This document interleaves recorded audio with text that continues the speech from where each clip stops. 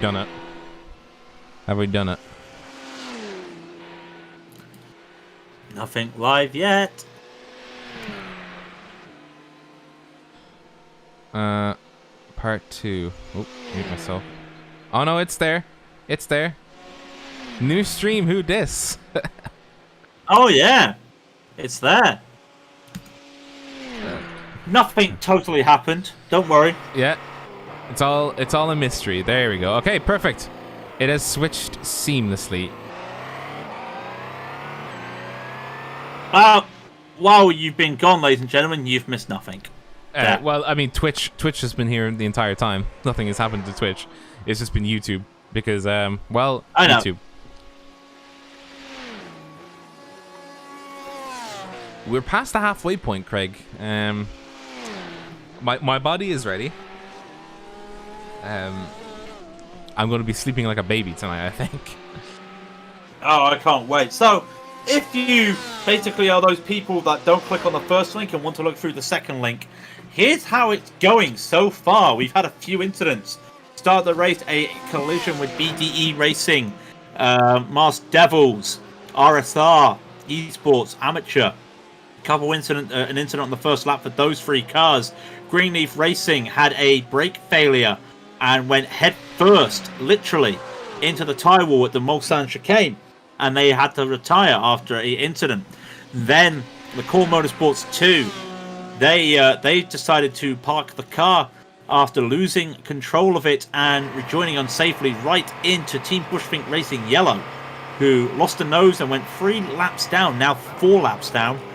And then the issue of Raidillon having a hardware failure in the LMP2, having to stop out of nowhere, park the car, and then tow it, and then wait for someone to pick the car back up a few laps down. Apart from that, no real dramas happening out there at the moment. There is no drama. There is zero drama. Negative drama. There's so much non-drama. It is. You could say it is not drama. You could say it's dramaless. But Butler Power Motorsports still leading the GTEs by over a minute. Valkyrie Esports leading the HPDs by half a minute, and Simtech Motorsport is leading by almost 2 minutes. There's only 2 cars on the lead lap now, Simtech and Element Sim. Just to give you an idea of the gap from the leaders to P2. Now, what we have. Tell me more. Does he have a nice core? Tell me more. Tell me. What? I have no idea either. I'm getting to the stage where I need to let the loons see it, and then I feel normal. I feel at peace. You feel one with yourself. I feel one with the force. Yeah. Oh God.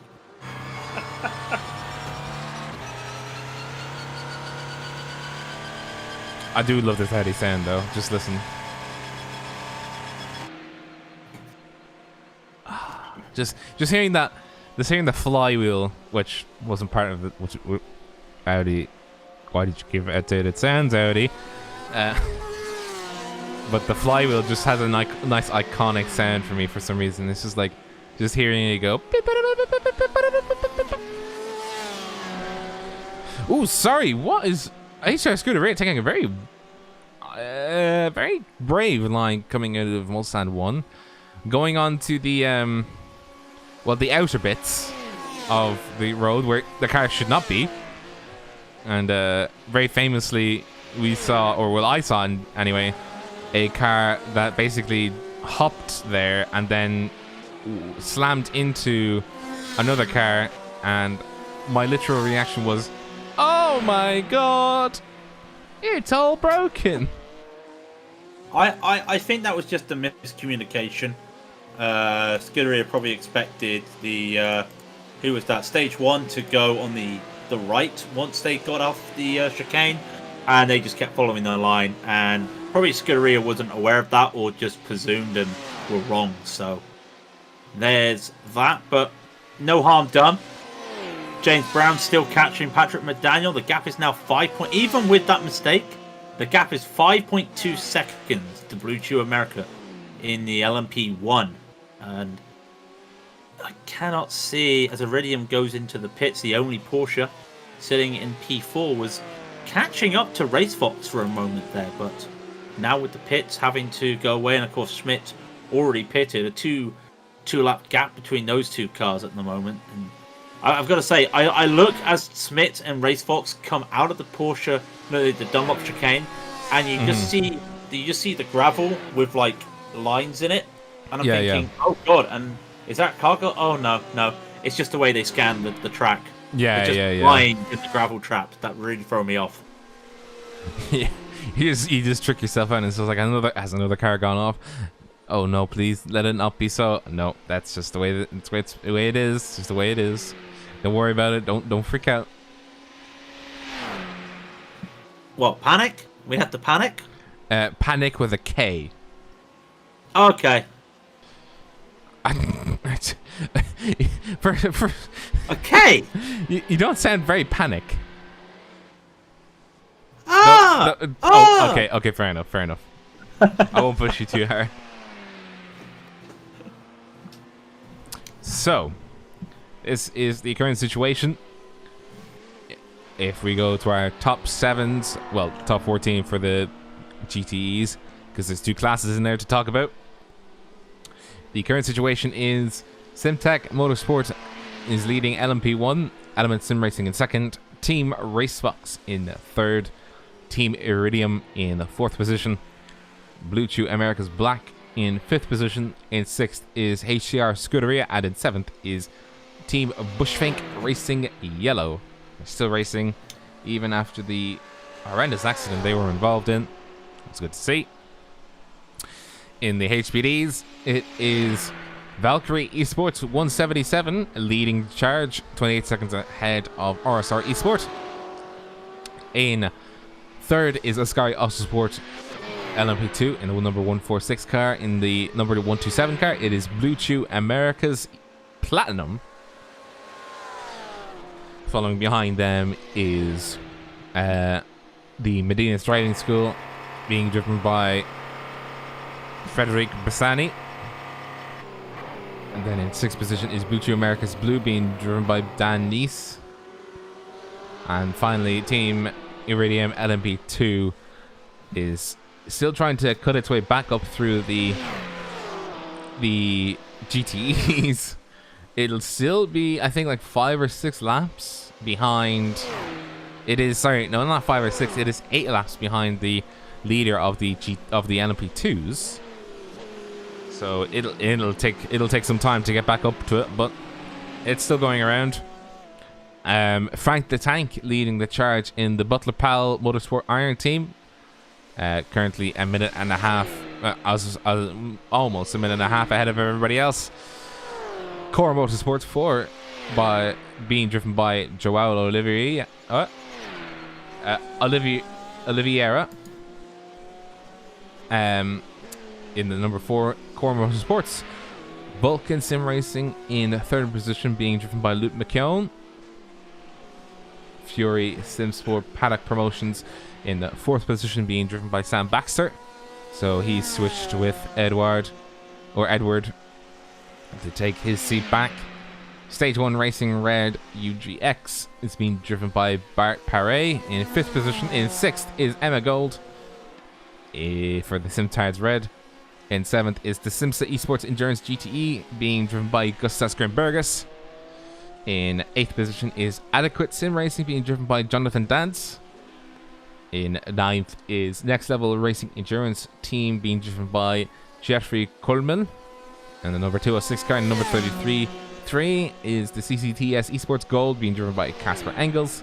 Kilometer Zero is in 11th position in the number 15 car, currently being driven by Matthias Merlano.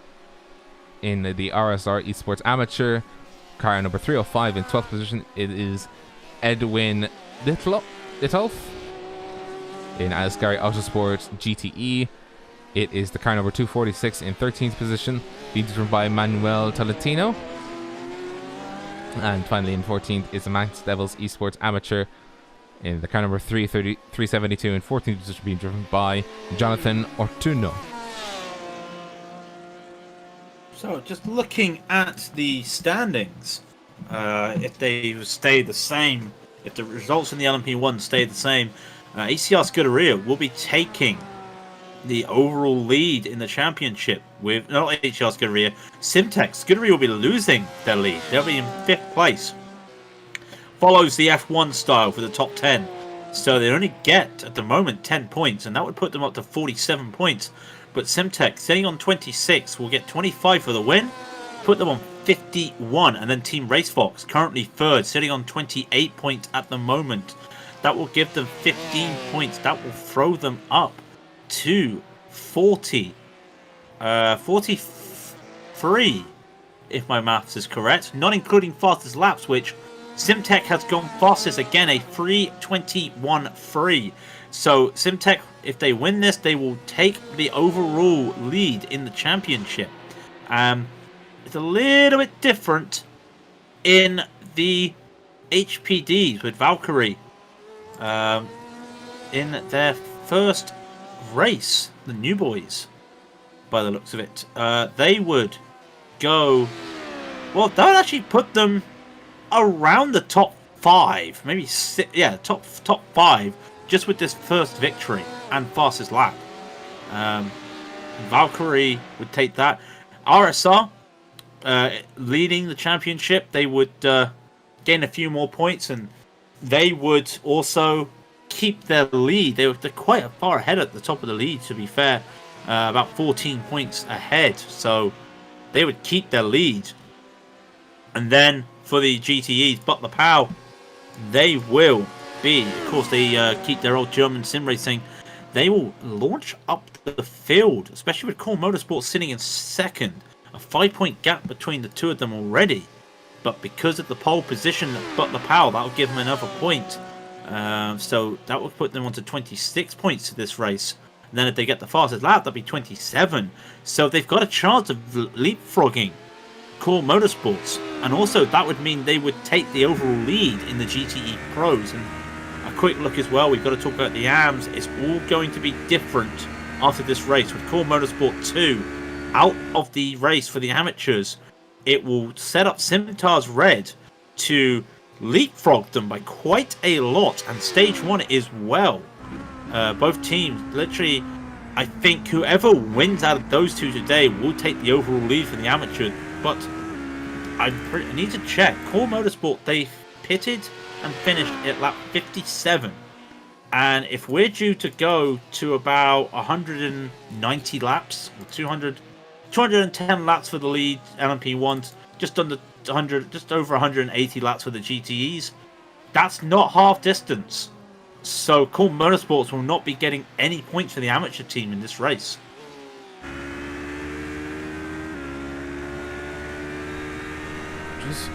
I was looking at the arrows on the road again, and I was just thinking to myself, I remember it was explained to us what they meant, and then for an instant... Oh, sorry, Rob, there's been a spin! Frank Schroffman has just spun out the BGE Racing. Now, that's not on purpose. It almost looks to me like that is a case of just not expecting the slow braking. Yeah, not expecting the slow braking. Just got caught out there by a slower braking point by the BGE Racing. It's Schroffman. That looked like netcode as well, to be honest. It did, but nothing malice about that. Oh, yeah, that was definitely netcode. It's like a foot gap between the two of them. Oh dear. Yeah, nothing malice about that whatsoever. But this race is, yeah. So, just to give a summary of the points, you must be within 10 laps of the class leader to receive all the championship points, and you must complete 50% of the race to receive 50% championship points. So, yeah, Core Motorsport 2 won't be getting any of that. So, when you think about it, the leaders of each class in the championship, bar the LMP1, won't be getting any points today, and we're throwing everything up in the window. Yeah, everything up in the air, not the window. You don't throw things into the window. You throw things at the window. Whatever you want to do. Whatever you want to do. You throw things out a window? You crazy Yeah, why man. not?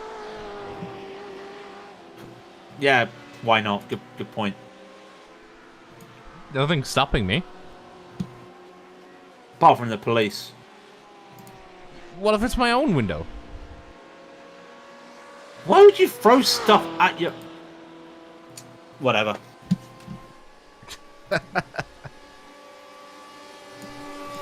I feel like the cogs in your head were just like, how is this man this silly and yet still can comprehend like advanced techniques? I'm still trying to like comprehend what is going on.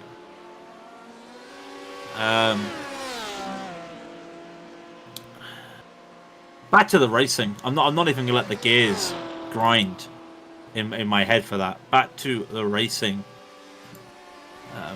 which of course nothing going on. Simsa trying to catch up to Gustas Grimbergus is slowly catching up to the Simtard car, which isn't a overall battle. Simtard Amateur, Simsa Pro, but the closer they can get up the field for Simsa, the better. A bad start for them. Technical issues for them. Coming back up the field, they are quite a way away from the leaders, a lap down actually. But if they can just keep themselves in it and catch up, they have a shot at a good result. A top 5 would be really good for them, I reckon. And they are currently sitting top 5. Yes, I surprised myself there. Yes, they are currently sitting top 5. Quite away. The next rivals is Adequate Racing, who are 33 seconds behind them. So not doing too bad. At the top 5 at the moment after the bad start they had would be good, but you know they want more. They want so much more. They want immediate moreness. They want more in their cereal. I don't even know where I was going.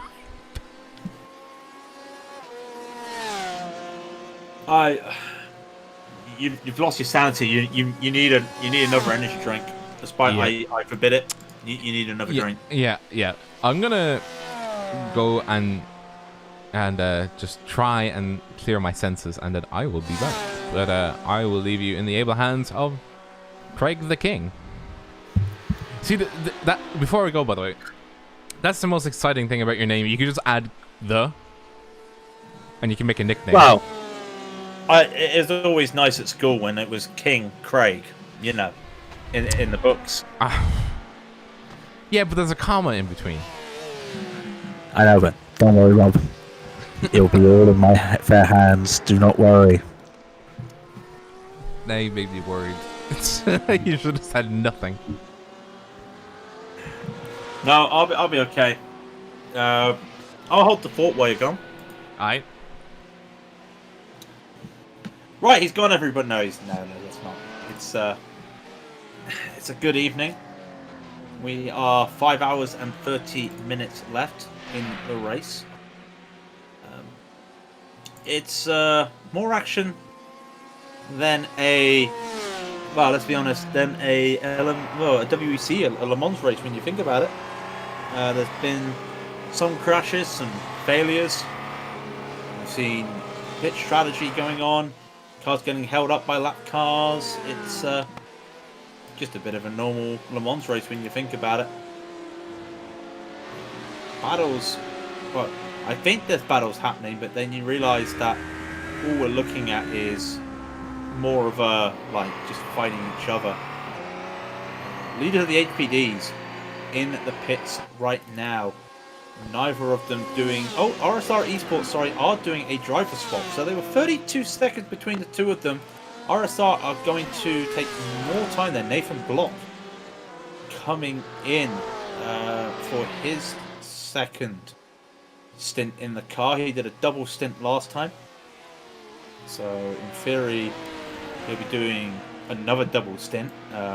they went Greg Wilkin double, Nathan Block double, Declan Eady double, then Greg Wilkin double. So, you know, if you do the maths in your head, that's obviously Nathan Block going to do another double, and then Declan Eady will finish the race off for them. So, some good racing all the way around for RSR Esport. They might lose P. What was I say that actually? They're not going to be losing P2.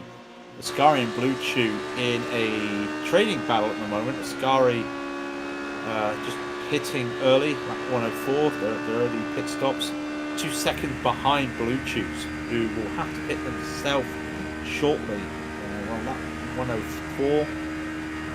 Not be. Oh, hang on. What's happened to Medinus? They've towed. Now, what has happened to Medinus? I have got on my card. They have towed. Have they had any damage? Well, they've just pulled the car in. I can't see anything. They've pulled the car in. Interesting. I would just go over this just to see if there is anything I've missed. But as far as I'm aware, come down Mulsanne, and then they park the car, and the only thing I can think, lap 91, lap 103, don't tell me it's what I think it is.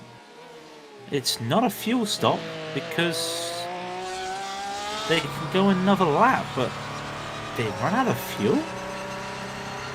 That will be one that will scratch my head. Especially at the top of Mulsanne, that would be 5 minutes they will have. But really weird.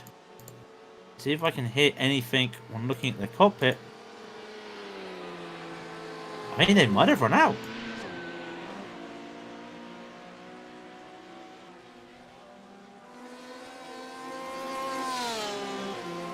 Yeah, they ran out. They ran out of fuel.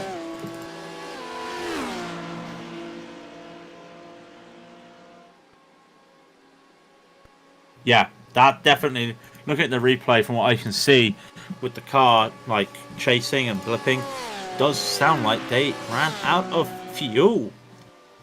It's a shame. In the pits now, as did Blue Chews Platinum. Are they doing a driver swap? They have as well. Derek Smith in the car. They don't have to worry about P5 now, Medinus, because Medinus in the pits because of a fuel issue. Pretty much. We haven't seen that yet today. So that's one. Not seen that yet today.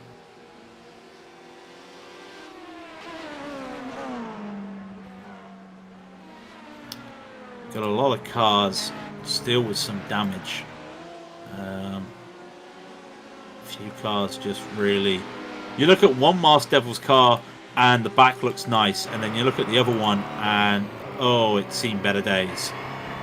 They're both running the same livery to an extent, so the best way to tell how they look is just check the damage. The amateurs have kept it out the wall. Well, they haven't kept out the wall. It's not the pros' fault that they got rammed into the back at the start of the race. It was an eventful start to the race, which also caused damage to stage 1, the lead amateurs, who are 20 seconds ahead of Emma Gold in the Simtards Red in P2. And then a few places behind them is the P3 CCTS. Quite a few places back, actually, to be fair.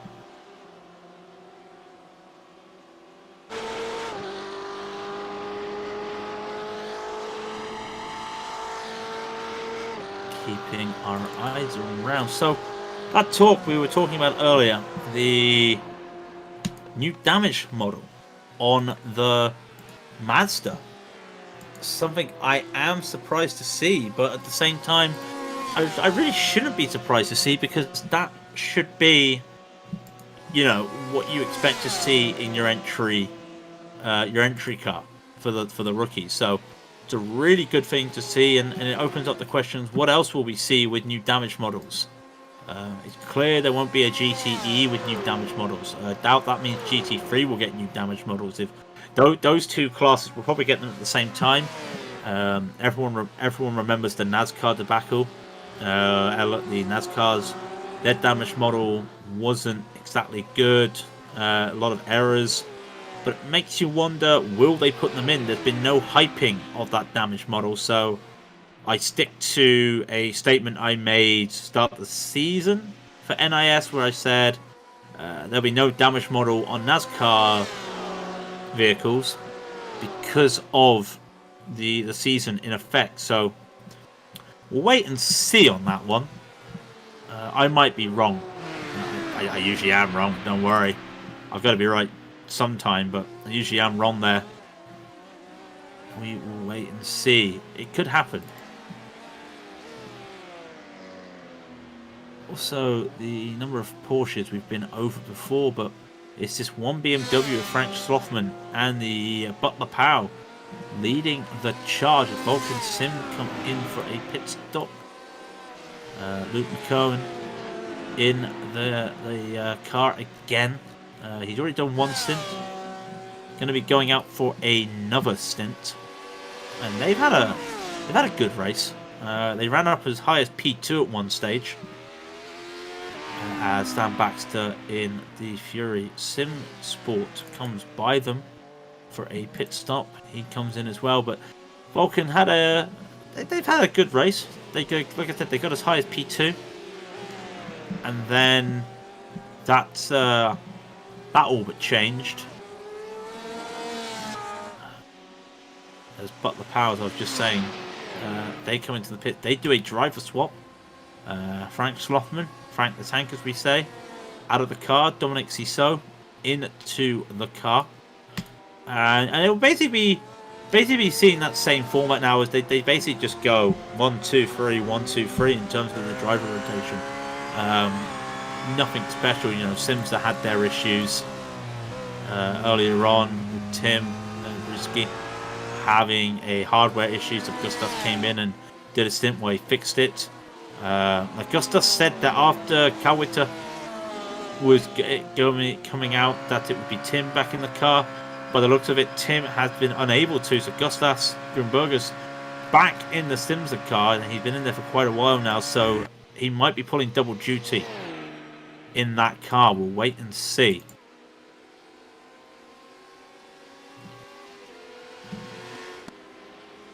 Currently 1950 sim time, so that would give you an idea of where we sit. The sun is still up. It's slowly coming to sunset. I'd like to say the venues look nice, but my replays have no spectators on at the moment, so I can't give you any. I can't say, wow, the crowds are nice to see, because I have no crowds.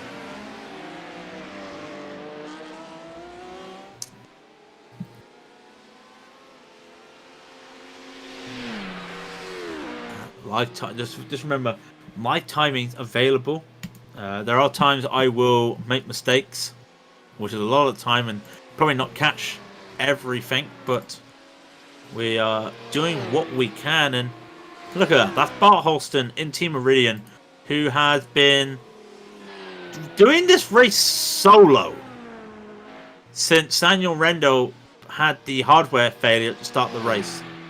And Holston has been in that car since lap 10 for Iridium. They're 8 laps down from the leaders of the HPDs, but since lap 10, Holston has been in that car. It's now lap 99. He's done 89 laps. I'm trying to get my head around that. Why?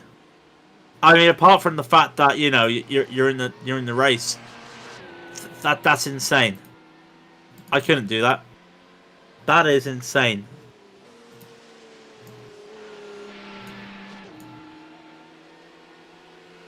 That is literally insane.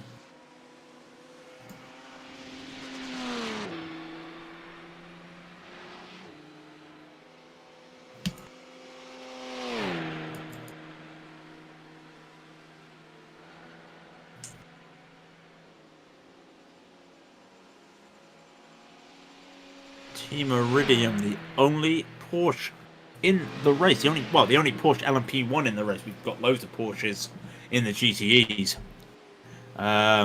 Excluded from, not excluded from. So he didn't set a practice time. Qualified P5. Currently sitting P4. And they've had a race. Well, nothing really to sing home about. Been a quiet race for them. Sitting up into P5 after these issues with Scuderia, who still fighting their way back through the field. It was a slow pull. They had an incident, then had another incident, and then as they were starting to get back on, had another incident. Excuse me. But catching up now to Patrick McDaniel in the blue shoes black, and that'll be for P5. The gap now is under 2 seconds between those two. Got a GTE in front of them. Gets by it, does the HCR Scuderia of Guillemette. Get by. Lose a little bit of time, but on paper, if there's no traffic, this HCR should be faster than the blue shoes. And they are on different pitch strategies as well. Pretty sure this is Guillemette's first few laps in the car as well, and they are, as well as Patrick McDaniel's been in for quite a while now, so using the advantage there, it shouldn't be long for the HCR to get back into that top 5. They were the pole sitters for Scuderia, but currently down in P6 because of those issues. Now, they had a couple offs and then hit the wall hard. Then they came into the pits and had a crash in the pits. So it's not been all bright and daisy for the HCR Scuderia team, but the slow fight back begins if they can get past Blue Chews and just hold on.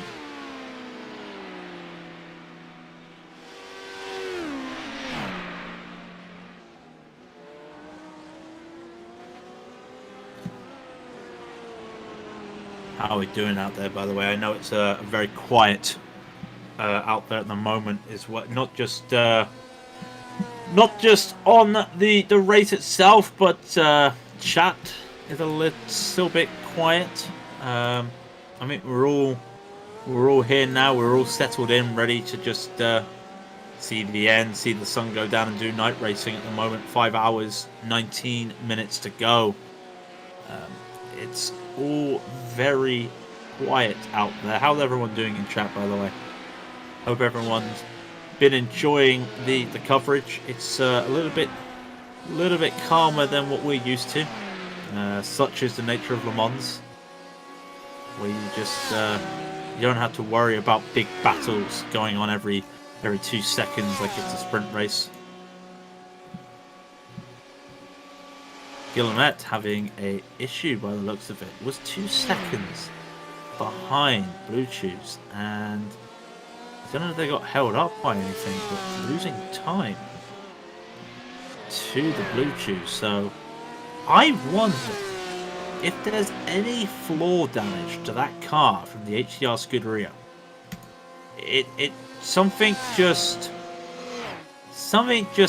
tells me there could be something, and I almost thought I had to commentate a very risky overtake there going to Indianapolis, but nope. Just holds on, and there you go, just playing it safe, and almost wanting to get around the losing more time. So they've already lost 1.5 seconds, being stuck behind the 304. That's the stage 1 racing red car there. Bart Paré currently sitting it, so they lose 1.5 seconds, almost 2 seconds being stuck behind that car, and their chance of catching on to the Blue Chews car has just left them for the moment because of that.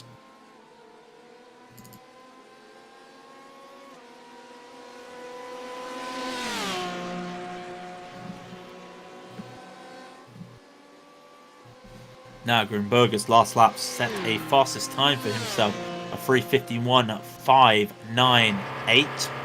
Now in the pits, he has done almost. Yep, there he goes. He has done 27 laps, and now Clawita is in the car for them.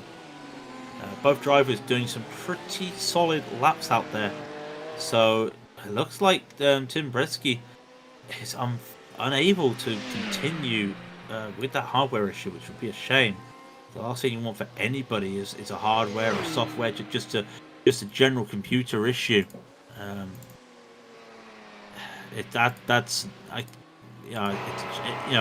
anybody does it, that's a shame. Especially in a team race, it's okay. You'll have backup. Like we were saying earlier with Tim, who was with us earlier for commentary. You've got Peter, who is the team manager, who is filling in the roles today just because of it. Tim Brisky, tried joining in again. There's left the server.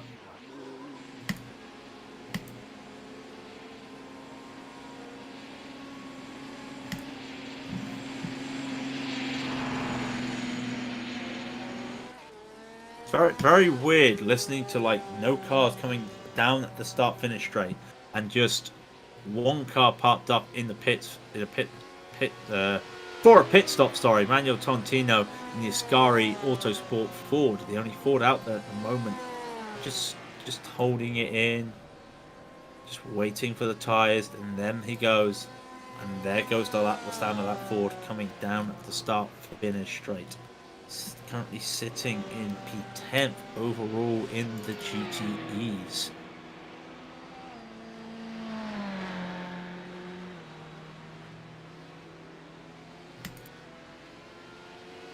Now, Core Motorsports, number 4, currently still in P2.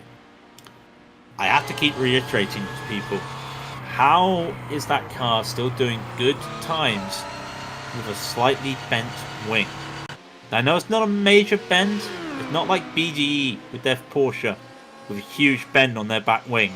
But there's enough bend on that wing to make people start thinking, well, he's going to be losing some time. And it's just he's still putting in the laps, still putting in the good laps. But Butler Powell, thanks to the Tim Slothman, just been in another world today. Just really comfortable around Le Mans. It's hard to say if Le Mans is an easy track, because no track is easy. Is it simple to pick up?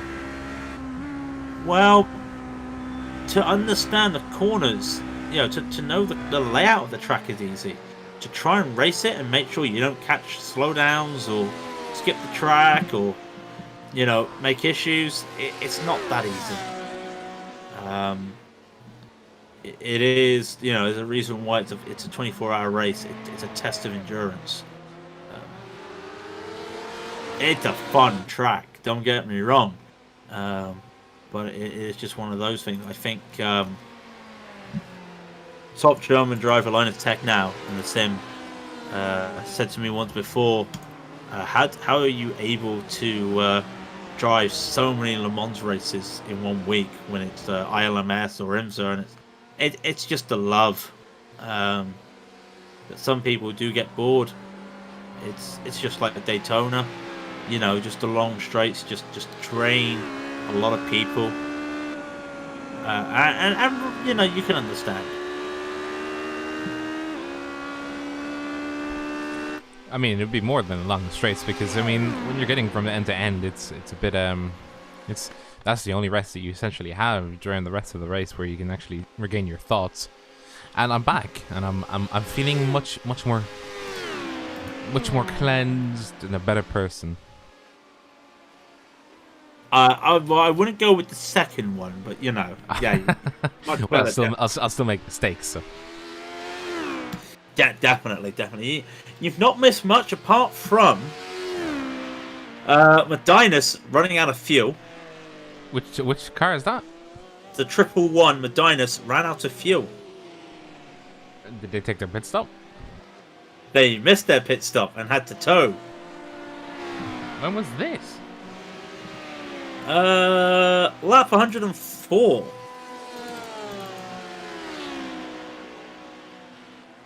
And they just ran out of fuel.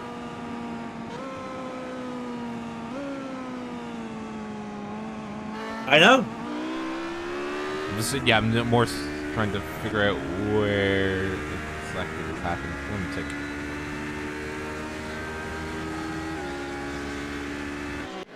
It was indeed lap 104. Oh, they did. They did run out of fuel. They just parked. At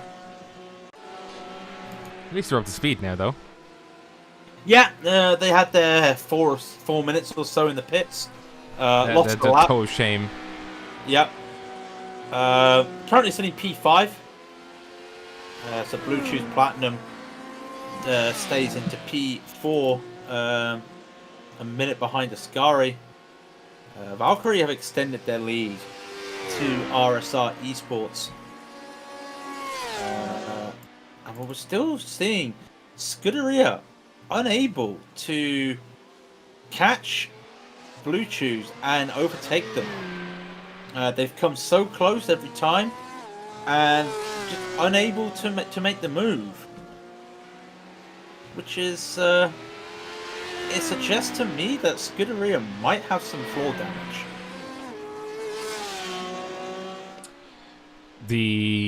I would imagine they have, because I mean the amount of damage that they've taken on during this race, it's quite a lot. That's a lot of damage. I forget where that's coming from. Flex Seal. Oh yeah, the when he cut up the boat. The boat, yeah, cut it in half, didn't he? That's it. They cut it in half, and apparently they then proved that you could. Yeah, apparently with a big asterisk on the side. That's a lot of damage. Hi, Phil Swift here with more flex tape nonsense. Sometimes I feel like just watching that back. It's just a weird. It's a weird thing. So it's a weird ad. It's very American. It's like it's an infomercial, but it's really odd. Okay. Oh God. I'm not tired, honestly. Right. I thought, for a bit of fun, this is, Simtech gone faster again, by the way. That is 4 seconds faster than anybody at the moment. 3 seconds faster than anybody. We know the provisional Season 4 schedules for a lot of these cars, for a lot of these series. And the Irish and LeMans series always brings up controversy. Why does it bring up controversy, you may ask? Well, everyone says it's always the same track. So, listen to the schedule this time for ILMS. Interlagos, Sebring, Silverstone, Road America, Watkins Glen, Le Mans, Suzuka, Monza, Catalonia, Nürburgring, GP, I'm assuming. Imola, yep, Imola, and Spa. Does that sound pretty same to you? Does to me. It does. Was Catalonia in there? Yeah, the only thing that I think has changed from this season is Interlagos, and I want to say so there's Interlagos. Imola? We had Imola this season. Oh, we did. Yeah. We did indeed. I know it, because it's a 13-week season. So we've lost Road Atlanta. That was only pushed in because it was a 13-week season. It was going to lose its slot because of the Nordschleife. We've lost the Nordschleife. And then we've lost Daytona. So in a 13... Crikey. Wow! Daytona's the best race of the season, I'll have you know. And we're having the same tracks in ILMS chat again. Craig is. I mean, I mean, to be fair, there's very few tracks that will facilitate multi-class like what ILMS can do.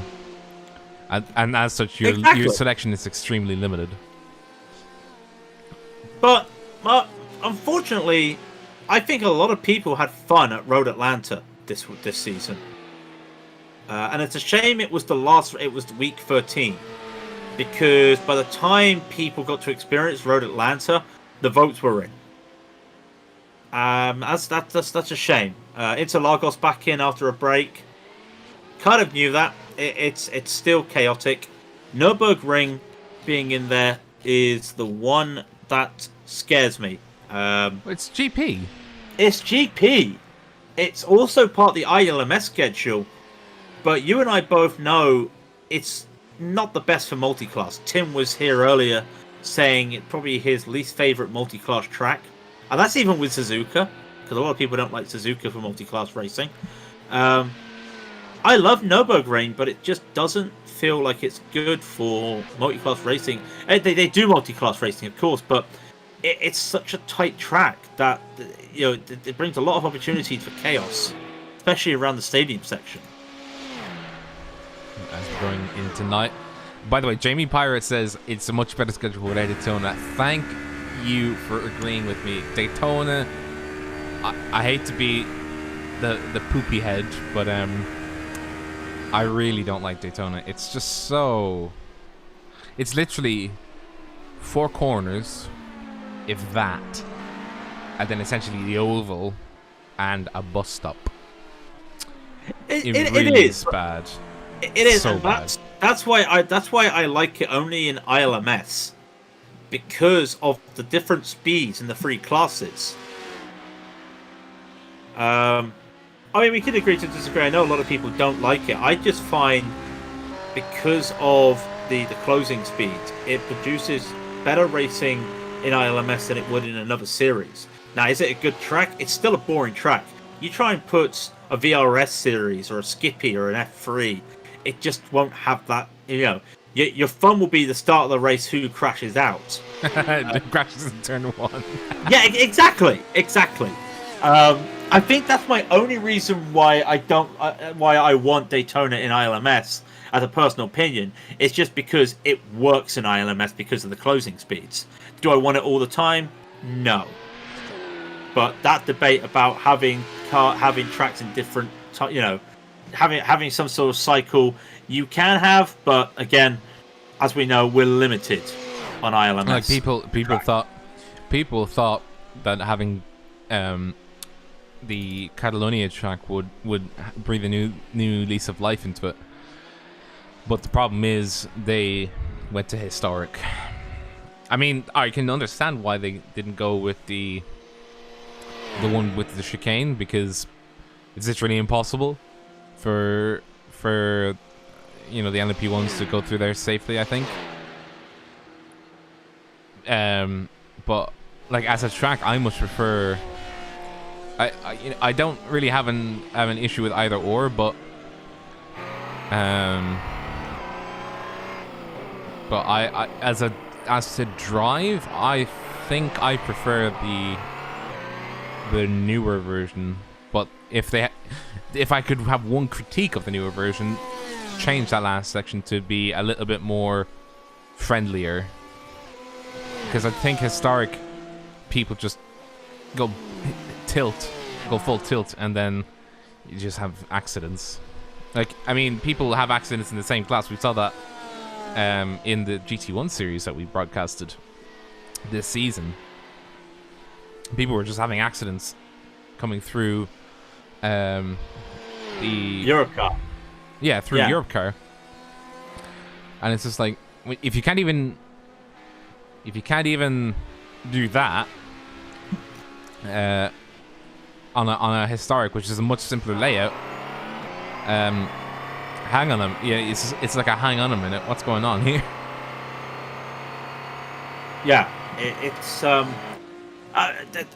way I would see it is, because as well, when you have the chicane, when you have the new version, also that Bonk Sabadell corner is sharper because you're taking a different path compared to going around it and take Bonk Sabadell into Europe car, because Europe car doesn't exist.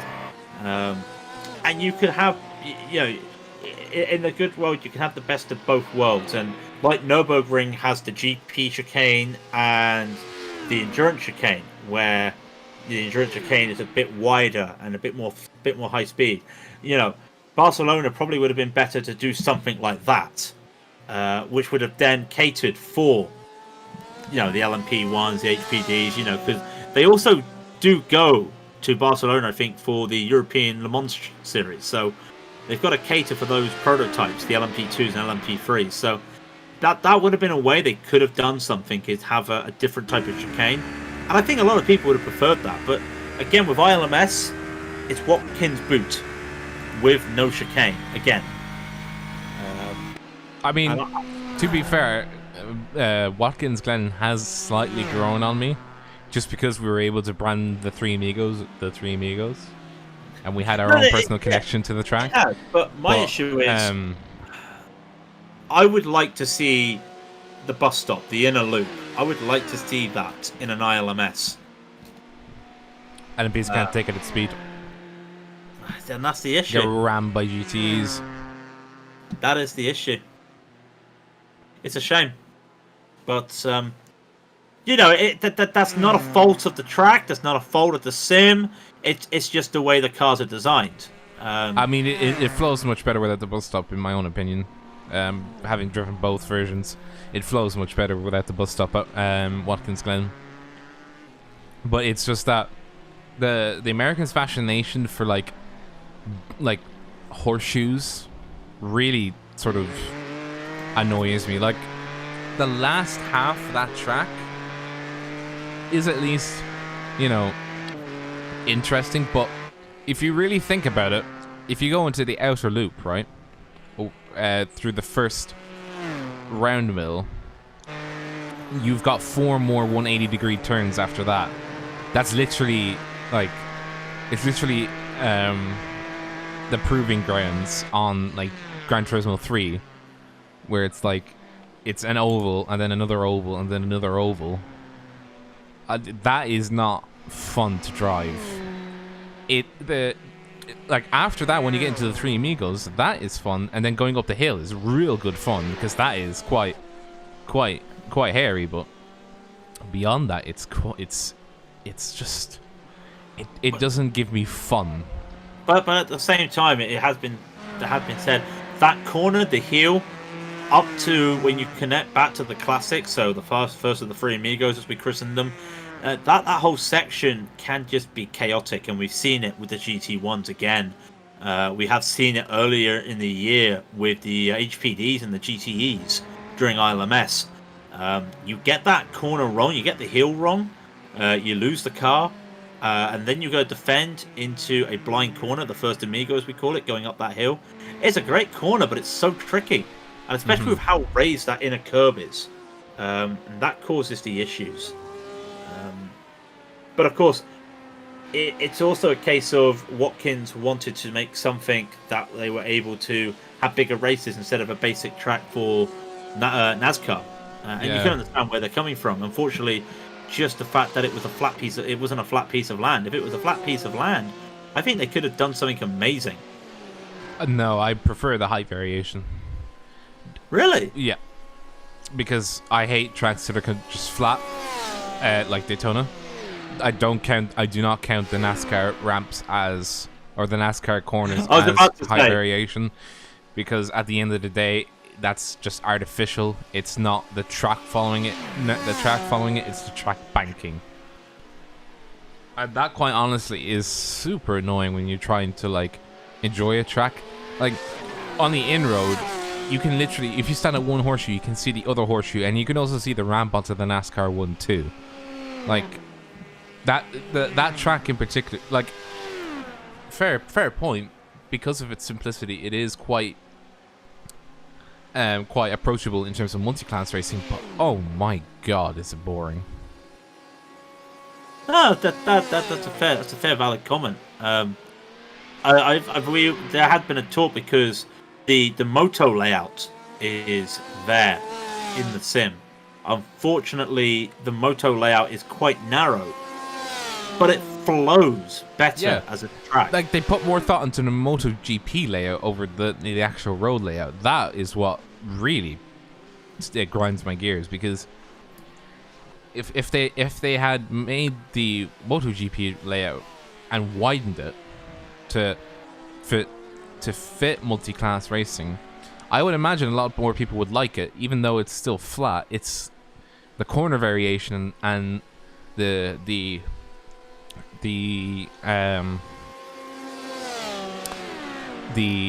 what's it called, the layout would just be a lot more. I would have thought it would have been a lot more appealing to do it that way, rather than having what the current layout is, where it's just, you know, it just isn't.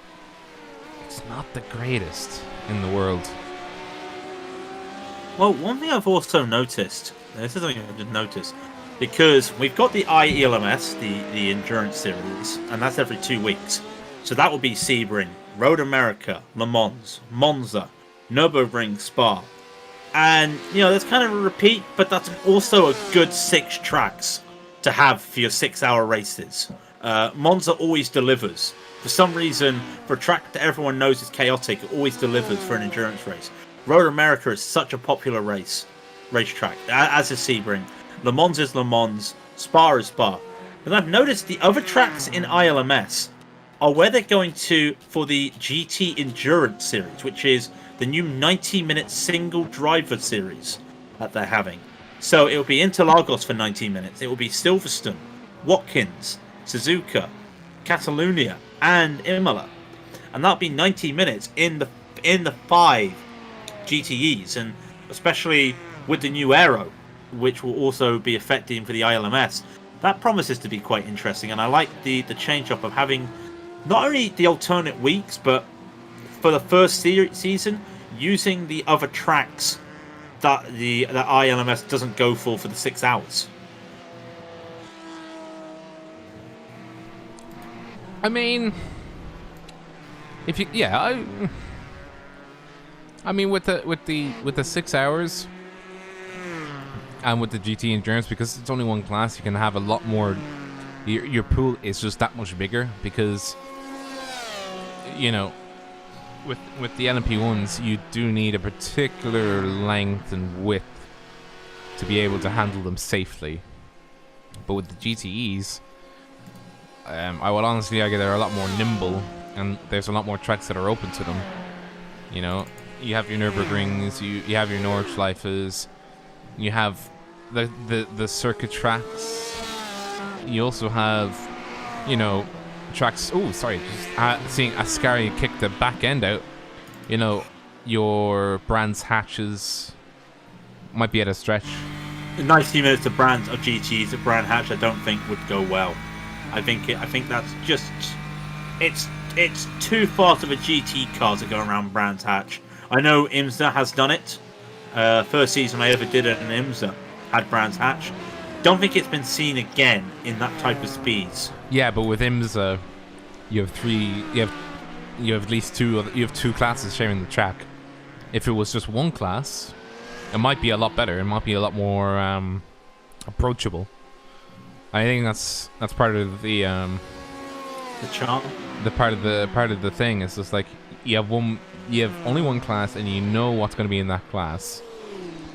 Therefore, you know, you can sort of lean in. Hey, we only got one class. You know, we don't have to care for one class, and so the options are just wider by definition.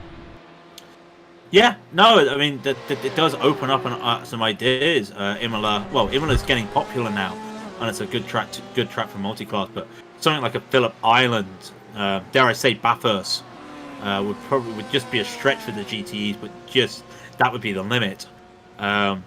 You said already, you know, Brands Hatch and stuff like that. 12 hours of Brands Hatch. Somebody make a petition. No. 19 minutes of Brands Hatch would be alright, I reckon. 90 minutes, though, of Laguna Seca. You know, it's open to anything at the moment, that GT challenge. And it's a great move by iRacing to finally do that, listen to the community, especially 90-minute road races. Some people may think, well, that's long. It's single driver. Yeah, and they specifically created it. Yeah. Used to that for oval racing, NIS. You know, every week at least, unless there's a break in the real world schedule, is, you know, you're doing a 70 to 120 minute race, depending on how chaotic and how many yellow flags are flown in NASCAR. Yeah, So, I mean the oval guys have been going. They've been doing 2-hour races. You exactly. know, and 2-hour plus races. Like at some situations where it's just like they not only don't give a damn. They see it as normal. Well, we just this week is the NIS is Darlington, and it's one of the last special events of the year, which is the full. NIS is always the half distance of the real world races, apart from a certain few. And Darlington was one of them. That's 367 laps around a 28-second track. So you're looking at You're looking at 3.5 hours. Yeah, and that's without cautions. No, that's with cautions. I'm you could probably do it you could probably do it green flag with no cautions, just around 3 hours itself. But with cautions, you're looking at 3.5 hours. Yeah, and how many slots are there? How many cars? Sorry, 35 cars. No, as in like how many times is it ran per day? Like how many sessions are done per day? Only on certain days. You've got your fixed series and your open series. So you'll have your fixed series on one day, your open series the next day. You'll have two fixed races on a Saturday. There'll be an open race on a Sunday, and the fixed is the fixed setup. The open is, use your own setup. Yeah, but you see that's the thing. Like with like that's 3 hours, and they are used to having a time slot every day in either open or fixed. At least. Monday and Tuesday are the only time that there's not a race in there, and it'll be just like one time slot each day with like a couple, for each series. There's a couple fixed on a Saturday. That's about it. But they're used to it, and it has. Granted, the oval community is a very strong community. It was fine. With the GTE, it might be that they might need to create more slots. Because I can see that the first few weeks being really popular in that GTE. It might even tempt me, of all people, to get a GTE back out. But it would be fun. It's a great idea. Chris Rock asks, "How are you lads hanging in there after 7+ hours?"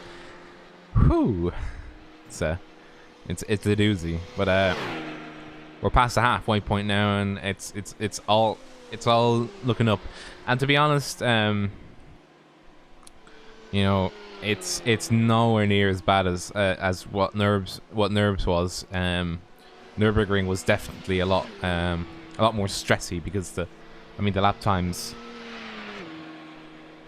The lap times were, it's just spaced out. It's just, speaking honestly, it's just because everybody's spaced out. It's all about strategies at this point. We're hoping that they'll come together at some stage, but when it was at Nürburgring, you still had pockets of battles going on all over the place, even after 4 or 5 hours in, and then it got really heated up. And not to mention as well, we're also lucky that we have this patch to talk about next week. If the season 3 patch was groundbreaking for a lot of oval racing, this patch is groundbreaking for road racing, with a little bit sprinkled in for the ovals and the dirt guys, which is great. But with the LMP2, something that the community has been wanting for a few years, Corvette coming out of nowhere, changes to GTEs. The Koze. I'm calling it incorrectly, but I keep calling it the Corvette. Don't call it Koze. Yeah, well, do you know what a Koze is? Yeah, I know it's a Cosworth. Yeah, but I just do it as a meme. I hate you.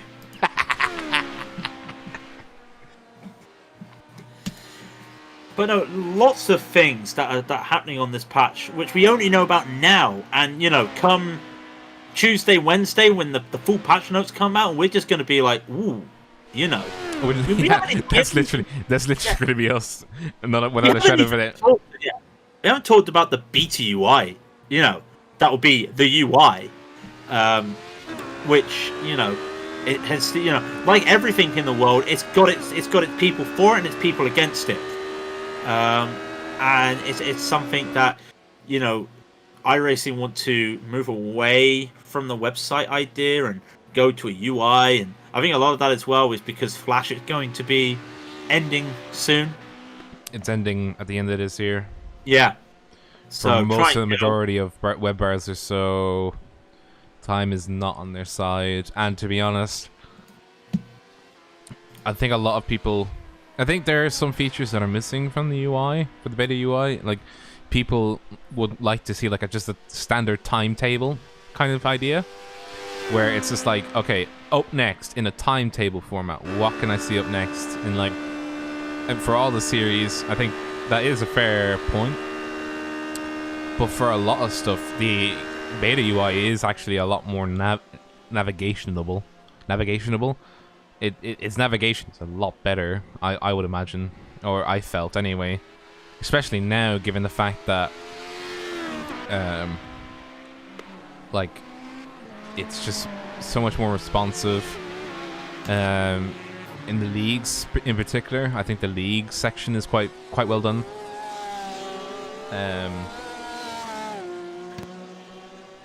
Uh-oh. Yeah, you just did the joy emoji to that. A quote from... you on the joy emoji. Yeah. Basically what we're talking about is Rob likes to talk about the RLR Abruzzi esports team, and his first opinion of them were high-vis jackets. Jake Browning has only just discovered after a couple of weeks that Rob's been calling them the high-vis jackets. Oh, you're in the same boat as I am. You're not innocent in any of this. No, I've been trying to call them RLR. I've been trying to call them RLR while you've just been going high-vis jackets. High-vis jackets. I always feel like peer pressure. I mean, that's what they exactly look like, though. It's just the high-vis jackets. I mean, to quote Jake, just watching back the Road Atlanta LMS race, and I swear to God, you cannot call RLR high-vis jackets with a slapping the face emoji, as in like to be super, extremely disappointed. That's a face palm. That's not a slapping of the face, that's a face palm emoji. Oh, sure it is. So, like I said, when you said that someone from RLR liked the name of high-vis jacket, I'm pretty sure that was Rick Junk. No.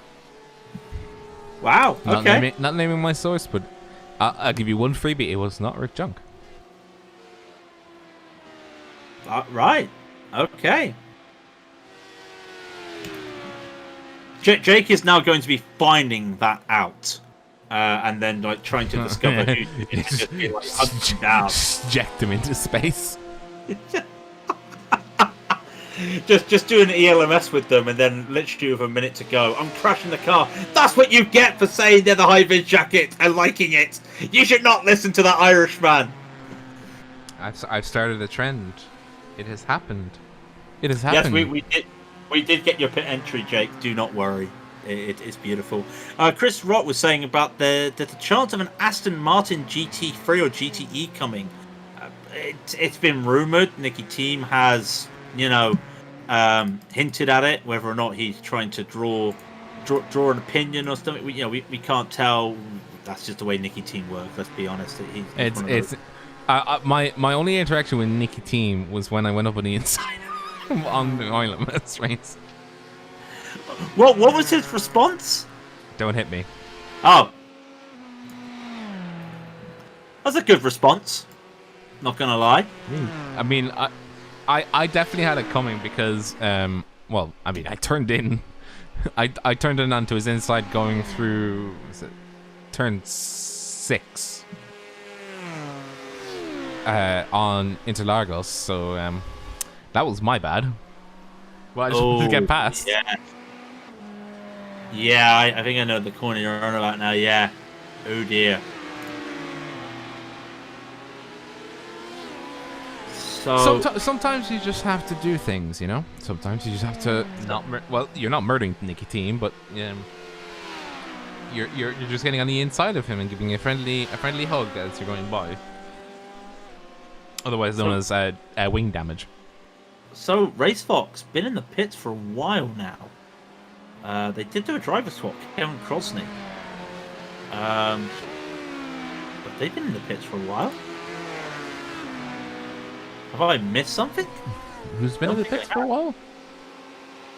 Race Fox. It's a lot of time in the pits. Let's have a look. Oh! Oh, now I see it. What happened? Well, their front is destroyed, and it's only just got fixed. When was this? Lap 124. Not sure what happened. See if I can find it. Oh dear! They had a moment at Mulsanne 2.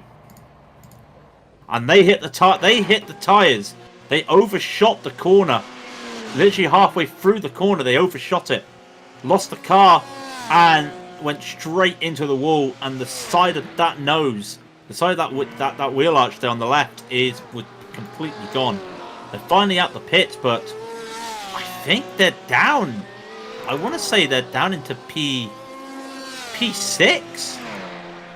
You lied to me. It wasn't Mulsanne 2. Yes, it was. Oh, Team Race Fox, was it? Yeah.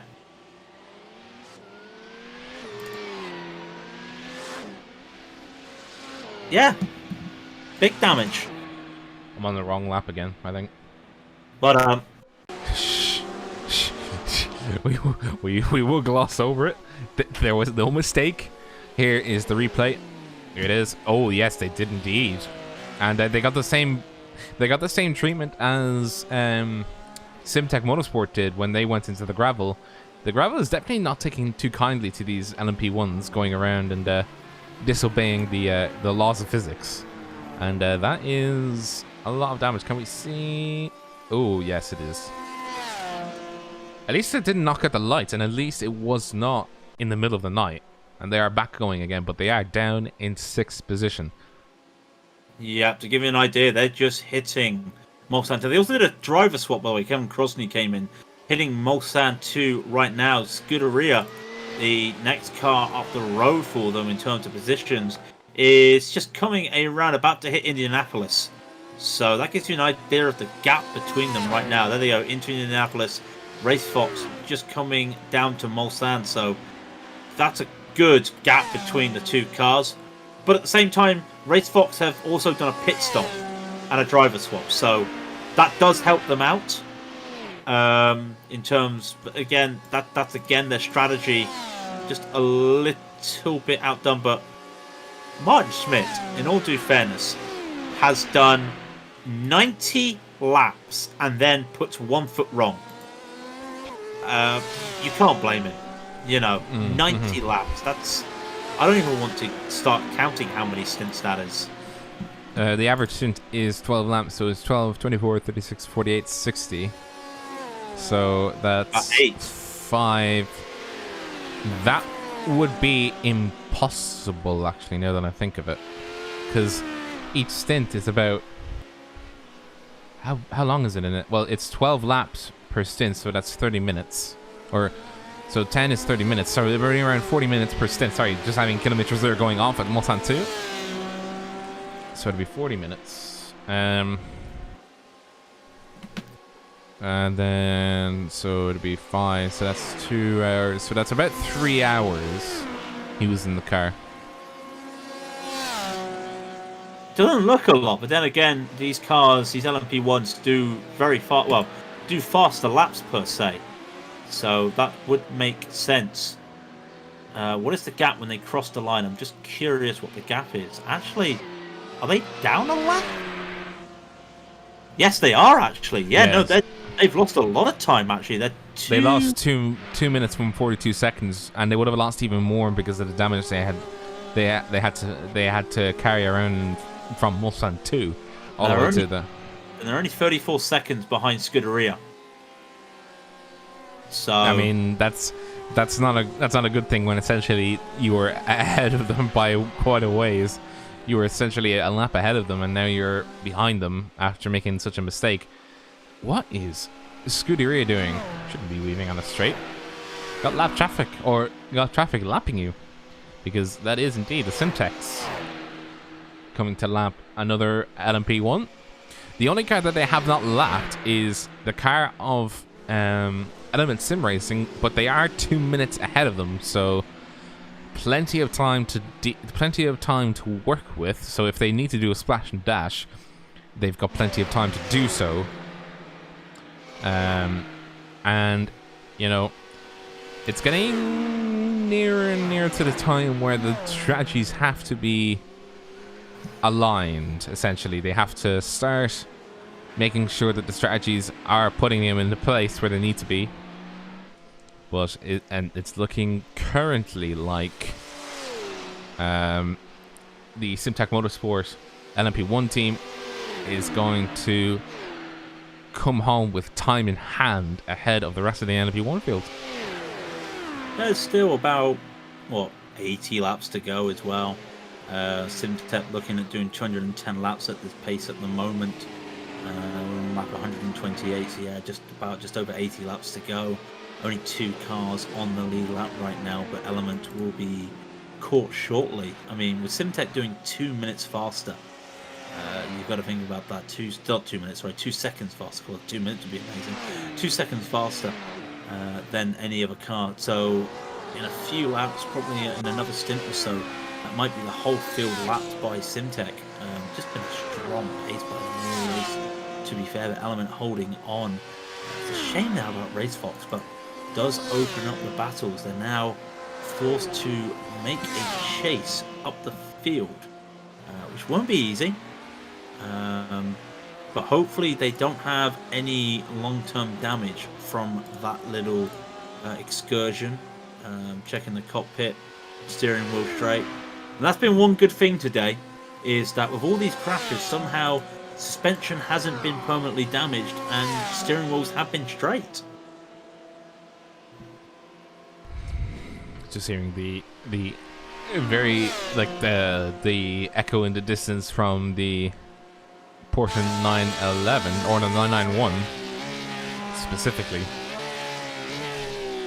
And I just realized they actually did model the fuel cap on the front of the car, and it just gave me vibes back to when the car raced here last, of the mechanics just essentially running onto the car, just going, "Give me the fuel cap, put it in the fuel, go in, go." Sorry, I just had a voicemail to listen to that. Toodle Pip, I heard. Why you sound like an Englishman? Toodle Pip. I didn't say Toodle Pip. Oh, it sounded like you said Toodle Pip. No. Okay. And Mass Devils are not looking too hot. They got a lot of damage in their pits, and they are lapped down on the next car ahead of them, and they are currently car 272 4 laps down ahead of the leader. So it's looking more and more like the items are set in stone for essentially those in the back, as they come around to the 8.5 hour mark. This is sort of turning into a podcast at this point, where we're just going, yes, here's a car. We would be good podcasters. We just waffle on. Yeah, it would just be like, yeah, here's a car, it's crashed. Here's a car, it's broken. Here's a car. Here's a car. But I'll tell you something that is good to see. The car number 3 is very close. He's 55 seconds away from rejoining the rear end of the HPD field. He'll have passed the last of the GTEs that he needs to pass in order to be ahead of them. And I think he'll be very pleased with that, having taken a massive hit and having to work their way up from essentially 0. But it's coming up to the Butler Pal Motorsport team, and will be about to take back 14th position overall in all 3 classes, and then start trying to make its way and make some good laps. But it's unfortunately probably not going to be able to make any more positions in its own field. It's 3 laps down. Yeah, it's 3 laps down from the next car in front of them, the Blue Choose America blue car, and it's 8 laps down on the leader. So it's not looking like they'll be able to make any positions up. But at least they're sticking with it. You know, that's the main thing. I'm happy to see that they're sticking with it, and that while they've had such struggles with the race so far, that it's ended on a lighter note. Yeah, gonna end on a happy note as well. These cars as well. At the same time, if they finish over they are, well, they're going to be doing over 50% of the race distance. So these guys like BDE, if anything happens at the back of the field, they'll still gain points. Especially with the number of GTEs, 20 GTEs altogether. So there's probably a split of 10 and 10. So everyone gets points if they finish or get into 50% range. So Pantera Esports and Cool Motorsport won't be getting any points. BDE, they keep going, and they are at the moment. They're already done half the race distance, so they will be entitled to 50% of the points at least, and that'd be good for them after the start they had. As I said that they were slowing down, I started worrying, but it was just them slowing down to let a couple LMP ones go before the Mulsanne won. But that's what you want. That's what you want to see. You want to see them just going around, and not just for the sake of it, but just for the fun of it. At the end of the day, we say it's a simulator. It's a game. Let's have some fun. It's only a game. Why you have to be men? Damn it! I can't believe you did that. It's the best way. It's the best way that I can entertain myself, making silly memes. There's a lot of rubber actually being put down in the Corvette corner, and in Ford chicane as well. Yeah, it does look good. But I can't remember. Does that affect tire temperatures because it's not in proper contact with the road? It's essentially rubber on rubber.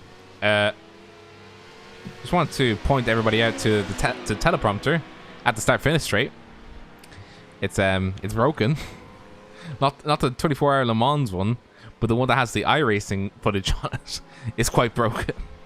Is it broken? It's artifacting exceptionally bad. It's not my hardware. I think it might be a given. Do you think it just had enough? I think it's had burnout. It's simulating real life too well. Let's have a look. Oh yeah. Oh, I see now. Can we report that to iRacing? Yeah, we should. It's a bug. That's crazy. Hey, iRacing, I'll report this bug to you, but in return, I'm gonna need a shout out. Shout out to Raidillon TV for finding a bug. Didn't we find a bug as well? Oh, it was Barcelona, wasn't it? We found the bug. Yeah, I didn't report it, by the way. It's still there. I forgot to. Oh dear. Now HCR Scuderia are still trying to close this gap between themselves and Blue Chew America. Blue Chew will cross the line with a 324 flat, and Scuderia a 324 flat themselves. Just a small gap between the two of them, about a tenth of a second. Well, less than a tenth of a second. So, not catching.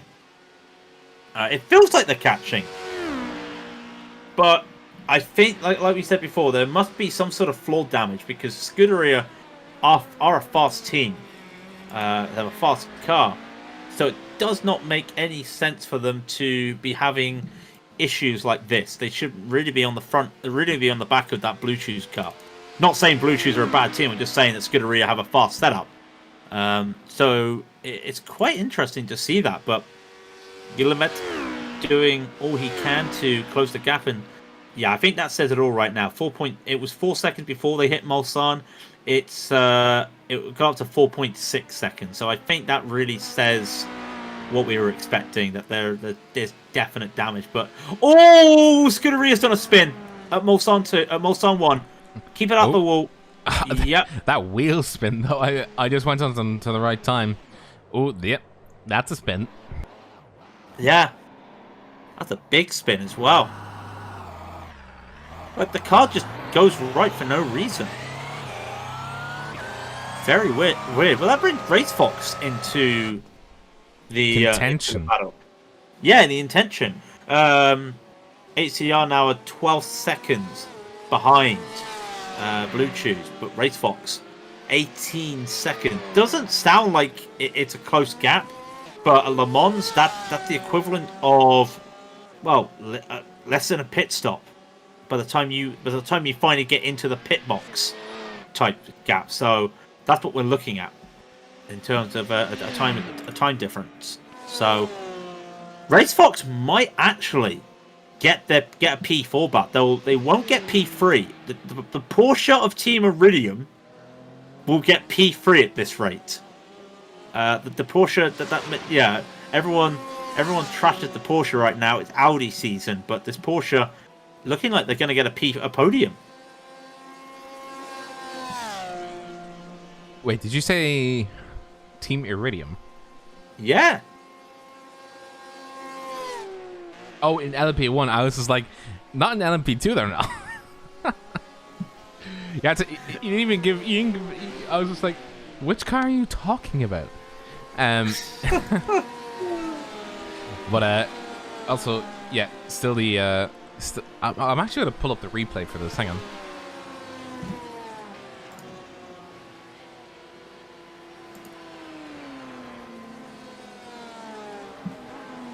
The suspense is killing me. Well, you gotta give me a few minutes. Oh, okay. It's like an old computer. It's gotta warm up. Fair. Exactly. Yeah, an old computer. Yeah. Okay. How is Simtard doing against? Oh, Butler Powell in the pits. That is a scheduled pitsy. So starting his second stint on this stint. Yeah, his second run on this stint. That makes sense. Simtard's 19 seconds up the road, behind Vulcan. That's not for position because Simtard's amateur team, with stage 1 doing a pit stop, a recent pit stop at was it lap 112? Yeah, just come out of the pits. They will be behind Simtard, and the gap between those is a minute. So I'm pretty sure, and I am right, it was a driver swap for stage 1. Nicky Bokken in the car for the first time today.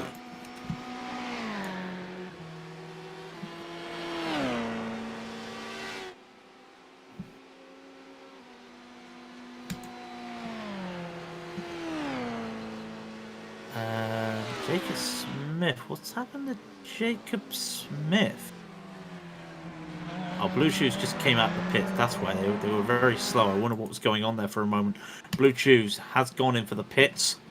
So they were like trading positions with Scuderia, who were in the pits as well. Now they're also trading places with Race Fox. But the difference is Race Fox on a different strategy right now. And they will have to. Well, they put it 124, lap 130. They got another 8 laps. So Race Fox might need a splash and dash at the end. That would be worth keeping an eye on. It's interesting to see.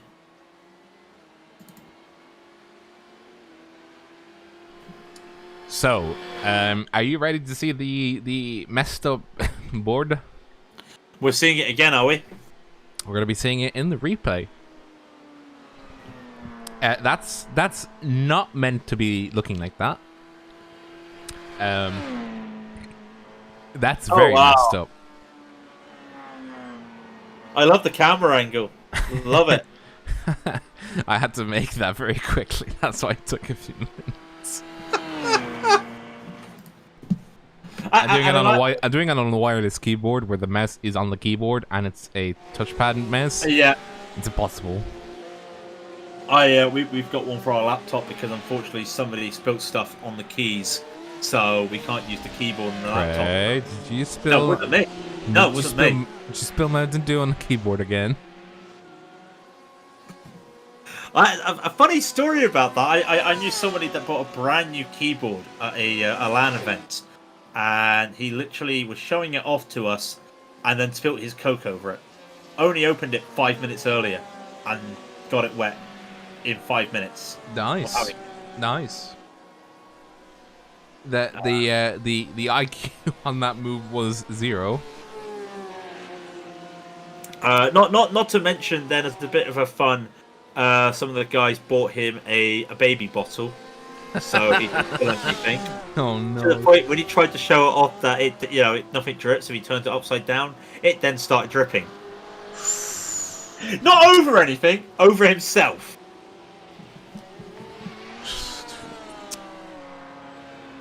I know. Busan continues his. Busan. Has been in that car now, let's see, lap 48, and it's now lap 131. Just continues to keep driving that Porsche. A nice looking Porsche, in all due fairness. But keeps continuing to drive it. It's becoming night. Oh my god. I know. Well, while you get excited about the nighttime, I will find myself a drink. Yeah, go ahead. I will leave you to the dulcet tones of Rob's dead boy. Hey, look, I am alive, okay? Yeah, of course you are. Oh, the flashing lights, Iridium knows they're on the camera. Well, I hope they are. I hope they know. And you're going into the docile tones of me with the start of the night shift. This is kind of the point where we were saying before that the race would kind of die down. It is starting to get to the point where it's like we're having to essentially try and figure out what updates we can give. Like, we can try and speculate on, strategy and all that kind of thing, but really at this point it's all about really seeing what happens within the next 2 to 3 hours, how people can set up their strategies now and at the start of the race to now, and how that affects them. It's almost 8 hours since we started broadcasting. We have produced 1,778,500 frames of video. Of that, 1,778,000 and somewhere in around that have been sent. As some streaming stat nerds for you, we have streamed 29 gigabytes of data, and we're still going strong. The systems are a-okay, and no sign of any immediate issues whatsoever. That's been your hardware update.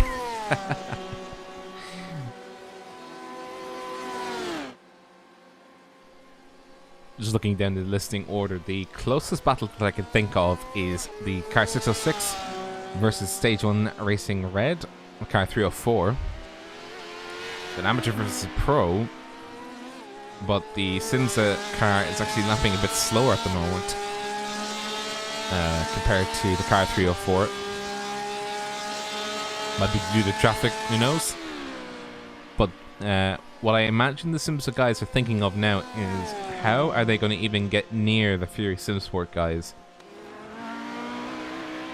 How are they going to get near them? Because it's quite impossible to do it on track unless they really get a step on. They were 5 seconds slower than the Fury Simsport guys, who've been doing 354s, and the Simtides Reds, they've been doing 352s, and their best lap was a 352.479, and that, I think, it's the third fastest lap of all the cars in GTE, Pro and Am included. So these guys are pulling out some insane lap times. in this car. But of course, the Butler Pal Motorsport guys are just they're in another league. They're doing 351s. I mean, the last lap they were doing a 353. You can see the monitor again, broken. It's even more visible now because it's nighttime. But yeah, we're just getting really into the sort of the raggedy sticks of what night driving is like. They will have essentially 4 hours of this. It's still quite visible at the moment. It's dusk, but it's not too bad. The main thing that you have to watch out for is once it goes from dusk to complete darkness, this section of the track, the back end sections where there's no visible lights whatsoever, they will be solely relying on their front beams. Now, previously, it was even worse than, well, it was much worse than it is now. Now you can actually see where things are, and the fluorescent, like the reflective plastic things that you see in the road and on where corners are happening and stuff like that, that is fine. That you can actually see that now, so that at least is a lot less scary. But for things like minute details where you're trying to brake, you know, in the daytime you can see them from thousands of miles away essentially, but now you have to rely on your immediate vicinity and what you can immediately see, and make sure that your object reference is, you essentially have one for day and one for night is what I'm trying to say, and you have to be wide awake for when the nighttime comes. Yeah, especially when you're at Indianapolis. That little bend at Indianapolis, just where literally the bend where the green AstroTurf is almost like your reference point. It is for me, and I think for a lot of people, that is roughly your reference point. You can barely see, in the old days, you could barely see that with the lights, and now I think in the old days you couldn't see that unless you turned the gamma up. Yeah, I found it funny. You talk about the gamma. I was told, back to that Darlington race, the sunset comes down, and the sun sets literally as you're on the back straight of the oval at Darlington. And someone said to us on Thursday, why don't you just turn your HDR off? You turn your bloom off, you won't get blinded by the sun. And I'm just there thinking, but it defeats the object. Yeah. Also, what I'm noticing is how iRacing does sprites. It goes into the road. You can can clearly see where it goes into the road. It's just like the sprite is cut off because it's obviously using a sprite for the headlights. When you're actually facing them head on. The little bits of rubber kicked up on the ground. It's nice to see how the lights reflect off them as they're driving around, coming around some of the corners like Arnage and down into Mulsanne corner. You can just see the little bits of rubber. Little bits just kicked up on the side of the on the road there, just kicked up, and it's really cool to see for those things. Simtard's red in the car in the pits, and guess who's driving it? Emma's still in. They weren't joking. I know, but just part of me feels like maybe, just maybe. I mean, that's an interesting way of doing 6 hours. You know, she has to drive for a minimum of another hour before they clear the fair share rules. And by the way, HCR is for nubs, according to Joachim, and that's directed at you, Craig. But he called you Craig with a K or EG. Yeah, then that's not me. That's Craig A. Williams. That's not me. Got you there, Joachim. Sorry, everyone knows Craig from Craig Setup Shop is KREG, so a bit of a joke there. You know, it's still the best name in the world. You hit the mark somewhat. I'll give it a 6 out of 10. Thank you. It really just hit darkness all of a sudden, hasn't it? Just you come around some corners and there's no car behind you. There's like no light behind you. It's really starting to hit that darkness. And I also love how the Ford GT, by the way, if you see it on cameras right now, it's literally like a glow stick. But the glow stick doesn't even do anything. It's only the headlights that work. But like compared to the rest of the cars, like the the 991 does have like the door bits have LEDs, so you can actually see it.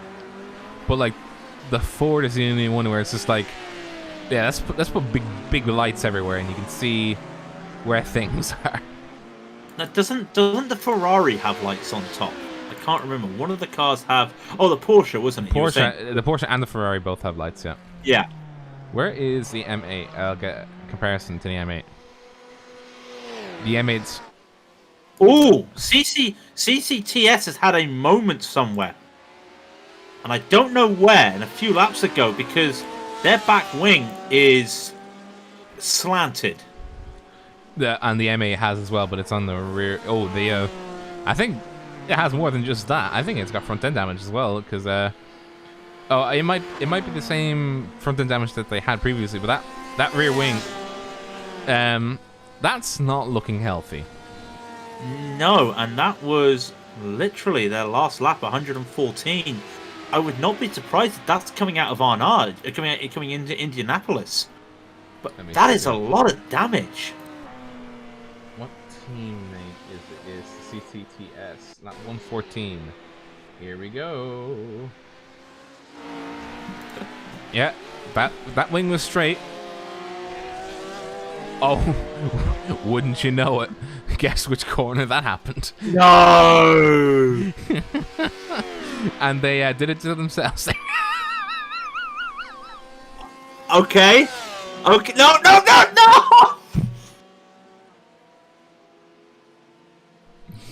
Oh. They literally, and I actually was correct. It did damage the front end, and they got a lot more damage. Don't they have reversing cameras on these things? Kind of. That is a lot of damage. Actually, they may. No, hang on. Let's think about this for a moment. They will have to get that damage fixed. Where is RSR? They're 15 seconds behind. Gavin Cohn's in the car for them. This is P3 for the amateurs. CCTS. They're in danger of losing it because what's gonna be losing you more time?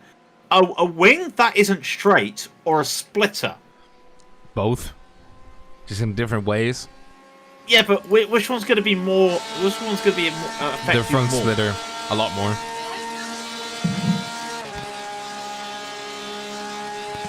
No, definitely. This will be interesting to see. Mm-hmm. Dare I say it? It's going to be a slow race now. My heart dropped. I just saw Ascari Autosport blink. Would they blink for more than a second? And I thought the worst had happened. Nope, they're back, and they are catching them at a breakneck pace, actually. But it's pro versus amateur. Easy. Yeah, it's pro versus amateur. So in the end of the day, it doesn't really make a difference. But it still is good to see that they are still going around, and it is actually, yeah, it does have a lot of splitter damage. Chris Shaw going through, coming up into 5th gear, and that's the first kink in the Gulf Straight. I love how the Rolex is like everything in the background is really dark, and then the bright green of the Rolex sign just pops into view. It's great, isn't it? Just that sign, that iconic Rolex billboard or something, isn't it? Yeah, the billboard. Yeah. I'm still trying to work out how the advertisement on the start finish straight. Oh! CCTS almost went into the back. Yeah. Genie Max CCTS. You can't be doing that now. That's super close. And I thought they hit them at a certain stage. So did I. Let's have a look again.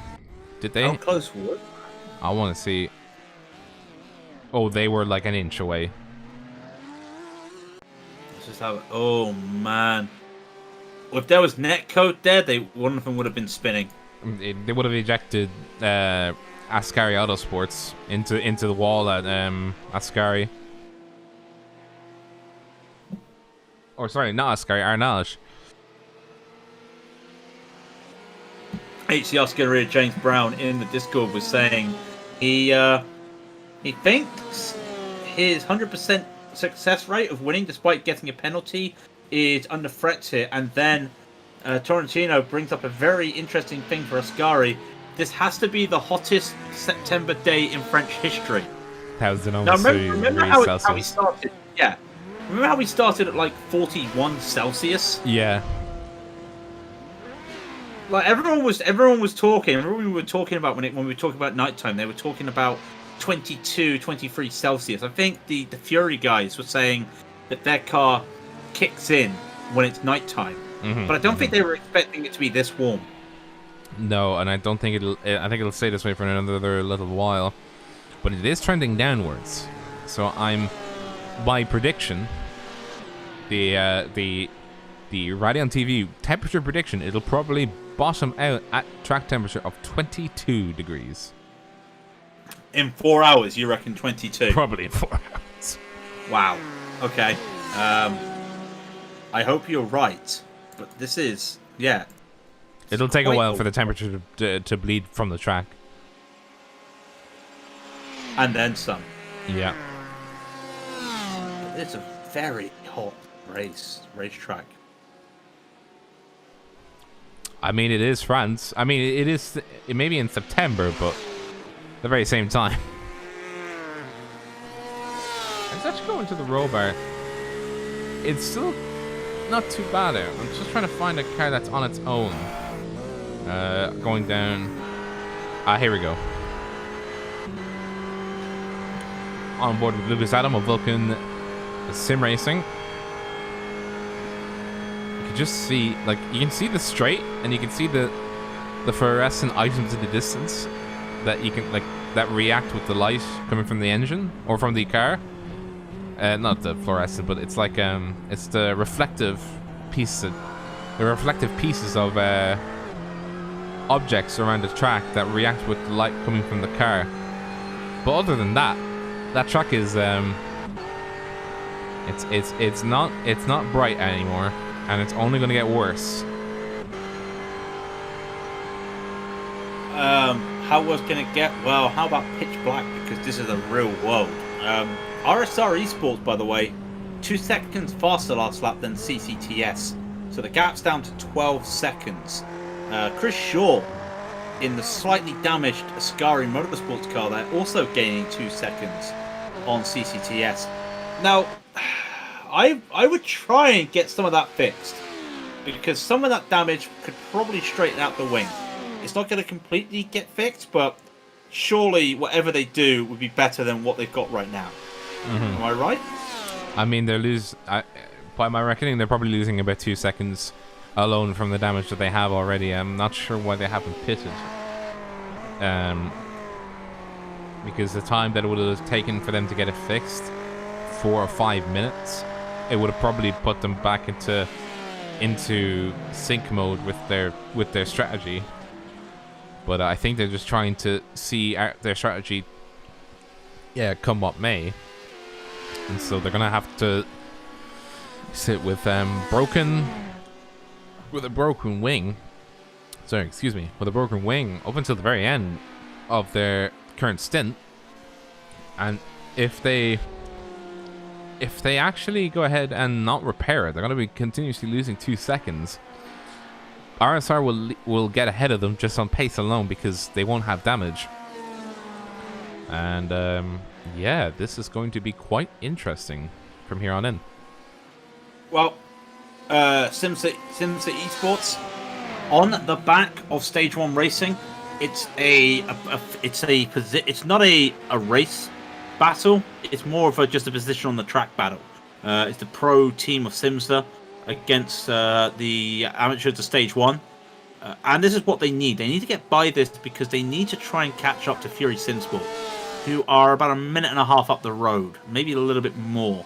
But the more time they can claw back, the better it's going to be for them. Peter Klauwitter, Gustav Springburgers, looks like they'll be the ones that will be bringing this home. Michael Davis might be bringing it home. I think he may have to drive again. But Klauwitter at the moment doing his best as almost like the emergency guy, the in case of emergency break glass guy, doing what he can If they get part, but if he gets past Nicky Bokken here in Stage 1 racing, that might be pretty that will be pretty handy for them. And in fact, might just be here on the straight. Yeah, flash of the lights. Hold on, Peter. Your name's not Gustas. Don't you flash those lights. But get by the GTE. And that will be easy. That will be P6 overall in the GTEs. No change in their positions in their classes. Sims are still 5th in the pros, with Stage 1 sitting a comfortable P2 at the moment in the amateurs.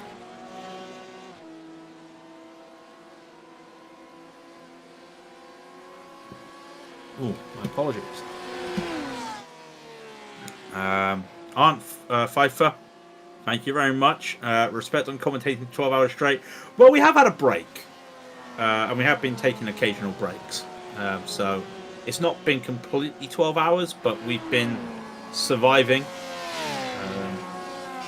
I haven't taken up the vodka. Don't worry. Or any alcohol. I don't think I could.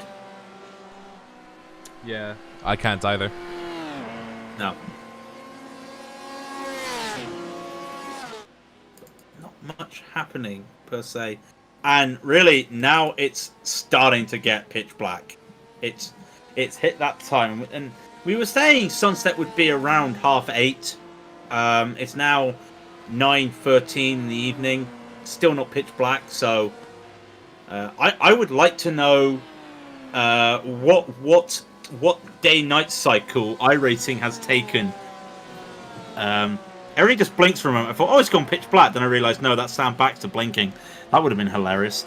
But I would like to know what time cycle, day-night cycle, iRacing taking. It was the start of sunset at around 8:30, which would have been accurate with what we've seen so far.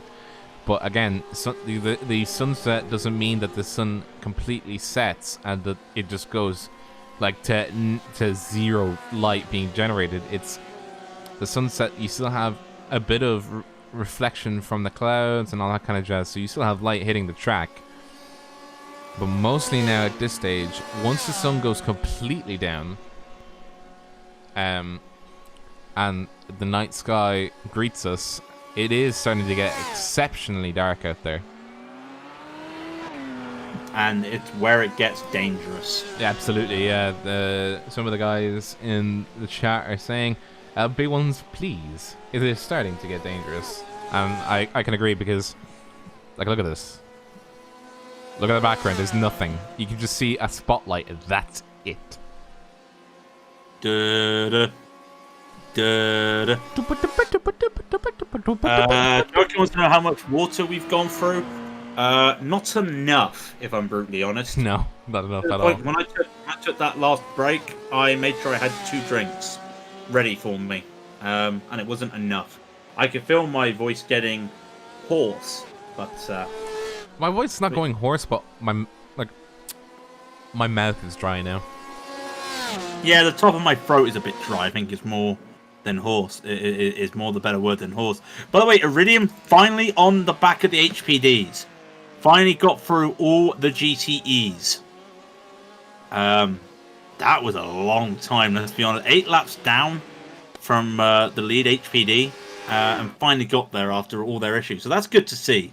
It doesn't change their position anywhere, but nice to see that they're able to recover. Yeah, absolutely. Drink! Yep. At least I can drink some water. But yeah, it's good to see that they have indeed... Well, they're 3 laps down from the next guy ahead of them, so really unfortunately it's not going to be looking too good for them beyond that, but you know, you can still believe, you can still dream. Well, Scary Esports making a driver swap. That's Nicholas Pacheco in the car now. So they're going to surrender P4. And then the question is, will they surrender P5? Well, no. Medinus was quite a way away from them. So, no issues there. Medinus, of course, had that issue where they forgot to fuel. So, Blue Chew will get by. Ascari actually just comes out behind them. 7 seconds behind them, so not too far. as Valkyrie comes into the pits as well for the HPDs, 40 seconds ahead of RSR. What will RSR do? Will they respond? Let's wait and see. They've got a little bit of a gap. Slowing down early. Really early. Oh, that's the slowest I've ever seen someone enter a pit lane, if I'm honest. But nope, they come in as well. Now Valkyrie have done a driver change. That's Bastian de Silva. What will RSR do? RSR will probably will change tyres, but no driver swaps. That might close the gap again. Nathan Block been in there for the last 25 laps. Might swap if it goes by the same thing they've been doing. Declan 80 will be in the car, and I just like how they get into the pits and Bastian de Silva sees them and just flashes his headlights. And yeah, it is a driver change. I would expect it be. It's Greg Wilkin, not Edie. So back to Greg Wilkin. So they won't gain an advantage in terms of time on the track because of driver swaps. Look at LMP1 Martin Smith. Wait, what? Where did we get this? Battle for position. Oh, of course. Because Race Fox has caught onto the back of Blue Chews. Where did we get that message? Oh, I'm telekinesis. Well, they actually did catch up to the back end of them, so this is actually going to be a battle for position. Blue Chew America's Black will not want to yield to Race Fox, but Race Fox is essentially the fastest LMP1 out there at the moment, doing 322s in their last few laps. And yeah, looking to get back up to speed. Yeah, you need to catch on right now, and this is the dangerous part of the race. Really, trying to make a positional fight in the blackness in the darkness, braking a little bit later down into Mulsanne, but does make it stick and actually does not compromise their exit. Good speeds here.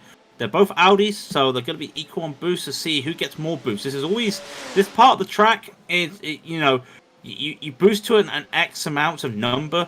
And if you go with like a default that you may put into a spreadsheet to work it out, sometimes you hit and miss at this part. So you might have less boost and more boost coming to Busan Straight. But pretty equal at the moment. Synchronized racing as they go through Indianapolis and Arnage. Yeah, dude. Essentially doing synchronous battles. So this will be, I won't say the start of this, the stars aligning for the strategies, but for Race Fox in particular, it was essentially for them to. So, Race Fox had damage earlier in the race. I have been told from Martin Smith, this is how bad the damage is: 10 kilometers an hour slower. That's how much speed they've lost after all the damage. Oh, that's a lot of floor damage. That is a lot of damage. That's what we've just been saying. And he's saying that Kevin Crosney at the moment is doing, quote, hell of a job. Well, I thought he was about to go on the inside of Jose Javier Bossan coming through the Ford curves, or the Ford chicanes, but he didn't. Now we're kind of just keeping an eye on what these guys do. Oh, I just realized there's Supreme written on that car, on the car of the Blue Chew Americas. Well, after your mishap last race with them, now you know what Blue Chew is. So, look, I've not forgiven myself for not getting the idea. Okay. It was like we wondered what it was. And then I can't remember who it was from Blue Chew came in and had a great interview with us, and it was great to have them on. Shout out the sponsor, and I heard what he said. They were saying Blue Chew America, one of the top #1 supplement in America or something like that. And I was like, Mel supplement, okay, fair enough. And then about 2 hours later, you were talking about blue chewing gum, and I'm like, What? I thought a supplement, like it says Blue Chew, so I was just like a chewing gum supplement for chewing gum. Oh wow. That's where the dots connected into my head. I wasn't thinking of laxatives or like a pick me up for certain idea, you know. Well, in a minute, these guys might need a laxative because it's going to be quite scary if they make one false move down into the darkness of the Mulsanne Straight. The GTE gets stay on one side, good at them. Now remember, Kevin is down a bit of speed, the floor damage, but it's holding on. They're going to be. Looks like he wants to go side by side down into Mulsanne, and he will. The call of car left and car right takes it into the Mulsanne, yields to Jacob Smith and Race Fox up into P4 with that car. A great movement and a great drive there from Kevin Crosney. True Illuminati confirmed. Look, I'm an innocent, sweet, innocent little boy, okay? I wasn't thinking of, like, it was a pick-me-up for certain gentlemen, okay? I was just thinking it was chewing gum. I like how you say certain gentlemen. Yeah, for the certain gentlemen. But with this damage to the Race Fox car, I mean, this battle is not over yet. No, I don't think so. Unless Kevin can break the slipstream that Jacob will have, they'll be fighting, I think, until a pit stop happens or one of them makes a mistake.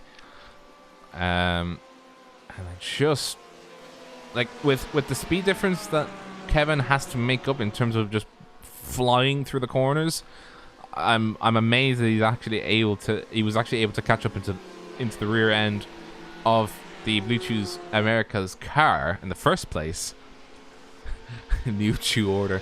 I think they're making jokes at my expense. Well, let's be honest here, because especially for myself, when people, I always think of myself as not a bad driver of Le Mans, and the truth is, I'm a good driver of the parts that aren't a racetrack, but the parts that are a racetrack, I absolutely suck. So the Mulsanne Straight, the Gulf Straight, I'm fine at. You know, Indianapolis Arnage, I'm fine at.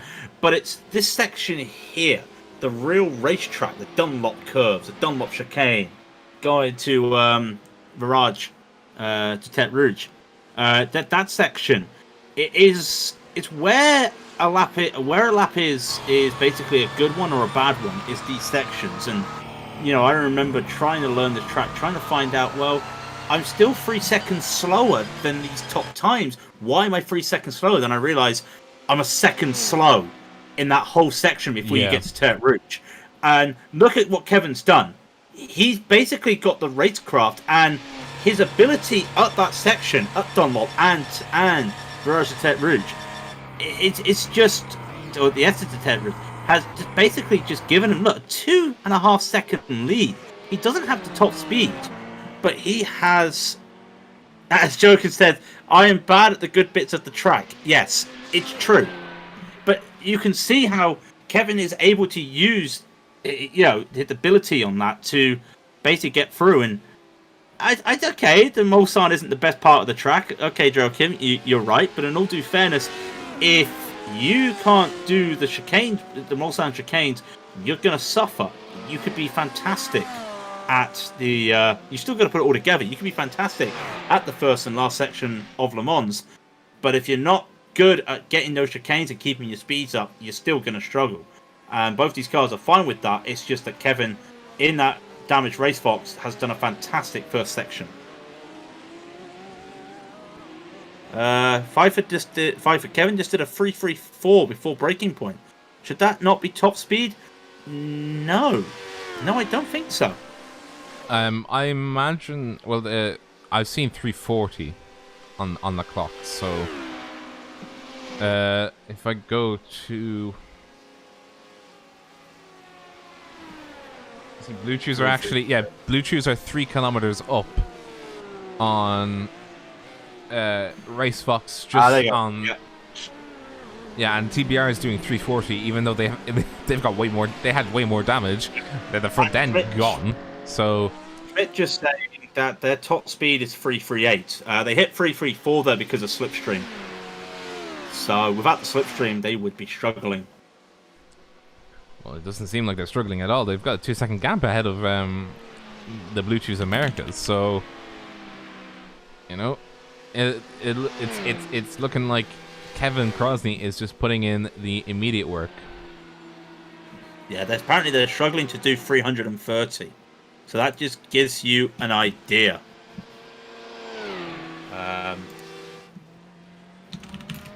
Sorry,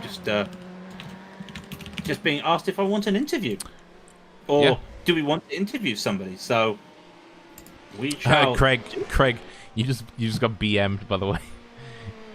Craig, how is the new mic? I heard you a week ago. Oh, sorry, we just have a Scary going off in the background. Just interrupt myself. Scary going off in the background, making the exact same mistake they were before, but they held it, just about. Craig, how's the new mic? I heard you a week or so ago, and the new mic sounded weird, and now you sound like you're using your old mic. No, I can assure you that's the new mic. No, it's the new mic. But while we were on the talk about the Blue Chews Race Fox battle, we've got Dan Neese in with us right now. Welcome to the night session, Dan. Thank you. It's very it's quite a scary race at the moment, really, with the battles going on. Yeah, it's they always say here the best drivers can drive fast at night. So we're just figuring it out. We got floor damage right now, so we're kind of just cruising along like we can't repair it. So we've just been hoping someone else wrecks. So we're just riding along and putting some laps down. So well, you got close with Medinus running out of fuel. In the HPD, they ran out of fuel, but of course, nighttime. There's still 3 hours and 45 minutes to go. I'm guessing because I remember this is probably one of your first times at night, or did you do LeMans earlier this year? We actually did the 24 earlier this year. We got second in our split, but so we did a decent amount of practice, but we just ran the setup that we had from that. We actually someone got like some tips from like a driving coach, and we're just running that same setup. So fantastic. It's a bit of an unlucky race for you, really, with the early damage, but you've got your other team. You've got the Platinum riding well at the moment in P4 as well, and of course your LMP ones, like we were just saying, just in that close battle with Race Fox and now Scuderia. So it's all action at the moment, because I remember at Nürburgring, I think we had you in, and it was kind of a quiet race at the Nürburgring, and this time it's all happening, even if it's not the good for you lot. But are you trying to just stick? You're trying to stick to a time. Do you know roughly how much speed you're losing because of that floor damage? Because it's something we have been talking about all race. It's the Phantom. Yeah, so we've been losing about 5 miles per hour when we have a full tank of fuel, but near the end of a full tank, like we're about as fast as them with them having a full tank of fuel, if that makes sense. So, we're just trying to hold it down. I actually did the Blue Chew 4-hour challenge earlier with the 4 stints in there. Popped one before, and I'm sure you can figure out was still going at the end of it, if you know what I mean. So, yeah, so that's what we did starting out. That was pretty fun. One of my teammates actually had to get rushed to the hospital because he had a case of the bubble guts. So, we're helping it out, me and Josh. So, yeah, I think I saw that earlier on before the start of the race. Also, not relevant to you, but Team Raidillon have towed the car after losing control of it. I'm not sure what's happened there, but they've gone off at the same time. But no, I did see that. I hope everything's okay with him. Is everything okay, or? Yeah, he's good. He just he's got the old squirts, so he's just trying to figure it out. You know what I mean? That's the most PG way I can put it. So he's got the squirts. Oh no. He's an old man, so like stuff like that, like we're young, so we can handle it. But when you're like 40 plus, death's waiting at the door if you get something like that. So I understand why he went to the hospital. So I feel for him. Sorry, it's the way you said it in the most PG way possible. Sorry. You're all good, bro. Rob, take the interview, please. Yeah.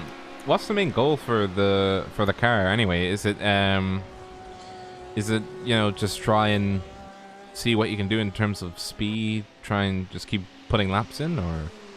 Yeah, at this point, we're just trying to rack up as many points as we can. Obviously, we're kind of in a fixed position where we're not going to pass somebody unless they destroy their car. So we're just riding around, hoping somebody destroys their car so we can get a couple more points, because I know that we're tied right now for third at the moment. So, it's unfortunate. Lap 17 is when it happened for us, so we've literally been rolling around with this floor damage almost the entire race. Hopefully the new LMP2 doesn't have that problem, because it seems like the bottom of these cars are made out of paper mache or something with how bad they get destroyed just barely tapping the curb. So. Yeah, have you? I take it you've seen some of the video footage and run and playthroughs by some of the streamers of that LMP2. I'm guessing you'll definitely be looking forward to it, of course. But what makes you excited about the LMP2 from what you've seen with the new one coming? Yeah, so the main things I would say that I'm really excited about is like the higher top end speed. I think it'll be a little bit easier to get around the GTEs. That and the fact that I'm finally going to be able to run IMSA again. Because I usually run the DP, but that thing feels like a speedboat on land. So it's not real too well around like the IMSA races. So basically being able to run the LMP2 in IMSA as well as in like the LeMans series is just going to be really exciting. Pretty much my entire team is going to be running it. I think the LMP1 guys after this season are probably going to switch back over to the LMP2 as well. That and the fact that like they're going faster than I don't know if you saw this or not, but they're actually faster than the LMP1s when it comes to top speed. So should be interesting. It's kind of worrisome thinking about that gap that's going to be not as much there with the slower LMP1 cars in the official races, but hopefully it's not too noticeable. Yeah, I think that is how it mimics the real world as well. I think in the real world, the LMP2 is faster than the likes of the Toyotas and the Rebellions, but it is just due to the fact that the hybrids does help them out there with the LMP1s. But it has been said that a lot of the drivers will be probably switching from the old LMP1s to the LMP2s, and who knows, maybe in a year or so we might be talking the LMP1 as the new DP. I mean, I hope not from a history standpoint, because the Audi was a fantastic piece of art for motorsport. But yeah, it would be a shame, but I think we're all looking forward to that LMP2 just for what it will bring. It's a shame that well, actually, I would say it's a shame. It's nice to see that one of the last races that iRacing will see the HPD is here at Le Mans, which is fantastic. And you could be one of the last finishers for an HPD in a top race on iRacing. So just think about that for a moment. You'll be part of history. The LMP2 has a higher VMAX than the LMP1 in general in the real world as well, so they are doing it accurately.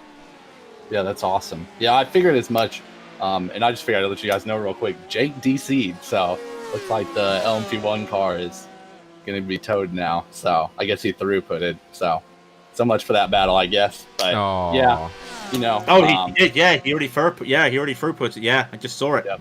So, but yeah, it's exciting. Like I said, that and they're kind of hopefully it'll with that Corvette coming out too, it'll kind of move a couple of the guys that were thinking about running LMP2 from not running LMP2, so we don't have as much chaos. Because I'm really worried with Petit Le Mans coming up that it might end up being like a full LMP2 split, but hoping that's not the case, But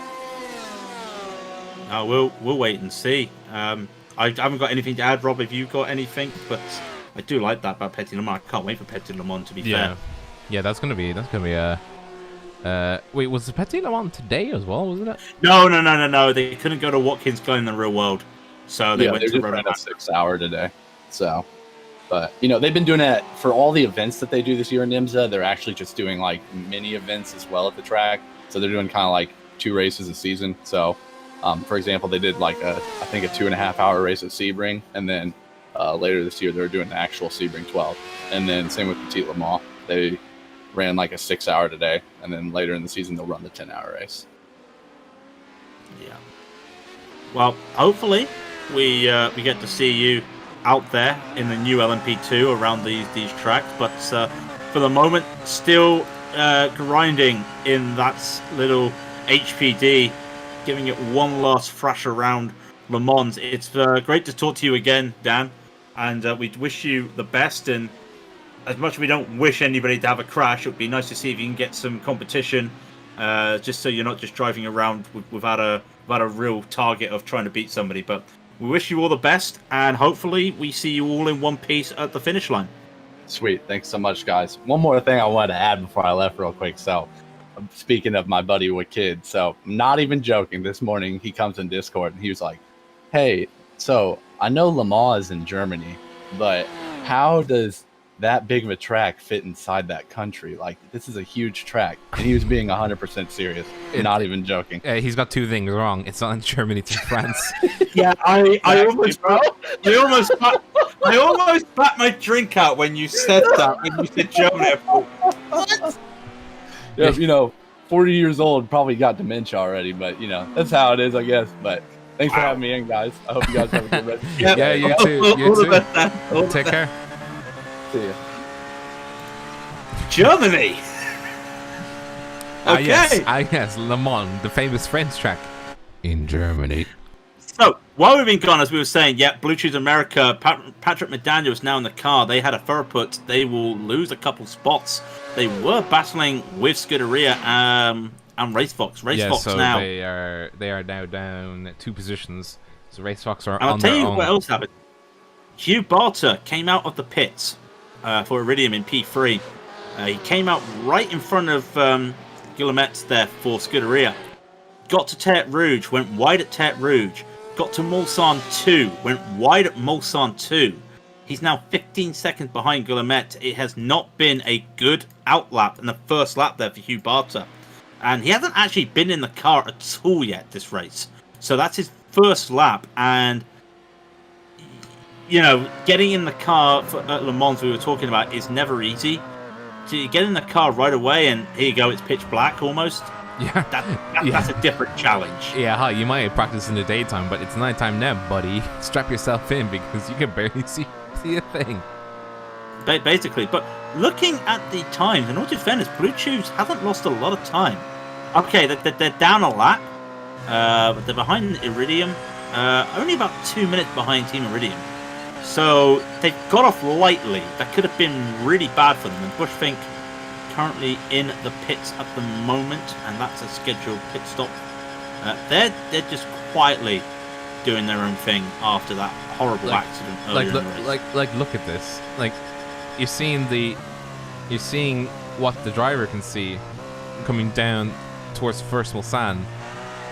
I mean, apart from the trees lighting up and the car ahead of him, he knows that there is a car ahead of him. Apart from that, there's not much else to see.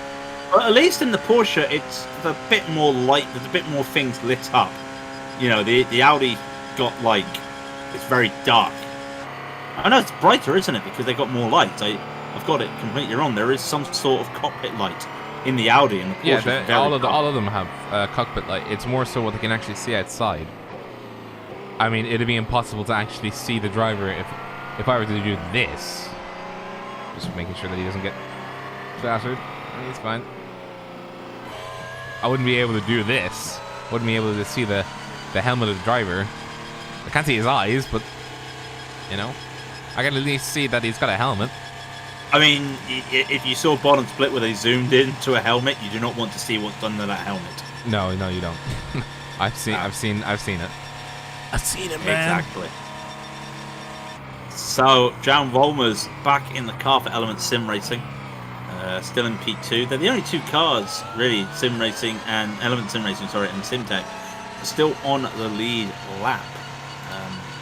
Iridium with that pit stop they just made. A couple. What's happened to Iridium to be that far down? A couple bad laps for Bart Holston by the looks of it. So they've had a couple moments.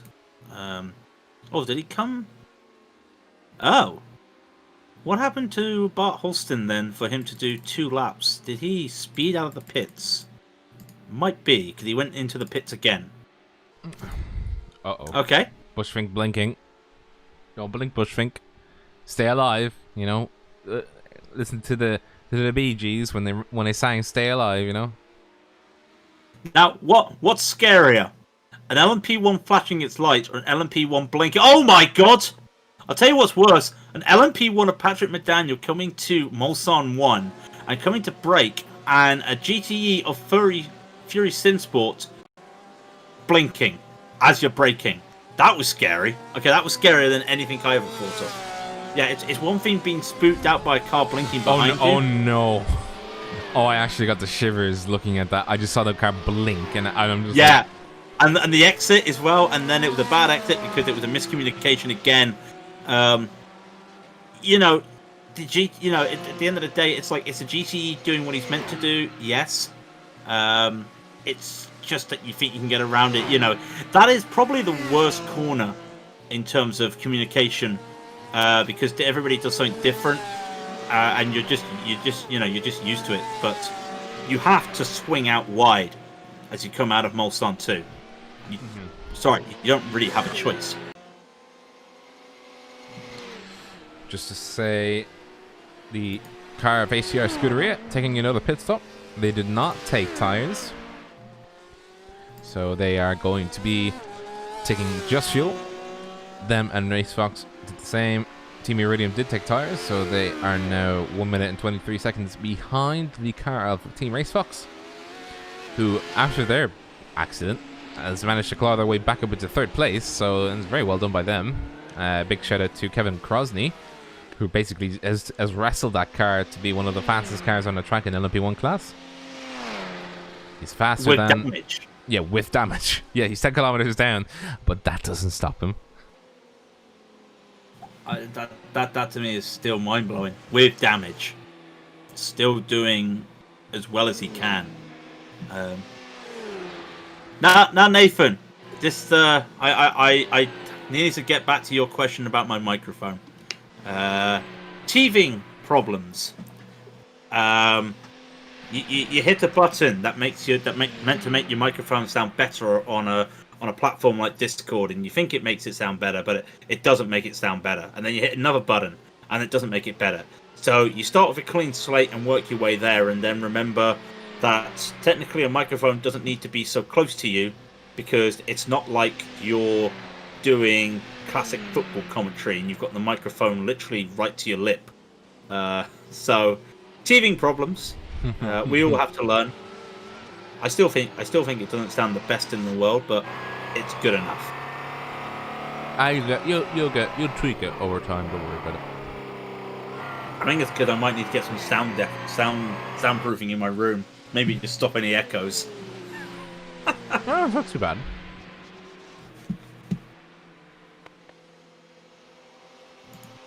But no, it's not a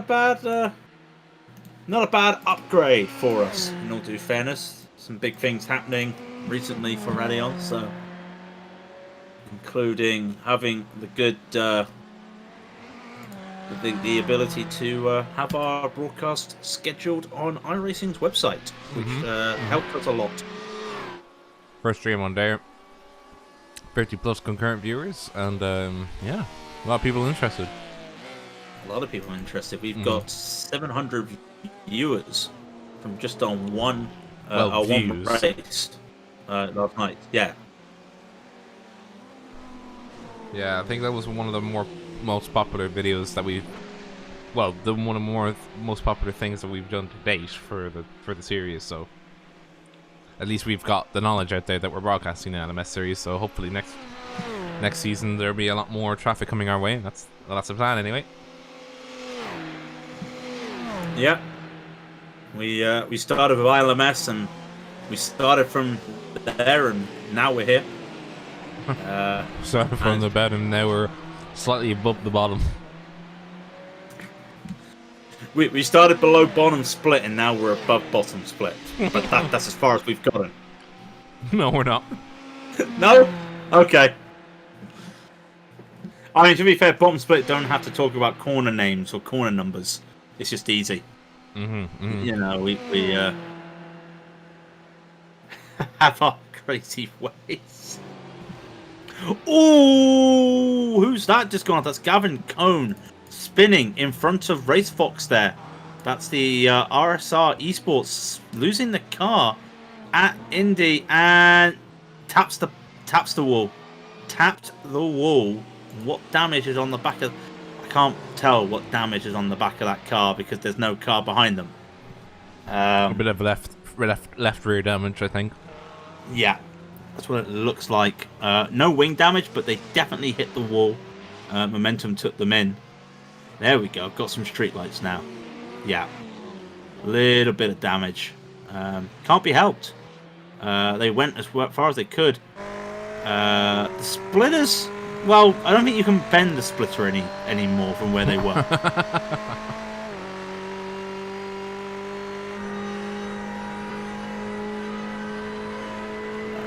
To give you an idea, okay, so in the HPDs, 4 cars are on the lead lap. In the LMP ones, 2 cars are on the lead lap. In the GTEs, 2 cars are on the lead lap. Just, it's crazy to think that we've got 4 HPDs on the lead lap, and in fact, the gap between Valkyrie and RSR has gone down to 16.5 seconds. It's been quite big. There's been quite big gaps between these 2 cars. But Valkyrie now, they put Bastian de Silva in the car, and RSR they've kept Greg Wilkin in on similar pit strategies at the moment. Both pinning at 130, so they are matching each other. It's going to be a case of who's the fastest for the next 3 and a bit hours. And the last lap, RSR was the fastest by about just under a second. So it all comes down to nighttime traffic, nighttime survivability, and then pace. So will RSR just be the ones that want to be brave? That's the question. Mm-hmm.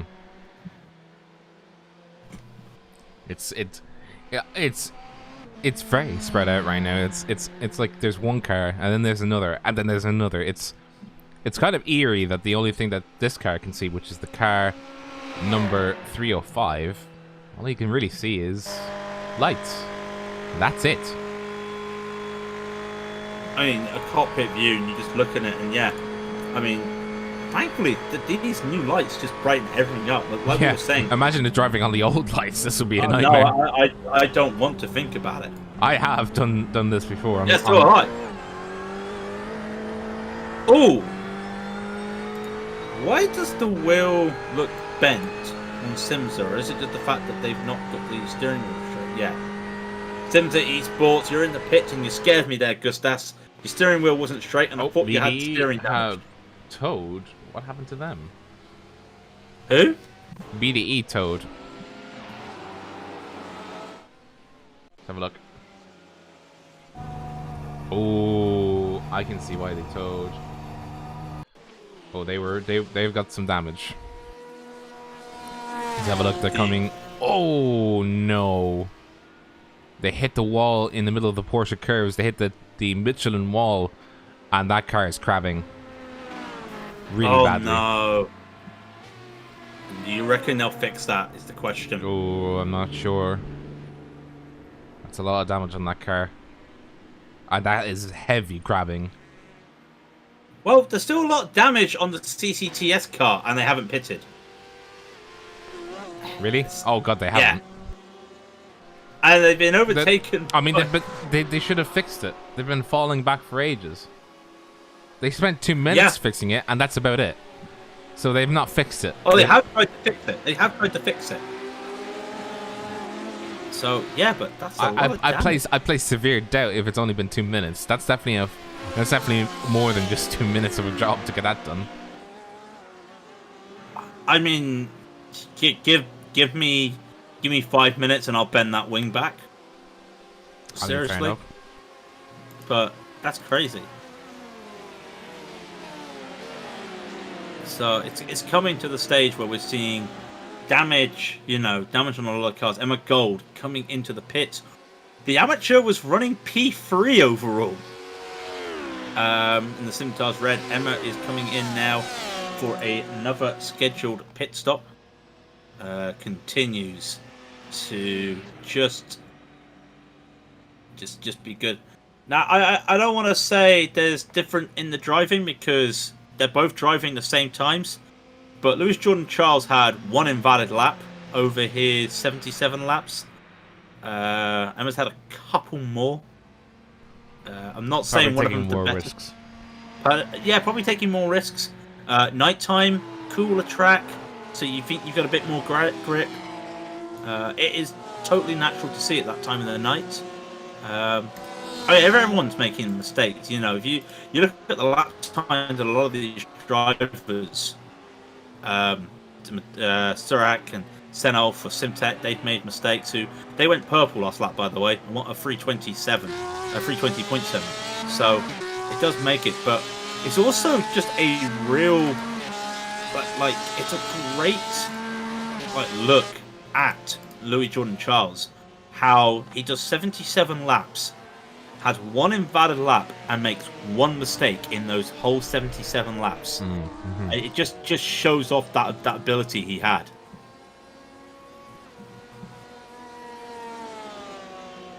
Manuel Tolentino, when VR doesn't die, Ascari fries in LMP2. Ascari You said doing fries, by the way, not thrives. It sounded like you said fries in LMP2. It's my accent. Let me bide. Okay, fair enough. But yeah, no, Ascari currently P3 in the LMP2s, having their own eventful race. Really started fourth, making their way through the traffic, just holding on through the S's at Tete Rouge. Down into Tete Rouge they go now. If you don't, and that's an off track. That's an off track.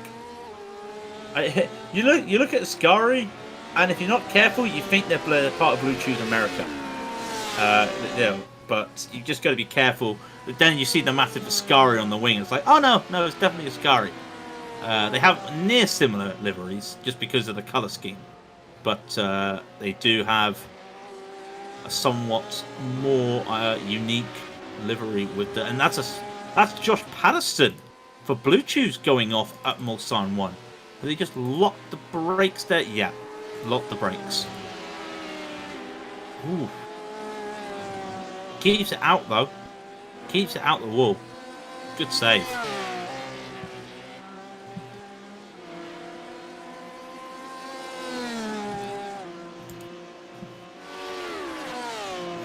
Moving on up. Yep, moving on up. Everything. I keep thinking of P8. Let me see now.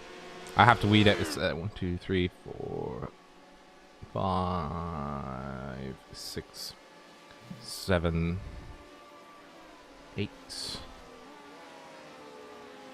Welcome to counting with Rob. There. Sorry, I looked at adequate and I was like, hang on, that's not a scary. This is a scary.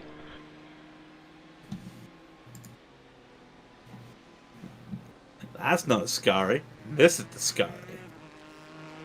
I think of Ascari as the corner there for a moment. But yeah, it looks like... Mommy, can I have a scary? No, we've got a scary at home. A scary at home. Ascari at home. Kind of glad that Ford has those like LED lights on the back of the car. Mm-hmm. Just makes it stand out. Oh, is that damage for Kilometro? Yes. They've got big wing damage. Yeah, they've got even more damage now. I don't know if they're going to even try and fix it, though. Oh, I see what happened. They went off at Arnage. When it took Arnage a bit wide. Oh, they hit the grass after Arnage. Never seen that before. What?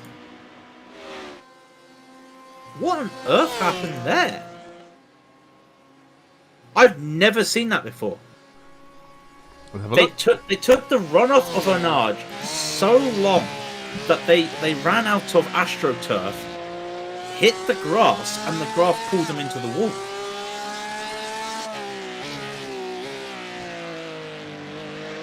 Never seen that before. Oh my god. I've never seen that.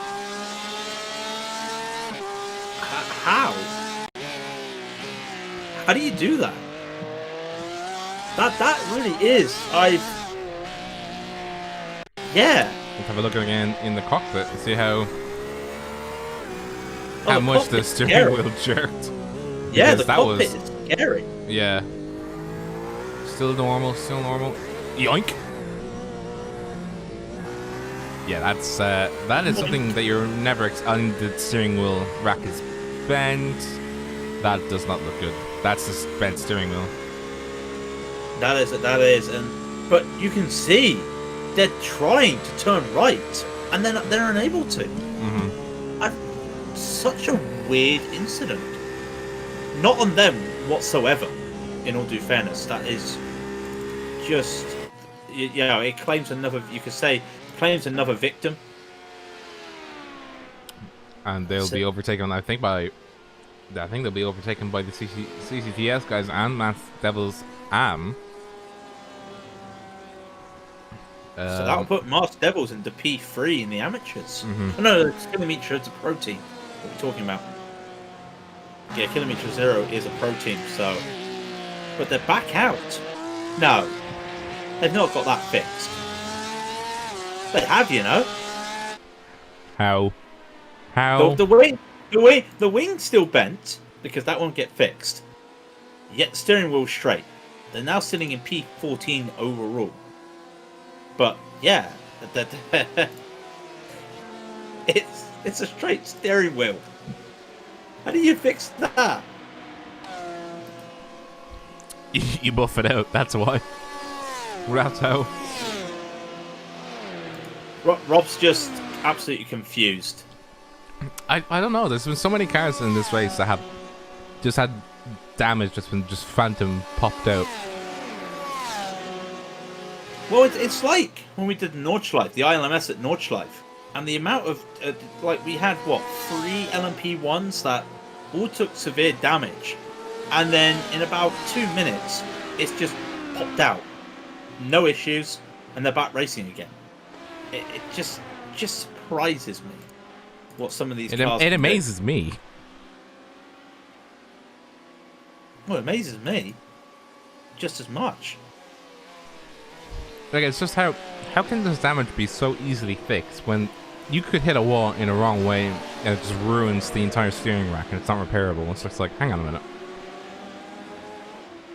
Or the floor damage, you know. Mm-hmm. So, Race Fox had P3 back. Haven't said that for a long time. Simsa is about to go up into 6th overall, chasing down stage Again? 1. Yeah, again. Chasing down stage 1 racing. Coming into the view of Gulf, just behind the Rolex billboards. Pretty sure they're going to make a move on this next corner. They are indeed.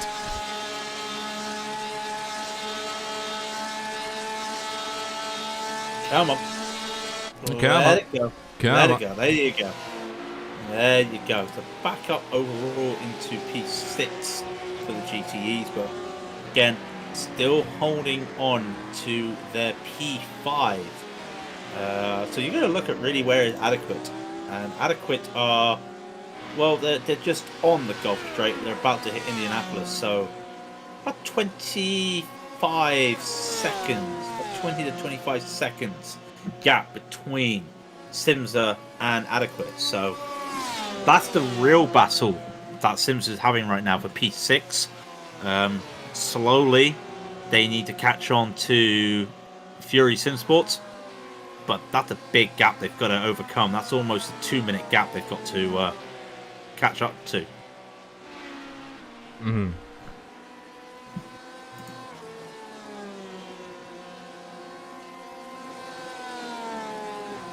I will say, give a shout out to Nathan MS, because doing race control at the moment, nothing's happening. Well, that's a good thing, though. Yeah, that's a good thing, but he's just sitting there twiddling his thumbs. Yeah, I know. He might come into the chat in a minute and go, "What are you trying to say?"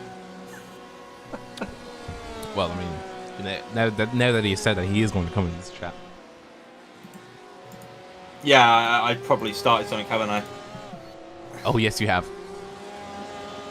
Oh dear, what have I done? But no, shout out to Nathan. If I thought we had a bad time, yeah, I'd sitting there for watching a 12-hour race, trying to like do officiating, Due diligence as well, and all that kind of jazz. Yeah, it gets. There we go. There we go. Get your cameras on the 99 and the 999, and it wins the Raidillon TV Fun Twiddler of the Day award. There you go. It's not spawned in, so I can't. Oh, it's not spawned in. Damn it, Jake Browning. He's left the server.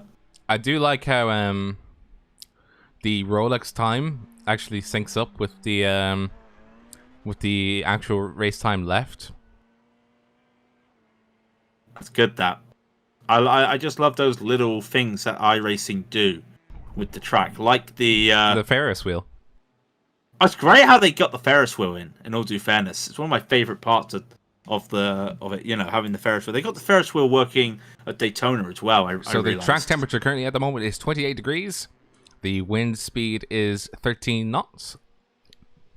That has been your temperature and your wind update, sponsored by me.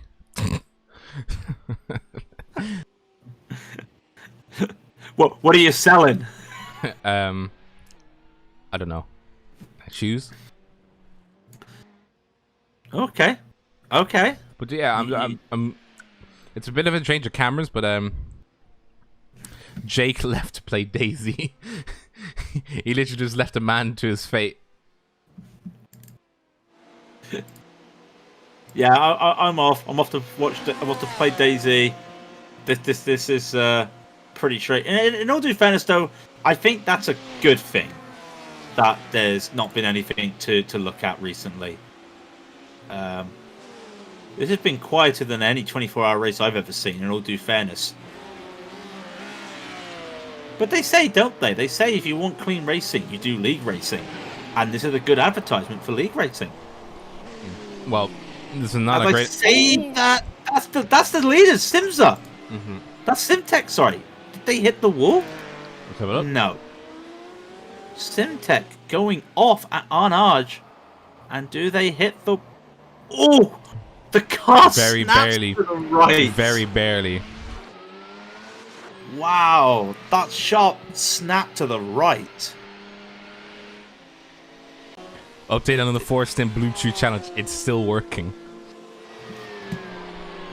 Wait a minute. Did you take a laxative and then drive 4 stints? It's not a laxative. Or did you pitch a tent and then drive 4 stints? Did you take a male enhancement supplement? Is the question.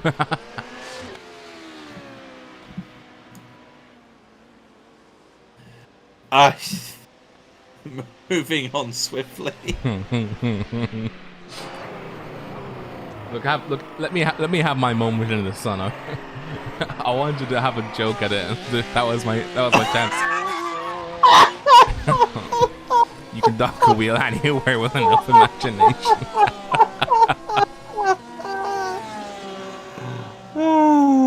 Okay. I'm mature. I am mature. Are you really? No. Good. No.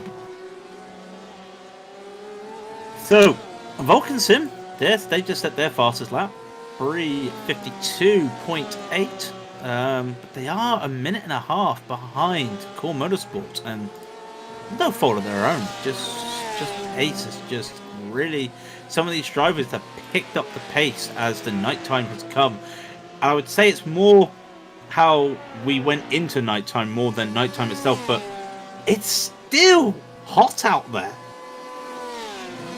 In what world is the temperature of the track at Le Mans at this time of the year 29 Celsius?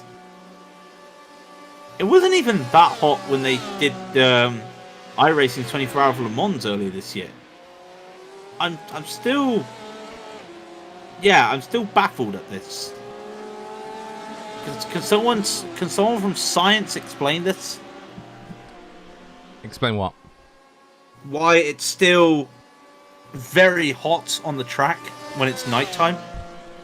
The way that the temperature works. But global warming. It's September. Yeah, it shouldn't be this hot. Exactly. I reckon if I send the photo to my French friend saying this is what the game thinks the temperature at 10 o'clock at night in France should be at this time of the year, she'd laugh.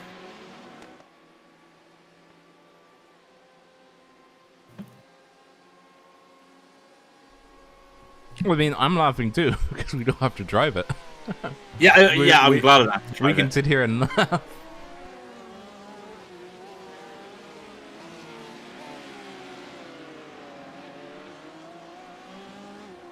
Sorry, I'm just doing it. It's crazy. I've never seen temps this hot. Not even when we do races in America at night time have I seen it this hot. I think at Daytona you get about, 24 Celsius? About that, yeah. If it was 30 in September at 10 p.m., Paris is probably underwater from the ice caps melting.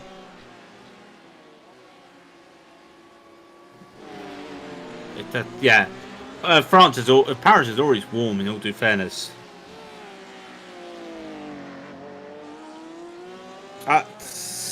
It's crazy. It is one of the hottest times I've ever seen. Bluetooth. It's pretty hot. And we will not take off all our clothes. I mean, they have AC as well, so they can probably cool themselves down, wouldn't they not? Well, the French people can. These drivers can't. No, do they not have the same type of cooling as you would get in what the NASCAR drivers have? What do the NASCAR drivers have? They have a cooling system that their pipe there are connected to with hoses. I think they have, but is it AC or what? It's cold air, from what I'm aware. It's not an AC. It's literally just a flow of cold air getting blown to them into their suits. I'm not sure. You'll have to Google box it. Yeah, I'll pass. Google is always a horrible thing. NASCAR cooling is ice cold Budweiser in a fanny pack under the suit.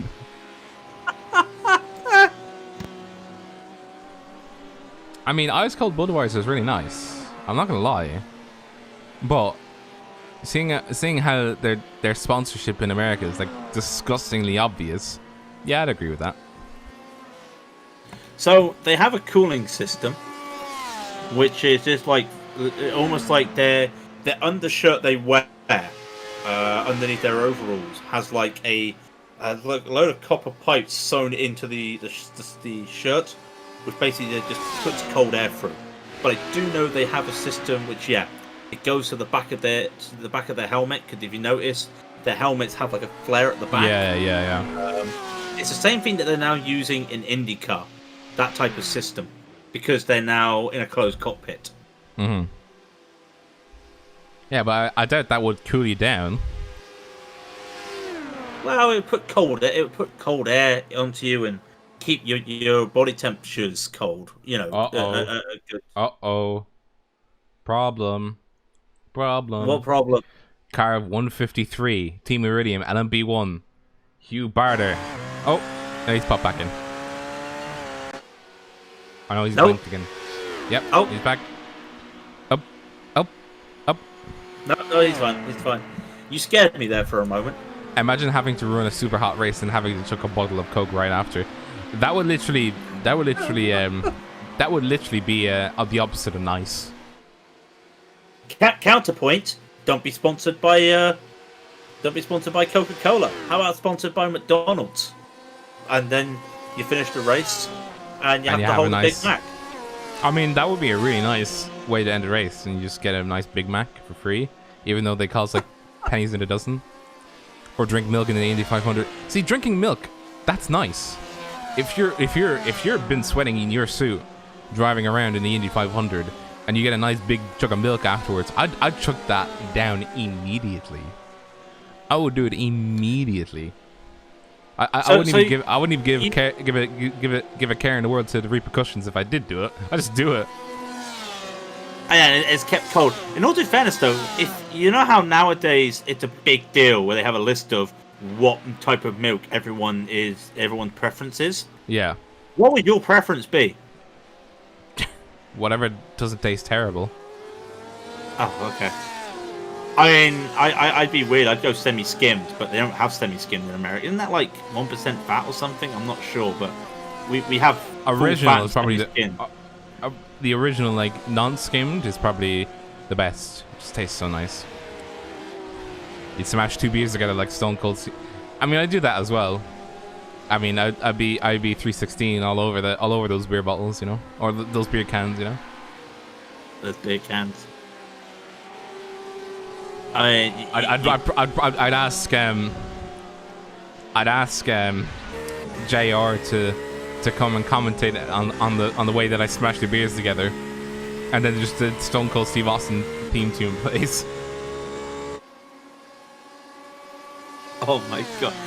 Comes out of the car, celebrates, just takes a couple Rob Wisers, and just be hell yeah, smash them together, drink them. Yeah, it's like Stone Cold, Stone Cold. The milk is stone cold. It's come out of the fridge. Next level racing endurance team, catching up to the 258 out of Adequate Sim Racing. Oh no, wait! Adequate Racing is. They've gone off. They've passed them. What's going on? They have. They've gone off. No, they've gone off at Mulsanne. Yeah, the first Mulsanne. That's lock up with the front brakes. Complete lock up with the Did front not brakes. hit the wall. No, they kept it out. But Did not hit the wall. Wow. that's an oopsie. Just a small oopsie. Just a smidgen of an oops, yeah. Yeah.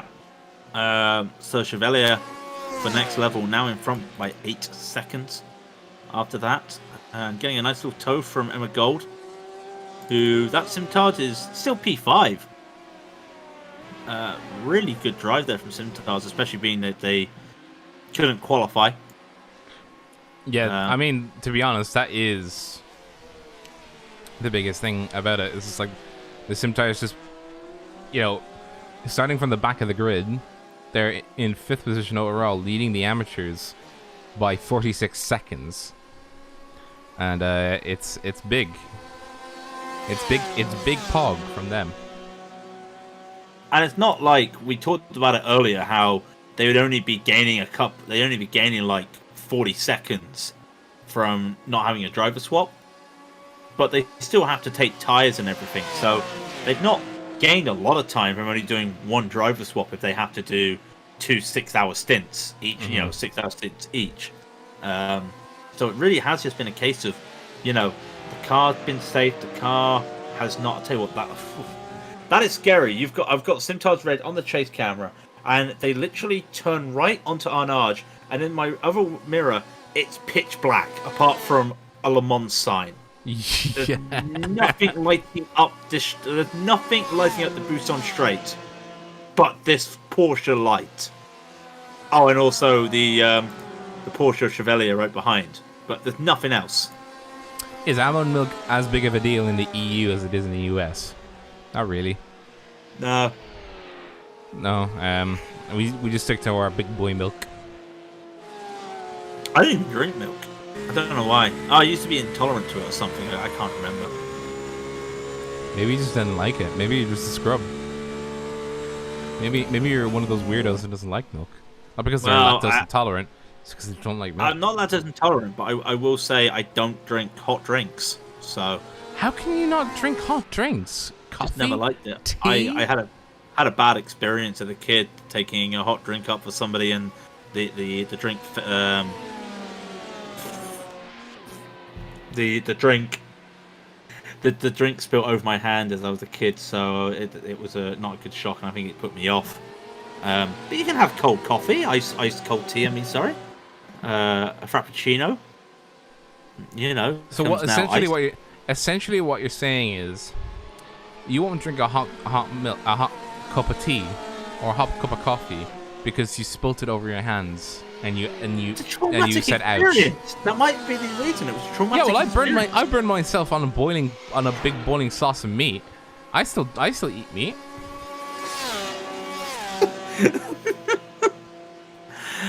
Oh, I could take that many ways. Yeah. I remember. That's what she said, by the way. Yeah, I remember. Get got. Having traumatic experiences with riding a horse as a kid, getting stung by a wasp. You know, you get traumatic experiences as a child. It happens.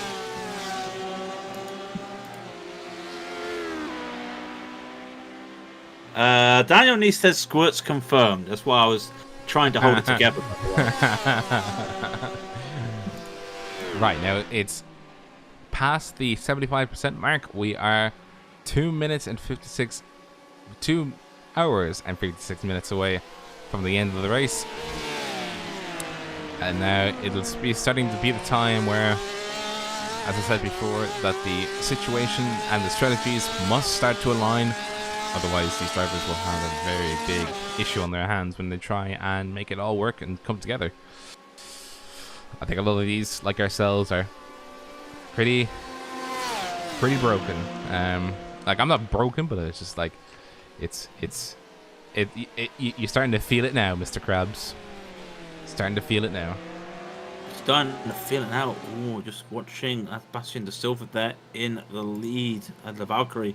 Only go really wide to overtake the Simtard car there, going around the Mulsanne corner. Gets by at the end though, but doing the best. Now the gap between the Simtard's red car and the Fury Simsport is only 20 seconds, and they're not battling for position.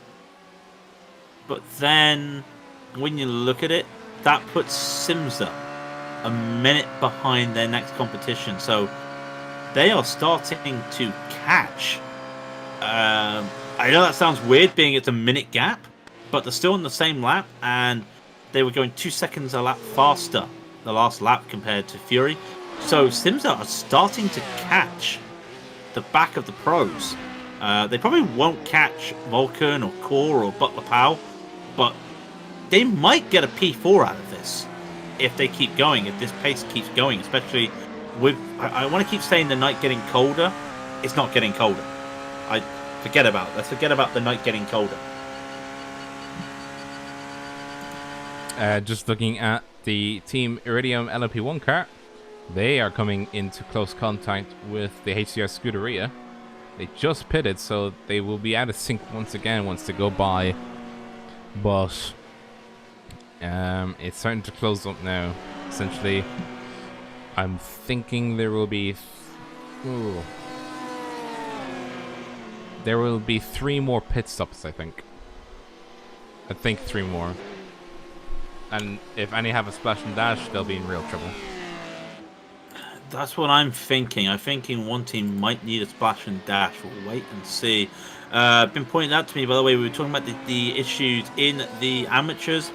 It puts, apparently Dynamics is up there now, but they were saying they're up there, but they're currently sitting P4 in the amateurs of RSR Esports. Yeah, they're going by the numbers like we were. Yeah. Because Simtires Red is actually in the lead. It's Simtires, then it's Stage 1 Racing, then it's RSR Esports, and then it's Dynamics. So Dynamics has to overtake one more car to be in third P3 for the AMs. But the gap between Dynamics and Masked Devils is only 10 seconds. So when they come across the line, but then again, Masked Devils, I think they still got some damage. We'll wait and see as they cross the line. Now it comes to the stage really, who's got the damage and who doesn't. They will cross the line right now with Dynamics. It looks to be a pretty good time. A 3:54 sign of the beast. Masked Devils will come across the line. Now they've got to be in a 354 to be catching, and it's a 356, so they're not catching Dynamics at the moment.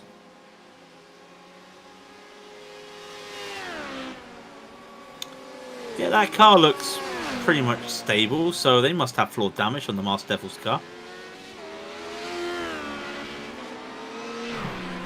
On the Masked Devils has floor damage. Yeah. Yeah, they've got a lot. They're carrying a lot of damage, so it wouldn't surprise me in the slightest if they were carrying floor damage. They're 2 seconds a lap slower than the Dynamics car is. Yeah, big damage. Big damage. Apart from that, doing well. Lucic Platinum moved up into 3rd place. Medina's still doing well. Yeah, hats off to Medina's though. Got themselves back on the 1 lap behind after the fuel issue, but they're almost going to be lapped by the HPD in 4th with the Ascari. But doing the best they can to... Well, they're not slow. They just had to pit because they forgot fuel. I feel so bad for laughing at them, but like... You gotta put the liquid in that makes your car go boom. Look, we've all done it. Yeah, sometimes We've red is amateur, yes. Sven. Yeah, no, we've all done it. And if you say you haven't done it, you're a liar. Because we've all done at least one race where we did not have enough fuel. Even Dave Cam, he's done. It's one of his recent videos. He forgot fuel at the end of the race. So we all do it.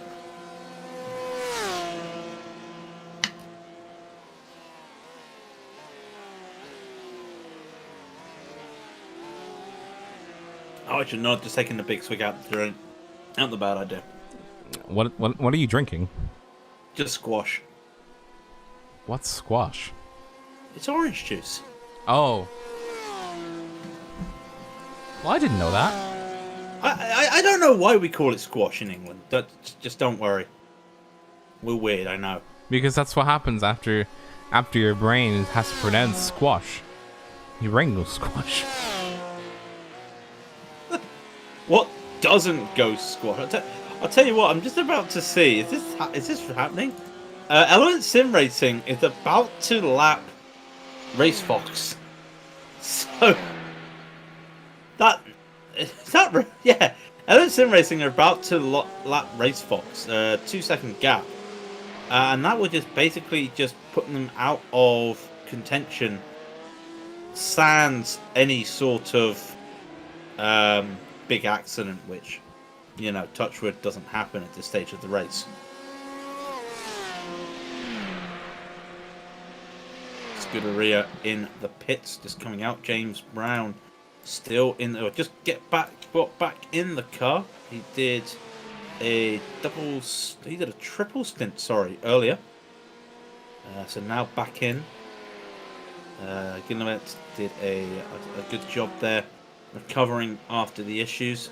We're putting them into P5. We're P4, sorry, at one stage, but Iridium got by them. Hugh Barter doing what he can. Again, he's on a double. And I feel sorry for Hugh. Must really be pushing hard because Hugh's done 13 laps, and out of 13 laps, 6 of them he's crossed the start-finish line recording a time, which means the other 7 he has gotten off track coming out of the 4 chicanes and is serving it on the start-finish straight. Now, I'm just looking at time. Time is of the essence. I'm trying to figure out how many laps do the GTEs do. Let me see. This might be the best man I can think of. Oh, 11 laps for for Core Motorsports. So I'm guessing it's technically 12 laps. So it's about 50 minutes on a tank. Sounds about right. They will have to make a special dash. Some of them will. Really? I think a lot of them will. That'll be interesting to see. Give me an idea. Team Arabian about to cross the line. That'll be the start of lap 140. The GTEs at the moment are looking at doing 183 laps in this race. So they will have another 44 laps to go once they cross this line. My maths is drastically wrong, I know. So looking at that, that's, as you were saying earlier, that is another 3 stops.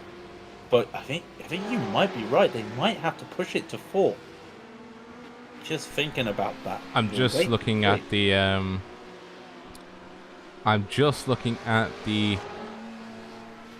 temperature. The track temperature is 27 degrees now. It's pitch black. It shouldn't be this hot. I've been at work all day. Is there a full race rundown? I can give a synopsis of the race of a race down.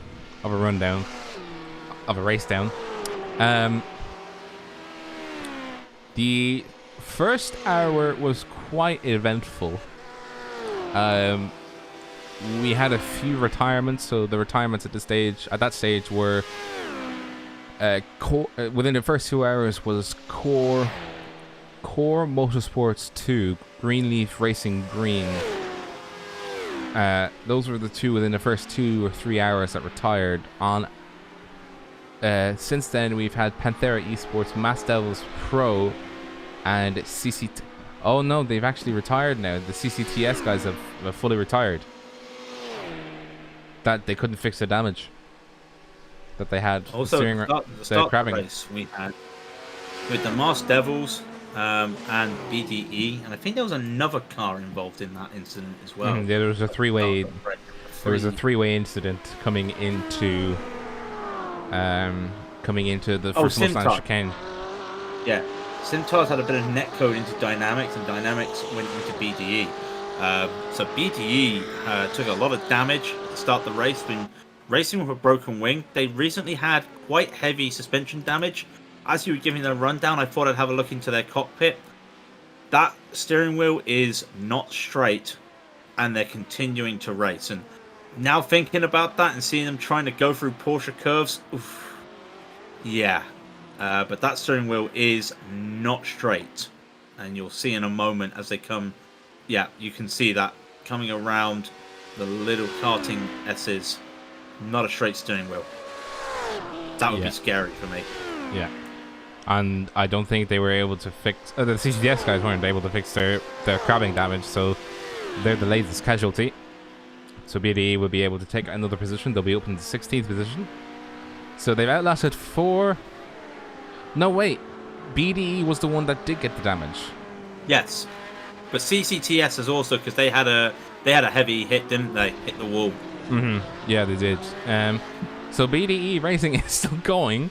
They've been in the pits twice now with major damage. The car 305 is in the pits. The car 305. Yeah, 305. Just came out. No, they went in again. I don't see any issues, unless they. Yeah, I took don't on see fuel. Yeah, they just came out of the pits. They're now down in 15th position. Yeah. Just to give a recap as well, the LMP ones, it's been all over the place. Simtech Motorsports started P6, worked their way up to the lead. What about the leaders, you say, at the start of the race? HCR Scuderia had a bit of an issue, had a couple issues.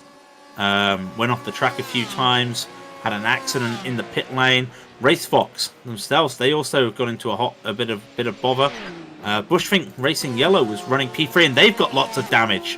What has happened to them? That's getting popped out, but what has happened to Bushfink Racing Yellow? The right side of that car is destroyed. Well, I don't like the look of that. What's happened to that car? They hit the wall. They've hit the wall at Porsche. They've No, hit the wall not at Porsche. again.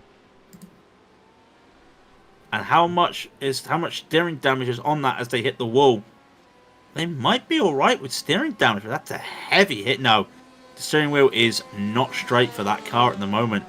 They have been in the wars, Bushfink Yellow. Actually, though, looking at their cockpit as it's getting fixed, it looks like they might have the suspension fixed, but the side of that car is broken. They had an issue earlier on at the start of the race, well, midway through the race in the first quarter. Core Motorsports, I want to say Core Motorsports 2, lost control of the car going through the 4 chicanes and drove, rejoined on, it was described as an unsafe rejoin, loss of control.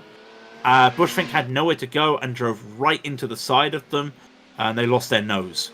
So they were in the pit to get their nose fixed, and they need more than just a nose right now. Yeah, they need to have a new car, really. All I know is that side of the car that got hit has got the Craig Setup Shop logo. Does make me wonder, are they just trying to bash Craig's face? But again, Why would you do that? He's a nice man. He is a nice man. He knows I'm only joking. But they're out. It's all fixed. They're out. They've gone down another lap. They're currently sitting 7th of 8th because Greenleaf unfortunately were unable to fix all their damage after they had pedal failure and drove into the tyre wall at Mulsanne 2 at full speed. I just hope they didn't have a direct drive wheel, because that could have been dangerous.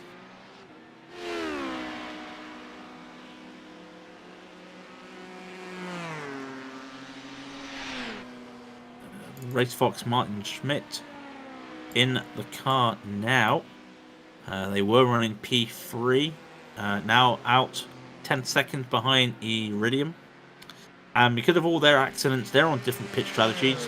Iridium pitted lap 153, Race Fox 157, so that was a couple laps ago. We're on lap 159 now. Well, that's 159 for Race Fox, sorry. Overall, we're on 162. They're on different pitch strategies. That might work, though, for Race Fox. Just thinking about it. Because they will have to do at least 3 more stops in the LMP ones, I'm thinking.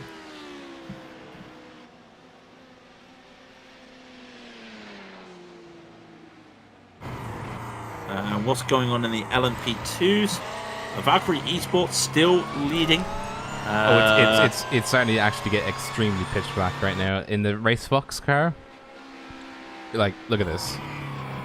That's the only light that's it's barely visible right now inside the cockpit.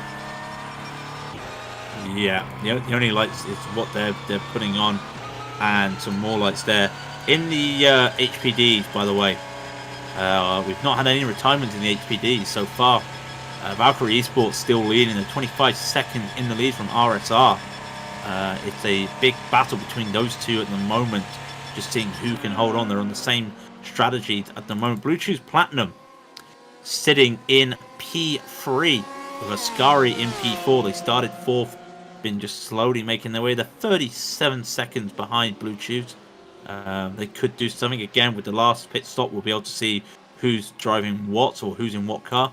Medinus, a lap down. They were in P3 at one stage and then forgot to fuel the car and were forced to tow. They got to Mulsanne, were forced to tow. Blue Chews Blue down on top speed. They've got floor damage. Apologies. So doing the best they can. They're 4 seconds down. They've also had a run-in. And Team Iridium, 9 laps down from the leaders. Unfortunately, they had hardware failure at the start of the race. And because of that, Samuel Rendau was forced to park the car and then pulled the car safely. But Iridium didn't have a driver for a good, 9 laps around Le Mans. You think about it, that's almost half an hour. They didn't have a driver in that car. Yeah, and it's one thing to have an accident due to hardware, but then even if you've got nobody to back you up to switch into the car immediately, you're really stuck in the sticks when that happens. Yeah, sorry. I just love how Lewis Jordan Charles just said, "What is driver swap?" What is driver swap? Are you still awake and still alive? Is the question I have to ask Louis. Doing 6 hours is just insane, especially at the start of a race. I wonder if anybody can. Is there enough information on the screen for you guys? Like, can you see enough? Because like, all I can see is like the headlights and like what the headlights illuminate. I mean, you can see now why when it comes to the racing in the real world at Le Mans, they do a lot of cockpit cameras and then a camera at the start-finish straight, and that's about it. Mm-hmm. All classes. Well, we give all classes. It will unfortunately only be the top 7 in each class. No, I mean it's the top 7 in LMP1 and LMP2, and then GTE it's the top 14. Oh, okay. It's on your screen now.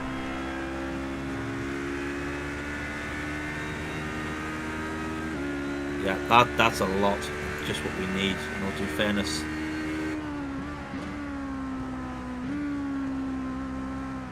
Yeah, that looks good. Nice to see. It is nice to see. Louis, Louis, Louis,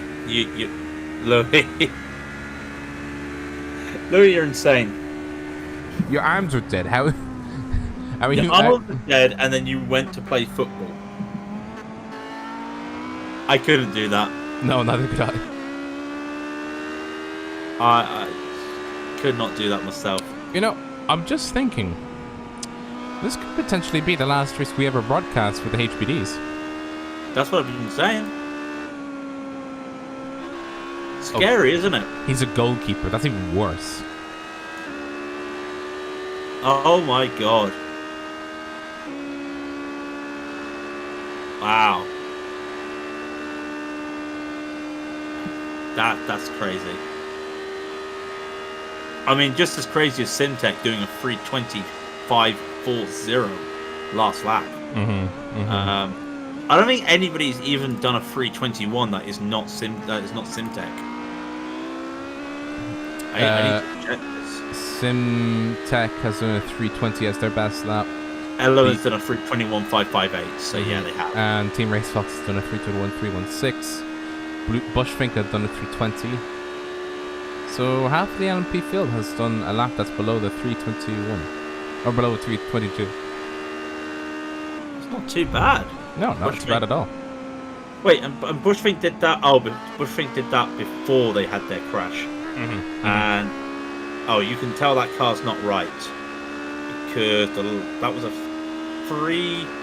So the first lap out of the pits was a 3:27. Oh, if that was a 5:27, sorry, that was a 3:25 by Bushfink that last lap. Evening, Andy. How are you? On a technical update, we're just coming on to 10 hours total streamed. We have encoded 2,158,800 frames. Only 405 of those have been dropped. And yeah, that's a lot of frames. And we have sent, as of this moment, 35 gigabytes, 214 megabytes of data. That's enough for me. That's enough data for me. Yeah, that's plenty of data. That's huge. But yeah, we've been live now for 10 hours. We did the qualifying, we did the race, start. We've been busy as well, doing everything we can think of. Well, we really into the 3:21.418. The times are starting to drop. The temperature has finally dropped. It's still 1 Celsius drop though, but it's very slowly cooling down. It's 26 now, is it? I've got 28. Yeah, it's actually got warmer then, because on my reckoning it was 27 at its lowest that we saw. Yeah, no, I noticed when you were looking at the big board, the Rolex board, it said 27, and my thing was saying 29. I was like, well, which one's right? So wasn't overly sure about that. It's saying 27 on the billboard right now. Yeah, I've got 28, so I don't know. Okay, so that's probably the lowest then. Yeah, bit of a slide there for Emma Gold. Coming around. Simtard back into third overall in the GTEs. Doesn't get him any bonus points. They just win the amateurs anyway. Yeah. Still really good. Yeah, it's a really good result from just 2 drivers, but probably one of the fastest in terms of consistency. Not being able to match the Butler pals because they're just on a different league altogether, doing 350s compared to the 353s that the Simtards are doing, but they're not the fastest lap though. Yeah, Simses have just posted the fastest lap of a 357.22, so they're gaining by 4 seconds on the Core Motorsports car. But they've got to pit. Gustas has to pit, and you can see at the moment he's 10 seconds behind Callum Brandt. That is Callum Brandt in the Vulcan Sim Racing, who is technically P3. They've pitted already. Gustas will be pitting probably this lap, I would think.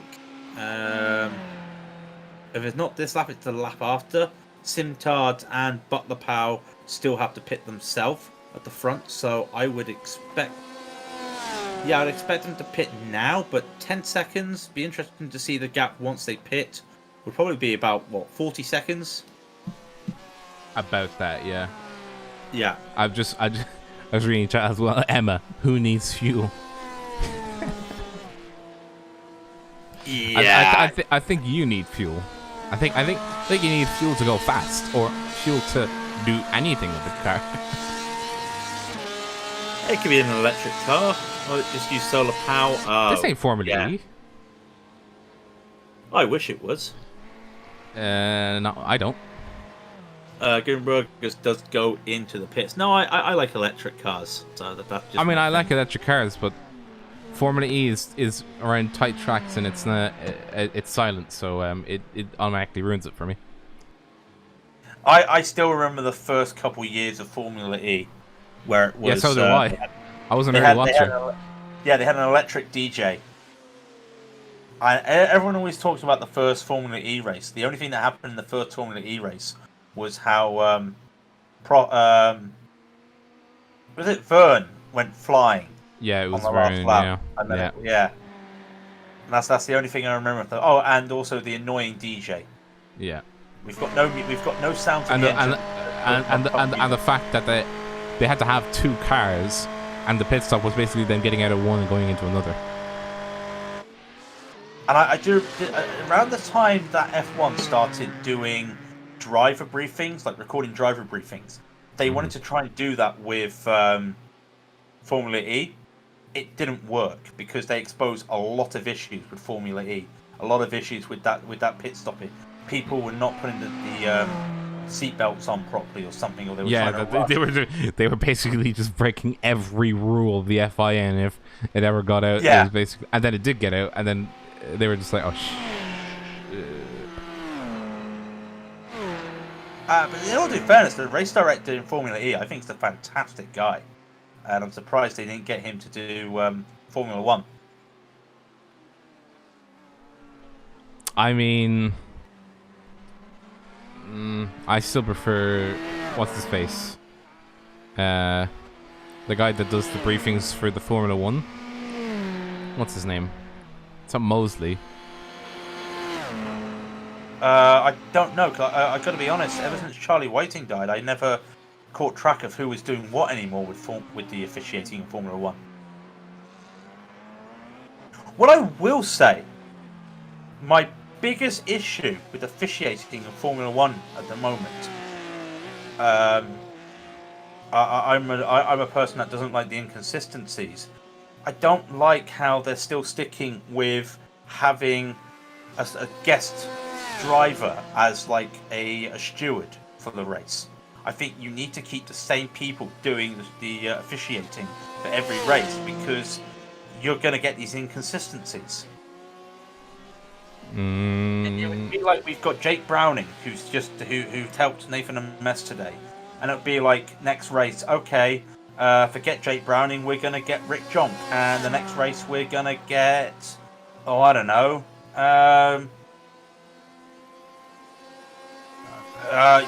just some random person. I mean, Rick Jump, yeah, I mean, the rule book should be. It's not down to the fact that they have different stewards. It's down to the fact that the rule book is open to ambiguity. It should be black and white, and unfortunately, the FIA isn't willing to put the time and effort into closing every case, and I don't think they can.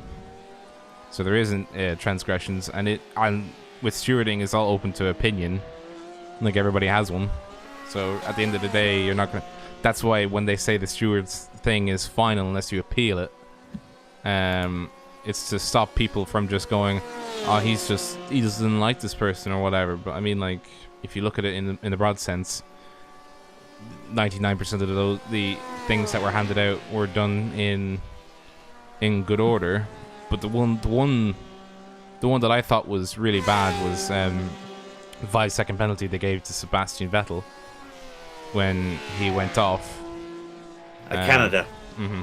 That one was really bad. Yeah. That was a really bad judgment call.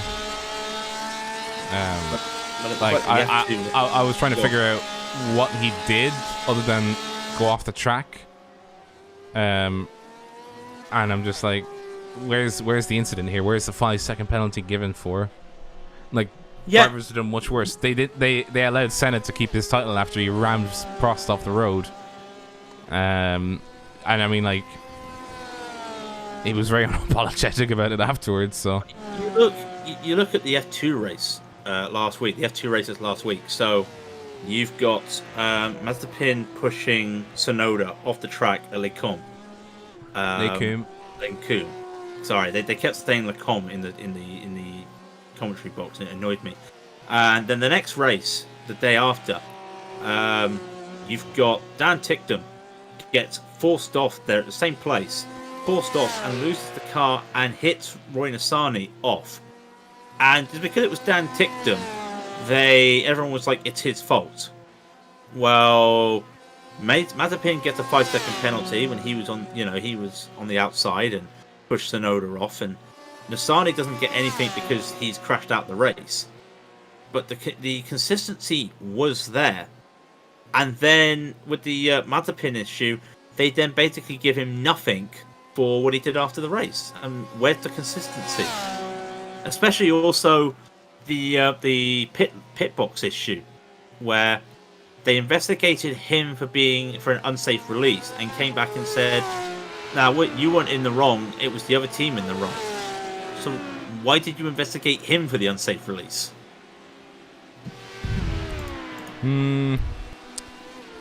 I would say it's because it should be down to everybody to be vigilant, not just one team being vigilant and then everybody else sort of just doing what they want. Like, it doesn't matter if somebody caused an accident. If like, let's say for instance, if somebody was having an accident and instead of slowing down you actually sped up, it's your fault for collapsing the accident, that kind of way. What's funny about that happened today in a certain esports race. I would talk more about that, but I must take two seconds away because the drink has gone through my system. Okay. Yeah, the slowdowns do hit hard here. I think that's one of the things that Iverson got right with this track, and I hate the fact that they decided that it wasn't a good thing to do in other tracks. Was that slowdowns over straight incident points?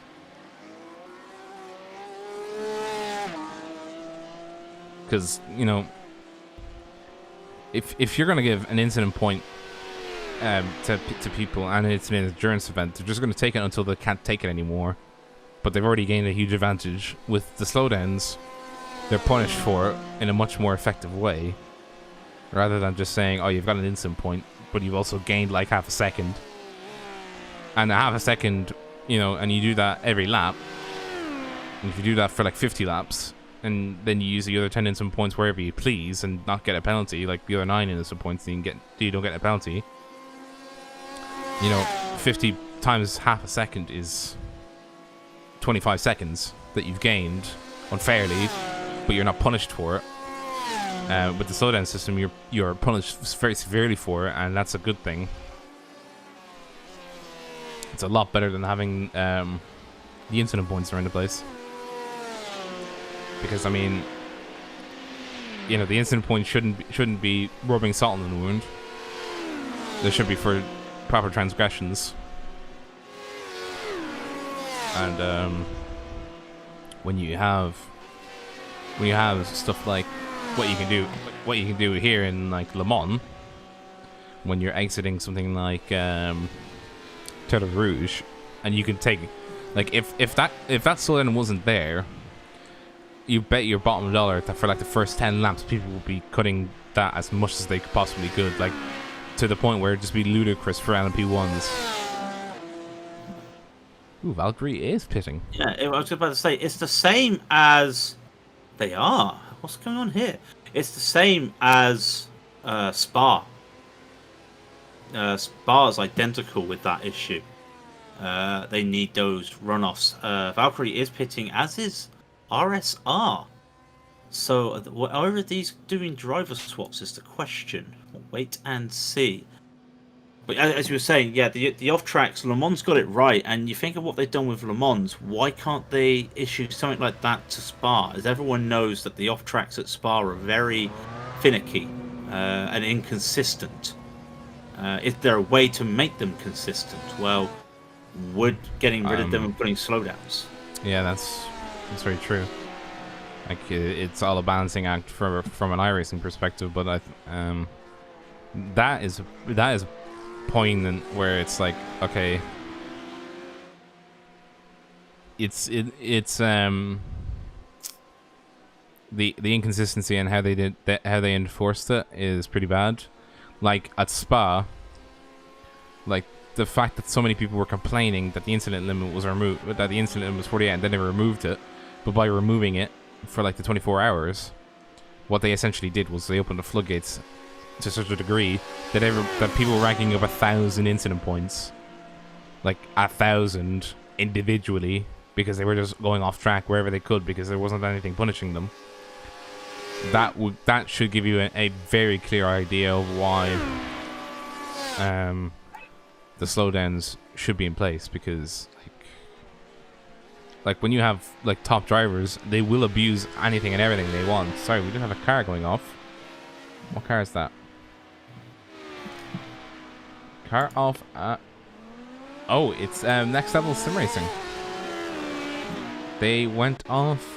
Ooh, I think they might have missed the first Mulsanne chicane. Let's see. They're still running at the moment. Yeah, they've missed it. They've absolutely missed it. And then... Ooh, have they hit the wall? I think they did. Yeah, they hit the wall. Oh, poor buggers.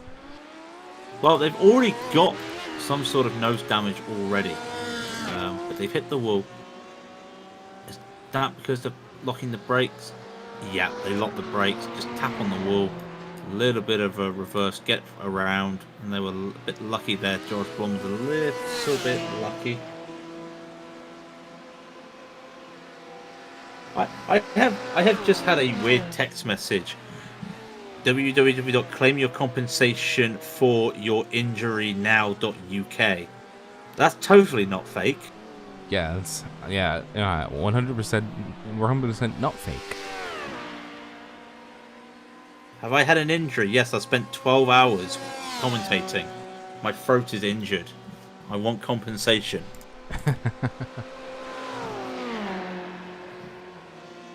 So next level, that will affect them.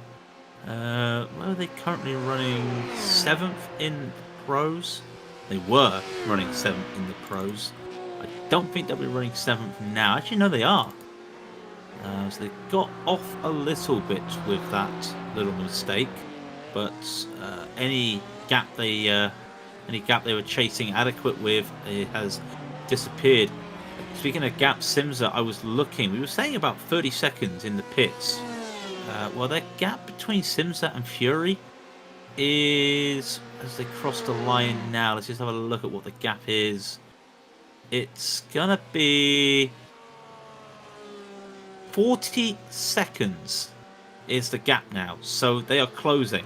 In fact, they can see the Simtard's red car on the relative right now. There is, so that just gives you an idea. 25 seconds up the road is the Simtard's red, and then 15 seconds ahead of them is Fury Simsport. So Simsa are slowly hunting them down with, again, a 352.6. Fury Simsport did a 355 flat. So they are catching. It's a question of when, not if. Because I think they have got the pace to catch them if it keeps going like this. Yeah, I think they do as well.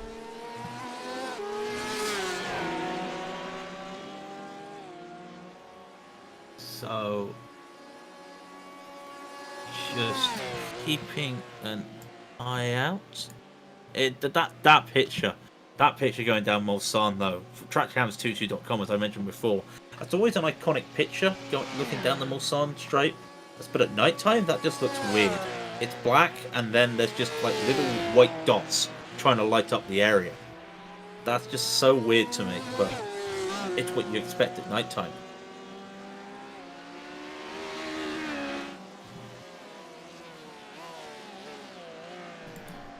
I'm just looking at it now. I'm just like all I can see is like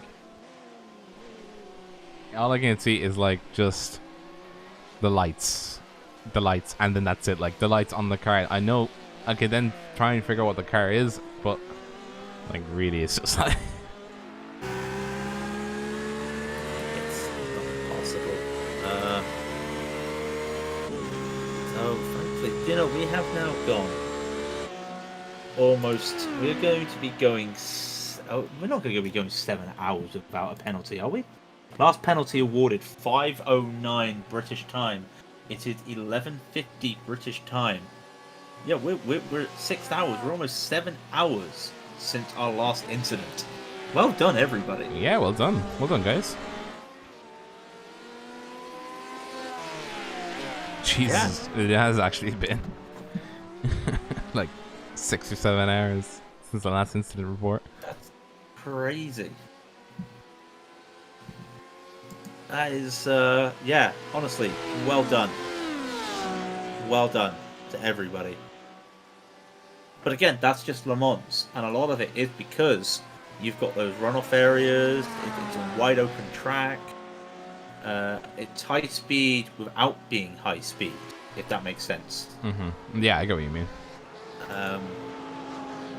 So it does work very well, I must be honest. So it's what helps them. Are we bored? Are we bored? It's the fact you put a winky face. It is more. No, I wouldn't say we're bored. I mean, we just had this happen. This is Ascari Autosport once again. Very close to actually hitting the.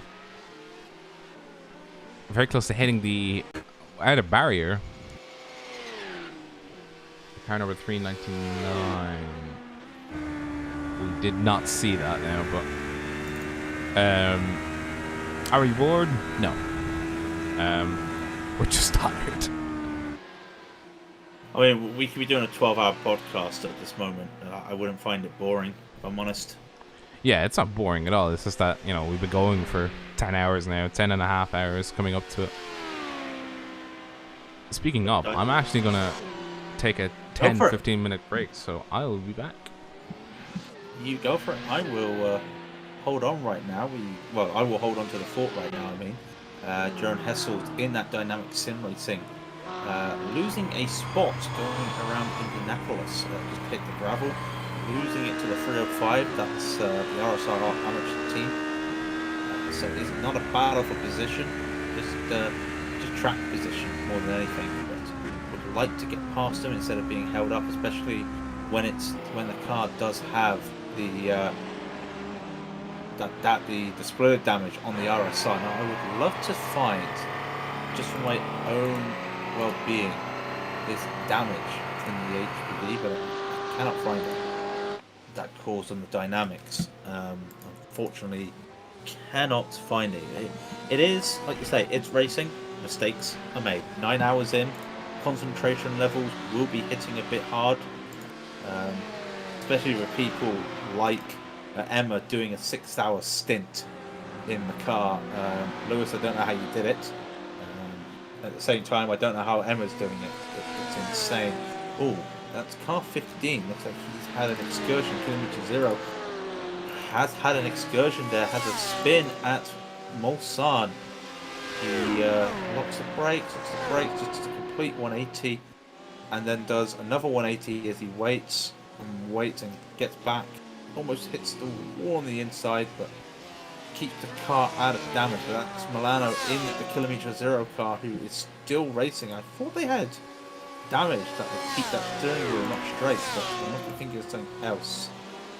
BDE definitely has damage, and somehow with a bent steering wheel, BDE Racing, Mark Gibson is he's going down the Mulsanne straight with the wheel at a very slight angle, but it's definitely not straight, and that would scare me.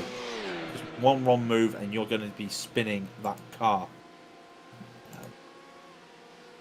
Well, we've all tried to drive a car that's got steering damage. It's not easy.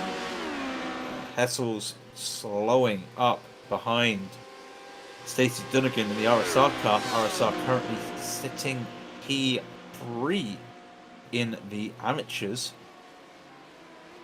So this is the battle really for P3. And now it's at it. Trying to get it back now. A little bit of blinking behind. Not what you want to see. Never what you want to see is a car blinking behind you, in all due fairness. This battle, the gap's now 2 seconds between the two of them. Slowly losing that time, Hessel, but catching on. The BMW and Ferrari fight. Normally we'd be saying BMW and Porsche. Not a lot here, but that Hessel's going slow now. Must have had a slowdown. Oh, slowing down for the LMP one. That's why I thought, is he got a slowdown? Why is he slowing down there? But no. Just slowing down for the LMP one. Just happy enough to drive his own race. Losing a bit of time there to Stacey Gunnigan in the RSR, but will be gaining it back there. Almost matching pace. Having a second difference to last lap due to issues. Of course, going wide, but holding on. And they have pitted. In all due fairness, Dynamics have recently pitted. RSR need to pit themselves. So we will be waiting for that moment.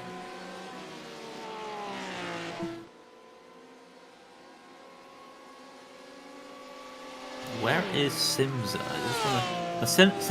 Simza is lapping a second faster than anybody at the moment.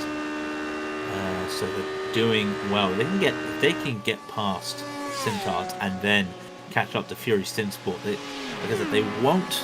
probably won't be able to catch up to Vulcan. There's not enough laps left to catch up to Vulcan, but there should be enough laps for them, even with pit stops and driver changes, that they catch up to Fury Simsport. We're coming up to 2 hours to go. Gap between them is now 35 seconds, not 20. 35 seconds up the road. Again, they can see Emma Gold in the Simtard on their relative, which is always encouraging, even though it's 20 seconds. So they'll get that P5 overall in the GTE, but they want the P4 for the GT Pros, and they have to get past Simtard and then catch up to Fury Simsport.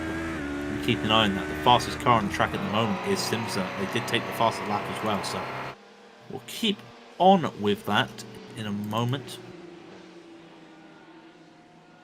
Gap between Valkyrie and RSR, 30 seconds. That has just been up and down and fluctuating. Greg Wilkin, though, putting in some good laps at the moment. He did a 35 last lap. He did a 36 the lap before. He was doing 34s when the fuel tank was getting low. He has a 3:33.888 as his fastest lap. So it's the fastest lap compared to Valkyrie by quite a while. So Greg putting in a really good shift at the moment for RSR. Been in there since lap 131 for them. It's lap 160 right now. So triple stinting. He's recently pitted. So got a few laps under his belt in this little fuel stint. Same with Valkyrie. Valkyrie going the different route, taking another lap.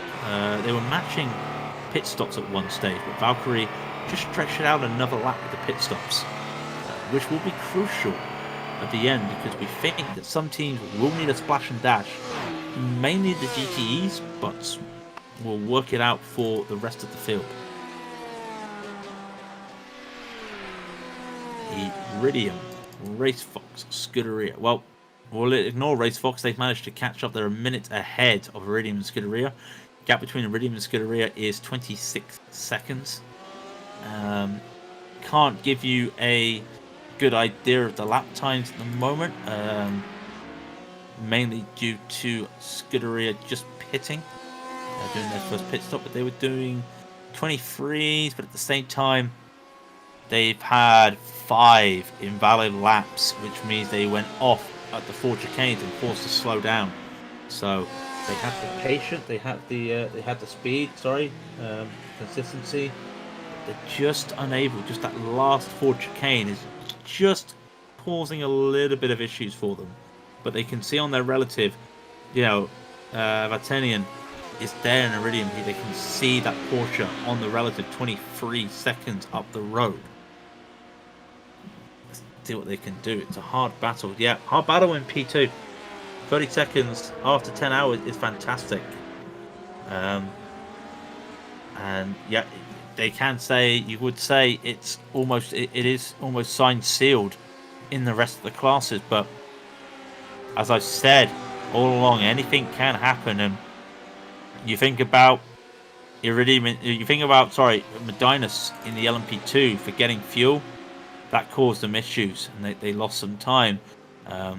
We see an HPD just sliding into the side of another car, and things happen, people losing it. We're still seeing cars lose it at Mulsanne, especially when you think to yourself, hang on one second, the track should be colder, but it's not. It's still pretty warm out there. It's still 28 on my screen. It's still 28 on my screen. I don't know how. Can somebody please tell me how it's still 28 Celsius out there? Is this a summertime? No, it's September the 5th. What is going on?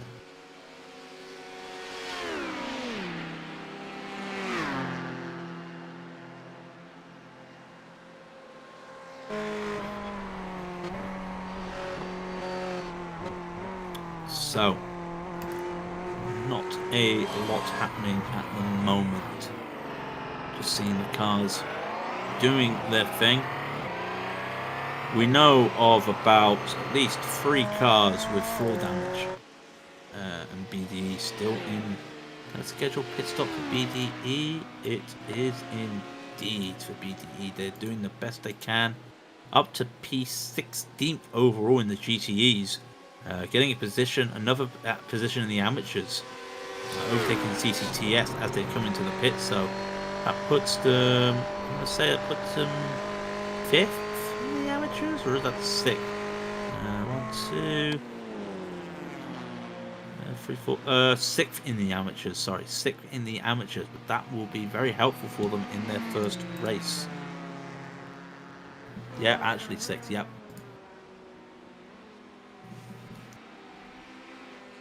So, nighttime racing at Le Mans. You don't get a lot of this when it comes to sprint races.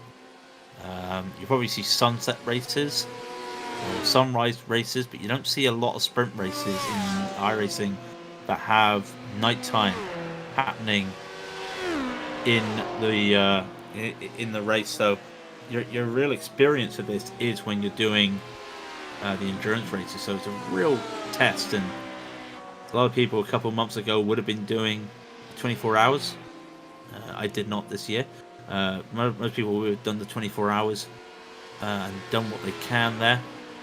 So they do have the experience, and once you learn Le Mans at night, you don't forget it.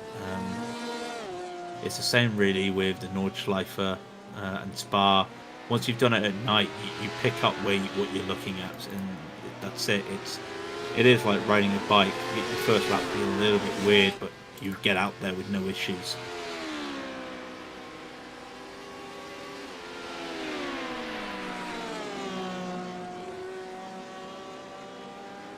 We have 3 cars still on the lead lap for the GT, the same lap for the leaders of the GTE. Sorry, Timo Raidillon though looks like he's about to overtake Callum Brandt in the Vulcan, so that'll be Vulcan back down a lap from the leaders. But the pace has slowed down a little bit at the front of the pack for the GTEs, and everyone's just looking at Simsa right now as they're carving through Gustas with this big stint he's doing. He's been in the car since lap 129. We're at lap 150 now, so it's coming up to 20 laps. We're going to 30. Just doing 351s non-stop. Let's just see. Since he pitted, a 353, a 352, a 352, a 352. Then he gets himself back in the 351s, and that's where he wants to be. Mid to high 51s, which is just 51s full stop. Nobody else is doing that right now. Closing the gap even more. It's now about, well, it's now down to 35 seconds. Oh, just under 35 seconds. So really pushing hard. The timing screen for me is just going green as cars are hitting greens, but no one's hitting that 351 mark that Sims is doing right now. Butler Powell, they made a 52. Cool Motorsports doing 53s as they've been pitting. I don't think they've done a 52. Yeah, they've done 2 laps in the 52s all race, and that was Antonio Pexi doing a couple of 52s, 352s, sorry, and that's about what they've done. No one has really come close to the pace Simpson has produced so far at the end of this race, and it's mainly Gustas Grimbergus, just the insane pace he's putting on display right now. Is this R Factor 2? Nope, this is iRacing. Unfortunately, one of the things. No, I was about to say R Factor 2 doesn't have day-night transition. They do have day-night transition. That's a bad thing to say. No, this is definitely iRacing. Mainly you can tell because of the old LMP1 cars and the old LMP2 car, which is getting phased out on Wednesday. I can't wait for that. I think a lot of people can't wait for that. Let's be brutally honest. It would be a refreshing look into series that follow the WEC Le Mans style of racing, with the prototypes and the GTEs, which are a unique class of racing. Just to see these cars at different closing speeds. So what drew us all in, what drew a lot of us into sports car racing was Le Mans. So I mean, I'm from the age from a PlayStation 1, and a PlayStation 1 there was the game called Le Mans, and it had Le Mans and other tracks. And when I found a video of someone playing Le Mans, the Le Mans video game back in the 90s, and they're at Le Mans, it's nothing like the real thing. I never realized how different it was compared to the real thing.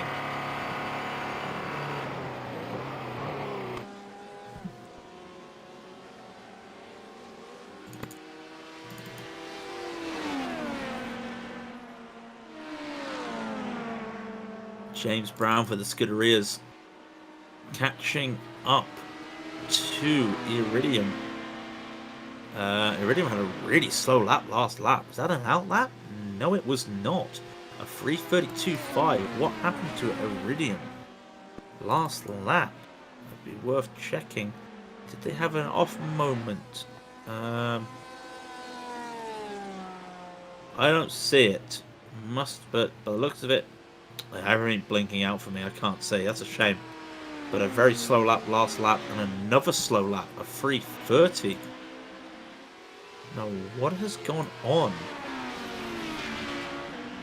All they're doing now are 3:30s. That can't be traffic, surely.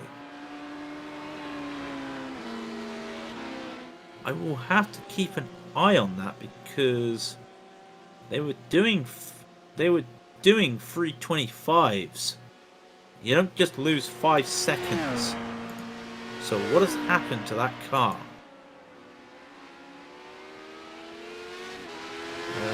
Straddling the middle line for some reason, which is not what you want to do in an LMP1. That will cause you damage. It's lost top end speed in a big way. They have, haven't they? Do you think that is from what I was just saying? Like, he should not be straddling the middle, not in an LMP1 car. Let's have a look in the cockpit. Steering wheel's fine, I think. Yeah, the steering wheel's straight. I think they might have floor damage. Like I said, just by dragging that car in the middle of the track, it does feel like it. Because HCR has gained 3 seconds just down the straight. Now, what is that speed as they come out of Mulsanne 2 down into a Mulsanne corner? They're at 290. They definitely have floor damage because HCR Scuderia is already like 10 kilometers faster than they are. Yeah, that's floor damage. Almost, 20 kilometers faster. That's a lot of damage. What has happened to that car?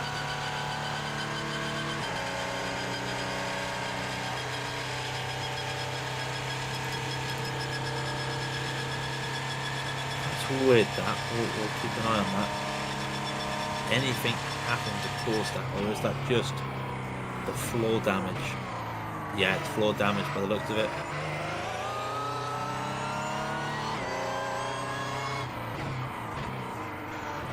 Oh, well, HCR Scuderia is just extended a gap for themselves after going off at it's not Scary, it's Arnage.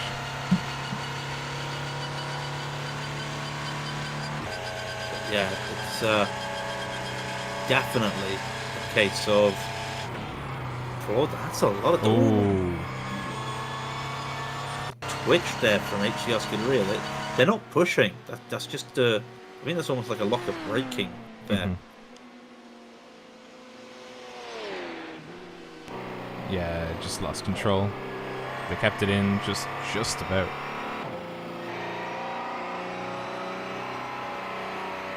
So the gap now is 3.5. Again, it's a matter of when more than if. With that damage to the car on that Iridium. Yeah, it's a 3:31, and even with the 2 mistakes that HCR Scuderia had, they were 5 seconds faster. Yeah. That's just... It almost feels like that there's going to be an overtake coming out of...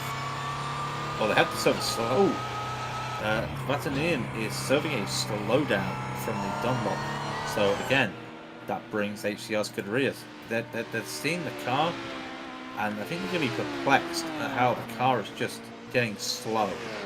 But by the looks of it, it will be not this straight, but the next straight that they'll be able to catch them. Yeah, it's completely dark on the circuit now. Look at it. It's just it's just pitch black at the moment.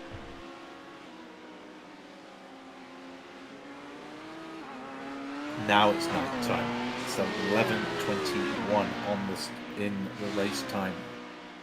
There's 1 hour and 52 minutes remaining in the race, and they are catching. The gap is now 1 second. This will be for P4.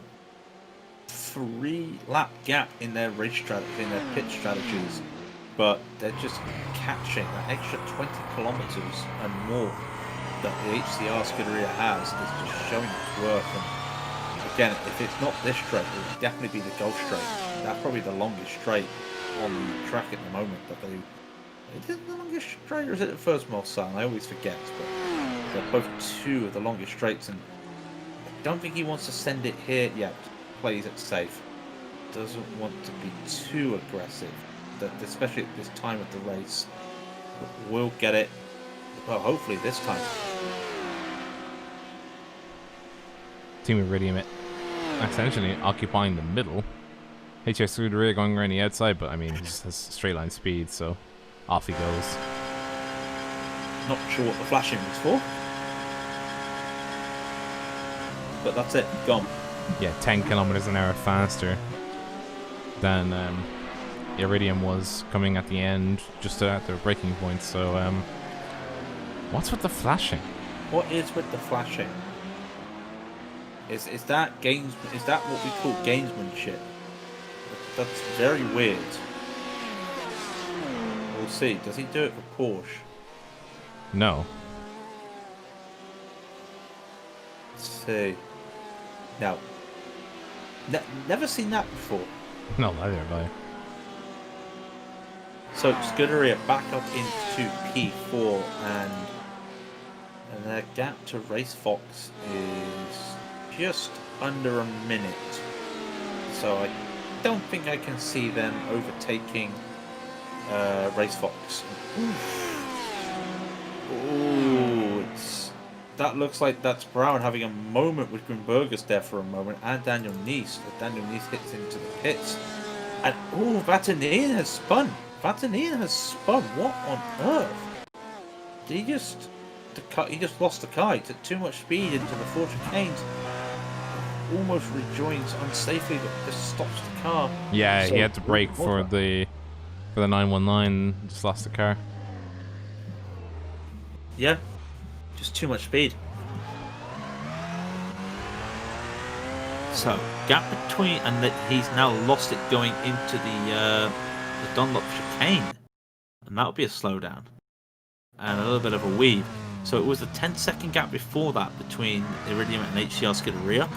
Now looking at probably more, definitely, and it was a 59-second gap between Scuderia and Race Fox. Scuderia having a slower lap again there, so Race Fox look like that they're cementing that third place at the moment. Sorry, I had to do that. I think that both of us are suffering from it now. I mean, I'm not like completely exhausted, but it's just it's been a long 10 hours. Now coming up to 11. Well, there's an hour and 50 left, Rob. We're almost there. We'll get through it together. Yeah. Meanwhile, the gap between Furry Simsports and Simtards has closed. What's happened there? Not entirely sure. But that means Simsa is now less than half a minute away from catching Fury Simsport. Getting held up by the Kilometer Zero car there of Mateus Milano. So losing a little bit of time. But gets past that. In theory, should be fine and dandy. Keep getting the clean air. Oh, and there's an HPD right behind them who has to slow down because... Oh, he went off again. Team Iridium just went off again. And at the famed corner. What is going on? I think that car is quite broken. I think. You know, you don't think there's a braking issue with that or something, do you? I'm not entirely sure, to be honest. It It doesn't sound like a braking issue. I think it just has floor damage. Well, let's see them go through Indianapolis now. Everything's okay there. A little bit of a slow entry into Indy, and Arnage always. Now, I always find it weird, Arnage. You've got that little green runoff that everybody always hits on the entry of Arnage, just basically as like to get their car out as far as they can. I hit that, I lock the tires up. So if you ever see me racing in LMP1, I can't straddle the green curbs on the entrance of Arnage because I would just lock the car up. I don't know why. I think the both of us would, to be fair.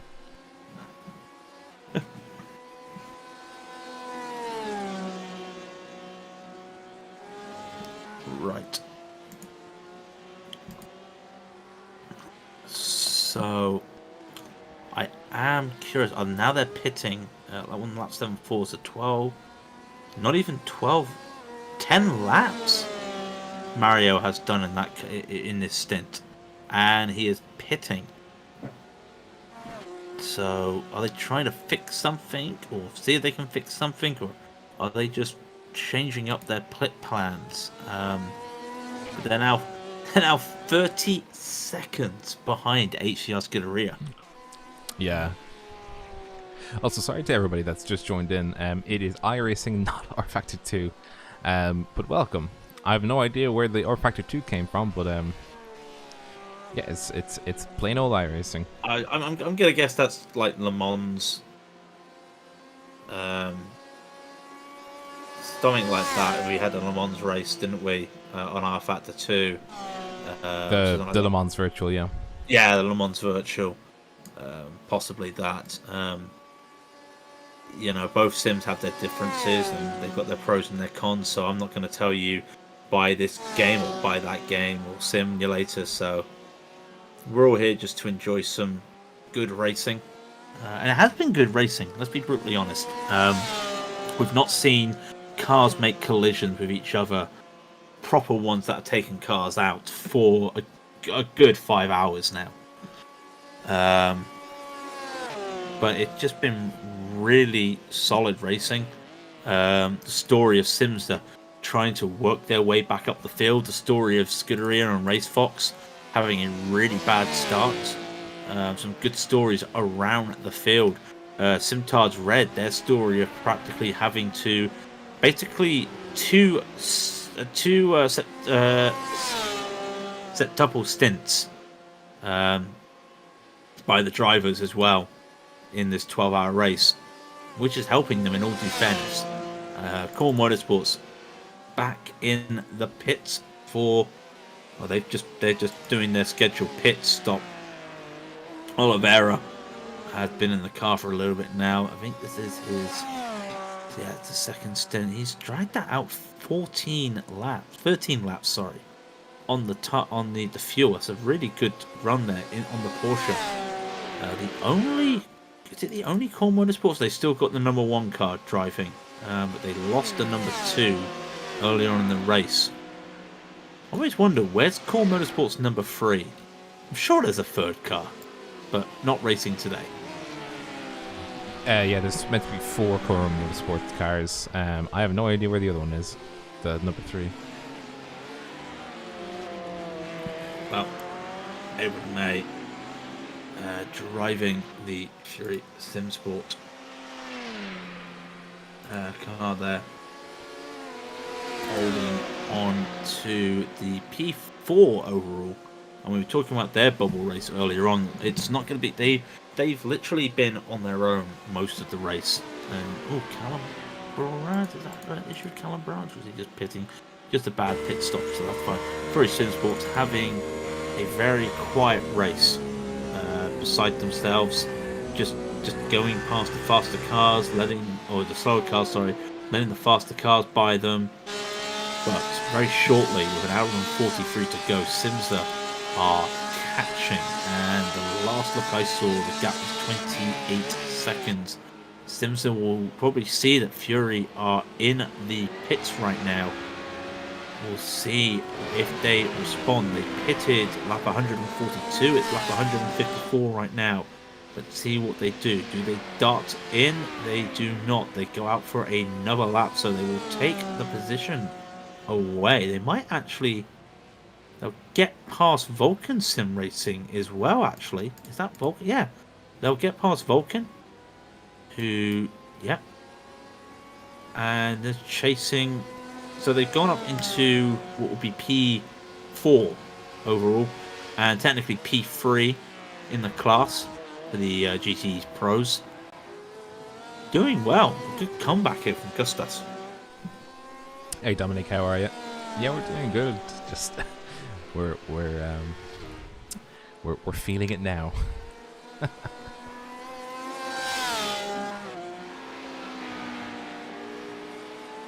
We've gone to the Dorset quiet tones. There's no high pitched voice, preserving our voice, keeping us. Oh, you really are voice cracking. I'm holding up a lot better in terms of my voice than you are. You're going very hoarse. I'm getting worse. No, I'm just like not being enthusiastic. I think the everything go. Yeah, see, so you're a P1. You are doing fine. A very good drive, really, to be fair. Good drive all the way around, really, by all of you.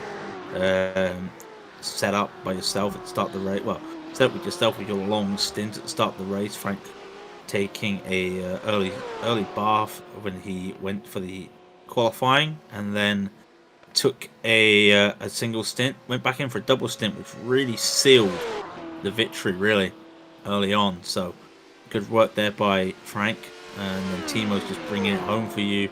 And I suppose yourself, Dominic, or maybe Tim will be bringing it back. So, good driving all the way around by the Butler Powell Motorsports team.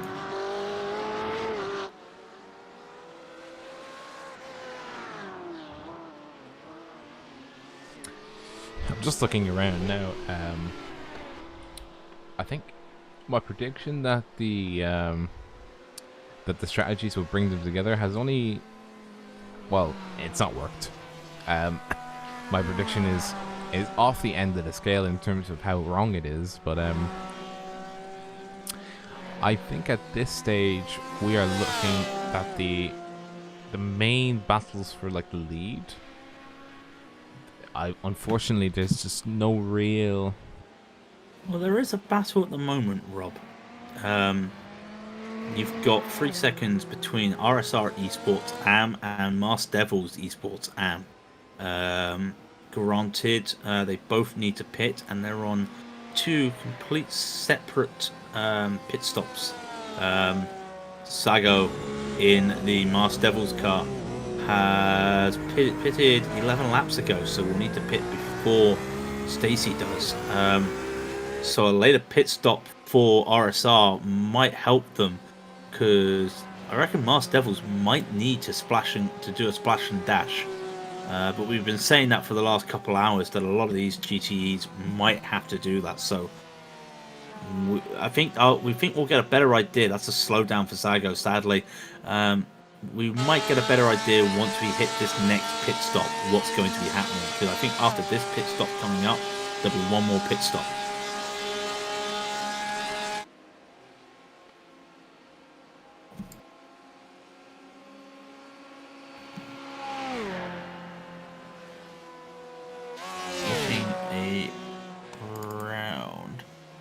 So yeah, Simtar's red in the pits.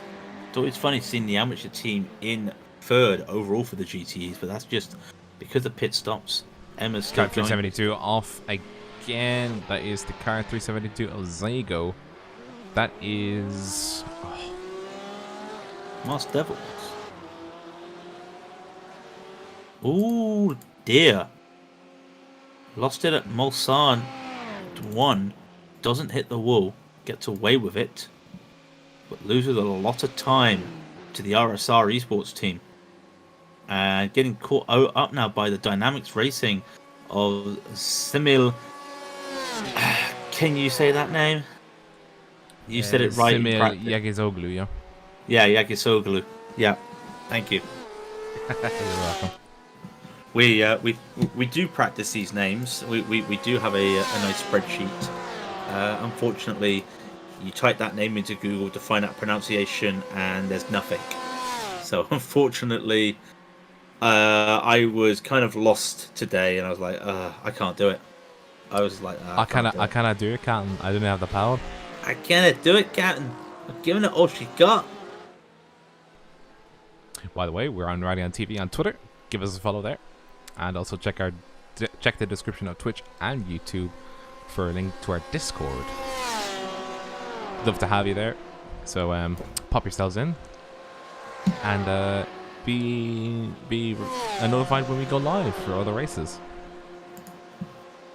Yeah, somehow we will be somehow we'll be back tomorrow with the Fanatec GT1 challenge to finish that off.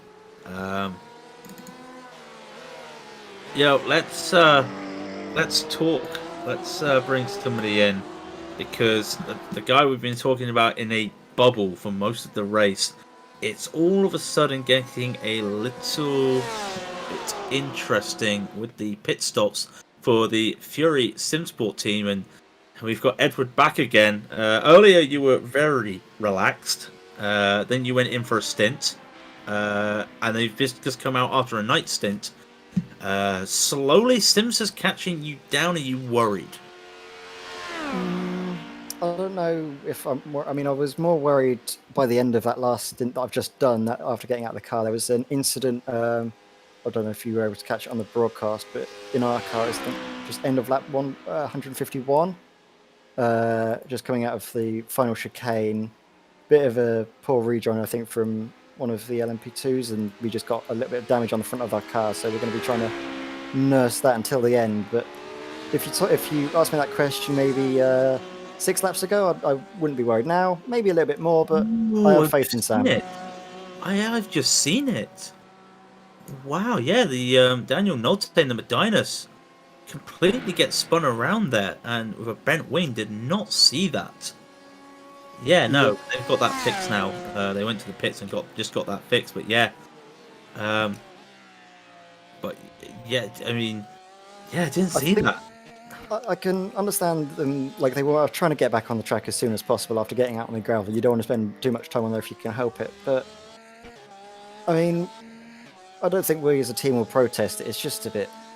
I think we're going to be able to make it through to the end. We're not going to gain anything from a protest for it. It's just, it's no point really, is it? I'm not going to be one of those guys that goes to the stewards all the time. And it was an accident, you know. It was one of these things, yeah, racing incident probably. But we've got Sam in the car now. I think initially the plan was potentially for me to go through until the end, but fatigue started to sink in with that incident. I just thought, yeah, Sam, you can take over and take it through to the end. He has got good pace in the car, and we were actually catching Vulcan, and I think we still have been catching Vulcan up until that point, and I think it's just about now not only worrying about Simsa behind and also Simtards, it's more focusing in front as well. We're kind of, like you said, in the bubble, but that bubble is slowly shrinking, and sooner or later it might start to pop.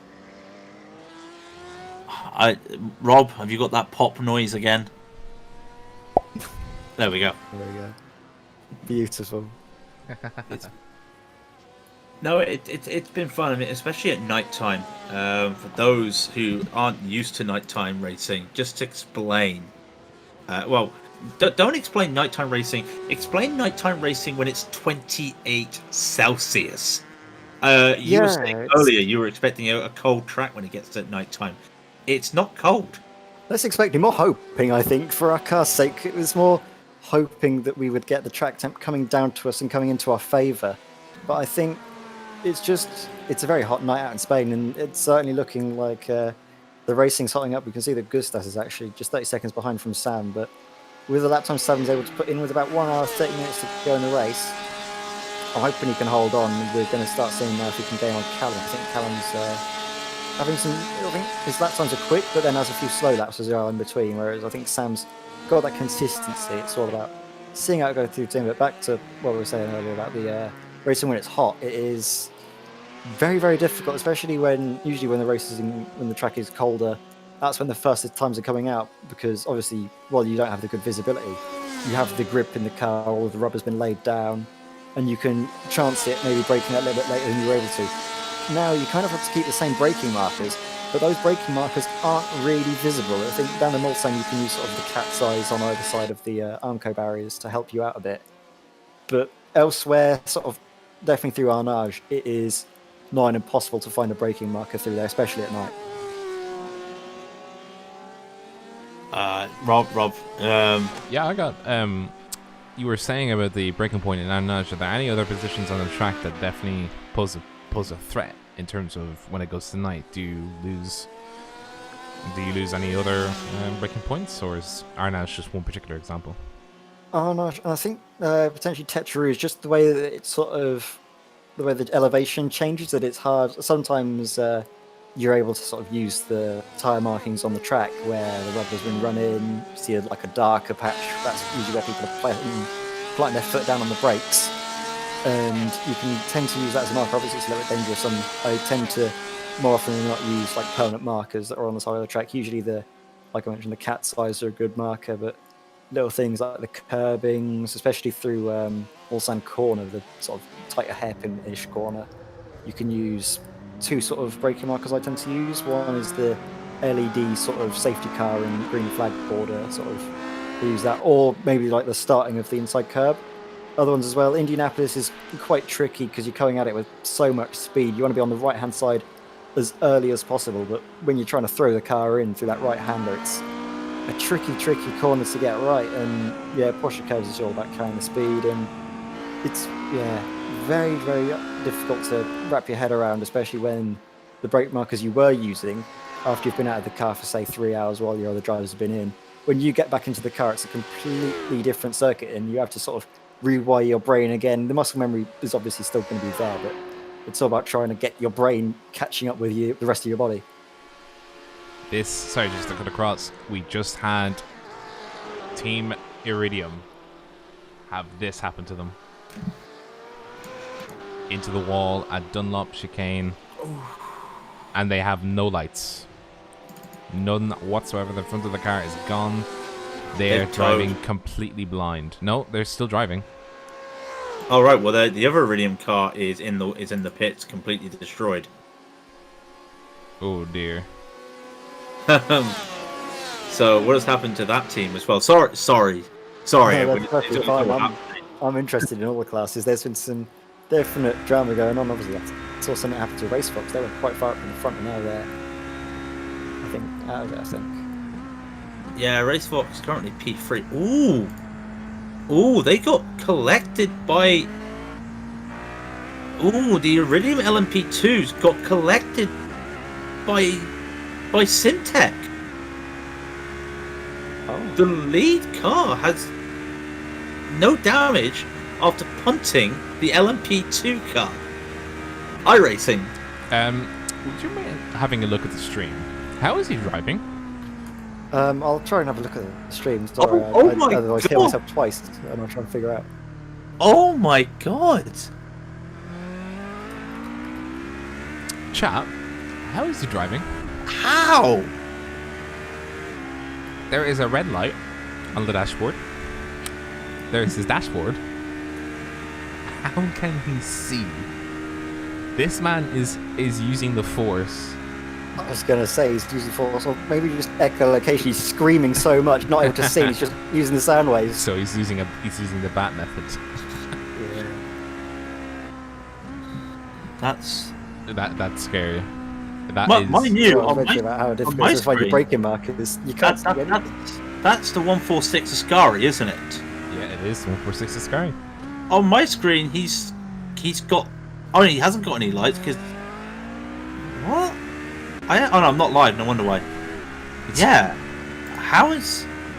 This is not like when I had to drive from Mulsanne to the pit lane with no front last year at LeMans, because I had cars going by me. There's not a single car near him. Is he? Oh God. No way.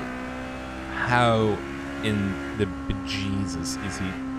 He might have his gamma turned all the way to max, but even then, this is scary, extremely scary. And he's taking that really wide because he knows the corner's there, but he can't do anything. But wow, I'm actually like having a bit of an anxiety. Oh my God. is he? He's not hit the. Where is he? No He's in the way! pit lane. He's in the pit lane. No way! I'm pretty sure he had gamma. Can we report him for that? I'll back you up on the protest, Edward. Someone using cheat. I mean, I'm more in awe of that. That's certainly. I don't know if it's maybe a little bit client side that is different, or if not. I mean, credit to him. Like, yeah, it's difficult to find your braking zones, your braking markers when you have your headlights, but. Oh yeah, you see Derek Smith going off and almost collecting. So we had Simtech having damage, or well, getting hit, or hitting the Iridium LMP2 team. The Iridium LMP1 team has had issues as well. I think you're probably the only car outside of Butler Power not to have any issues whatsoever until you then rear-ended the back of an LMP2, Edward. Yeah, we were quite happy with this. We did think that if we managed to stay out of trouble and keep our noses clean, we'd be on for a good result. And it's certainly looking that way at the moment. I'm just looking at Sam's lap times, and they're quite good at the moment. I don't know what Callum's done because I think he's just had a slowdown or an off track on his last lap. But the gap's slowly but surely coming down, and looking further back, I'm actually going to just check out what Gustas is doing for the Simsa car because we did think about them. I think they've just actually. They just got past Aaron McGold. Yeah, they just gotten past Simtars as well. I think their last lap they were in the pits. They have done a 3:52.4, so slightly faster. The gap's 25 seconds, and then you've got 19 on yourself. So I think you are all bunching up together. And as you were saying, with yourself not getting back in the car and Sam's bringing it home. That will be an advantage for you. Callum Brandt, I'm not sure. It's all up in the air of who will be driving what for the last stint, definitely. It's very, very hard to sort of keep it all going because obviously we've got our race to worry about, but then we're racing 4 other cars, Vulcan in front, Simsa and Simtards just behind us. You got to have everything. Luckily, we've got, not only have we got Sam in the Discord, we've also got one of our teammates who's unfortunately not able to race, Edward Rapriger. He's sort of mainly our setup guy and data engineer guy, basically does all the field calcs and a lot of the race management after obviously he's been working a lot in real life motorsport in very similar things, been data engineers in British touring cars, so knows his way around setting up a race car and managing the race distance. So thanks to him, and yeah, helped us out a bunch, and hopefully we can take it home. And I don't know if we can get the podium. It'd be nice if we can, but still, 4th place would be our best result and one that we're going to be over the moon for.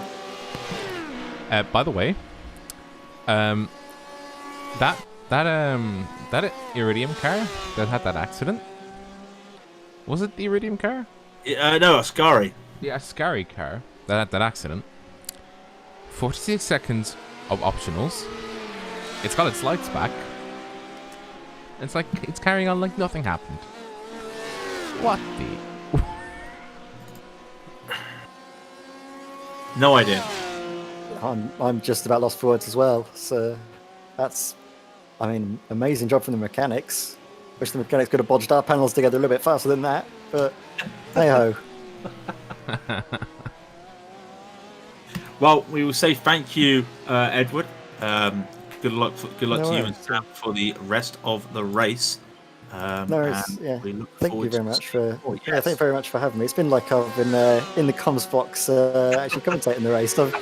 It's weird. I go from racing to then commentating and then back to racing. Even when I'm racing, I start commentating. This is a nice little change of pace. It's good fun though, and I'm always glad to be in with you guys in the comms box. Quickly though, before I go, I need to give a quick shout out to our sponsors, Midas Simulation. You've seen the logos all over the car, pretty much all races you've been following us, and they basically provide basically anything you'd want in terms of sim racing equipment. You can get some nice heat valve pedals, you can get custom sims, motion rigs, just standard aluminium rigs, monitor mounts, wheel bases, wheel accessories, even like cube controllers. even just anything you really could think about to do with sim racing, these guys stock it, and honestly, I can't praise them enough. They've been helping out a lot of the guys with the team. Sadly, I've not been able to help out because I'm a student and I'm living off pot noodles and next to nothing. So, unfortunately, I'm having to stick with my good old-fashioned Logitech. But I'm sure if you're looking for a little bit more than the gears of your Logitech, you can check out the guys at midassimulation.co.uk and they'll hook you up something nice. Thank you very much, Edwin. And like I said, best of luck for the rest of the race. Meanwhile, talking about drivers that have had one hell of a race, really. Martin Smith here from Racebox. Martin Smith. Yeah, it's late. It's late. Yeah. What you guys have had a very up and down race. I've got to be honest. You and Kevin. Yeah, Kevin got the upside. I got the downside. So, talk me through some of the downsides.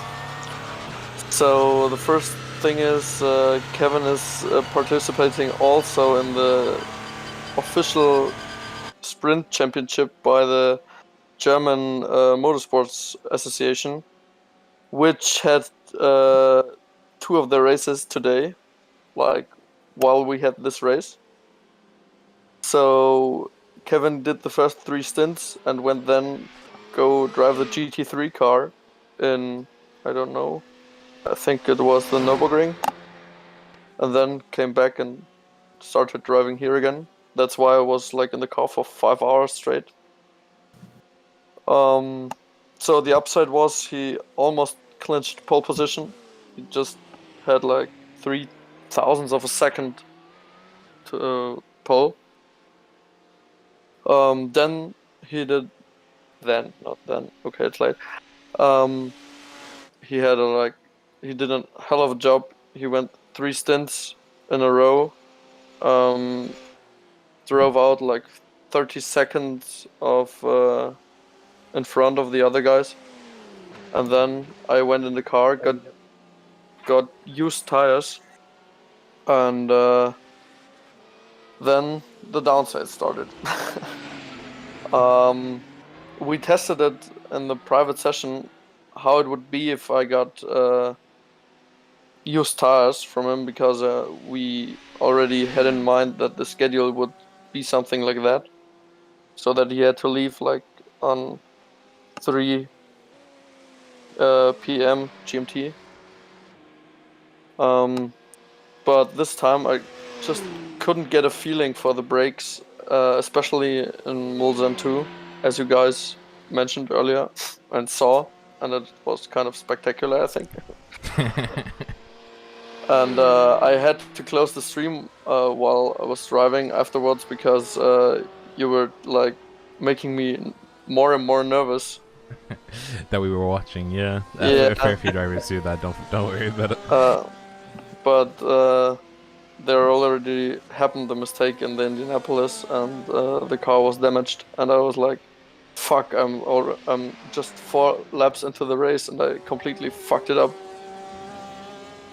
And then I did like 4.5 or 5 hours. I'm not quite sure anymore, because I don't have a feeling of time anymore, to be honest. Yeah, I don't think any of us do. Yeah, I think we've all lost the time. Yeah.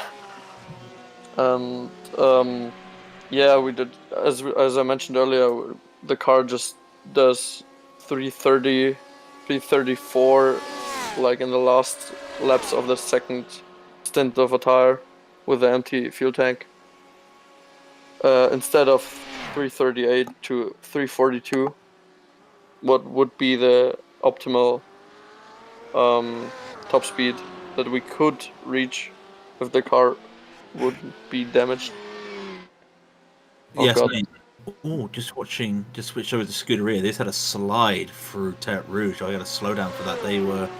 They are trying to catch you, but I think they're also dealing with some damage as well. I mean, like you said, you were saying you were 20 kilometers down on power of top speed, and Kevin really put in a stint to get past the Blue Chews America, who had then had their own issues, as did Raidillon.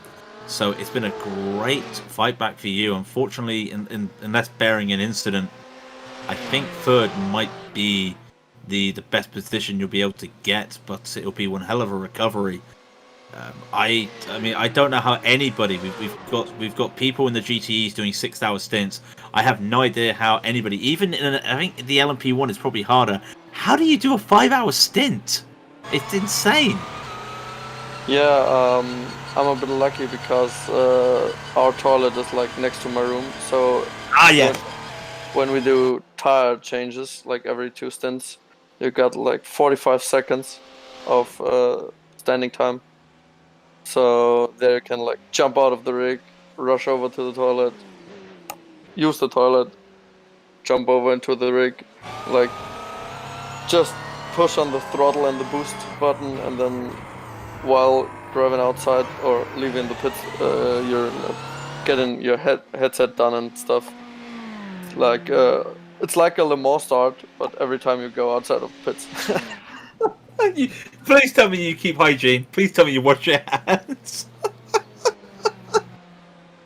Rob, have you got anything to ask? Just laughing at that. The only thing I have to ask is, well, what's the current goal for the for the Race Fox guys? You know, are you just trying to keep your third position, keep lapping around? For today or for the whole championship? For today. Like, for today. For today, third is all we can get. The Element and the Simtech cars are like not or really low damaged, so we just can't keep up with them with the damaged car. So we could go the pace they have, but we're already a lap down on Element and 2 laps down on Simtech. And that's just too much for an hour 16 that Kevin has to do anymore. I'm a bit annoyed because it were just 2 mistakes by me and that fucked up the whole 12-hour race.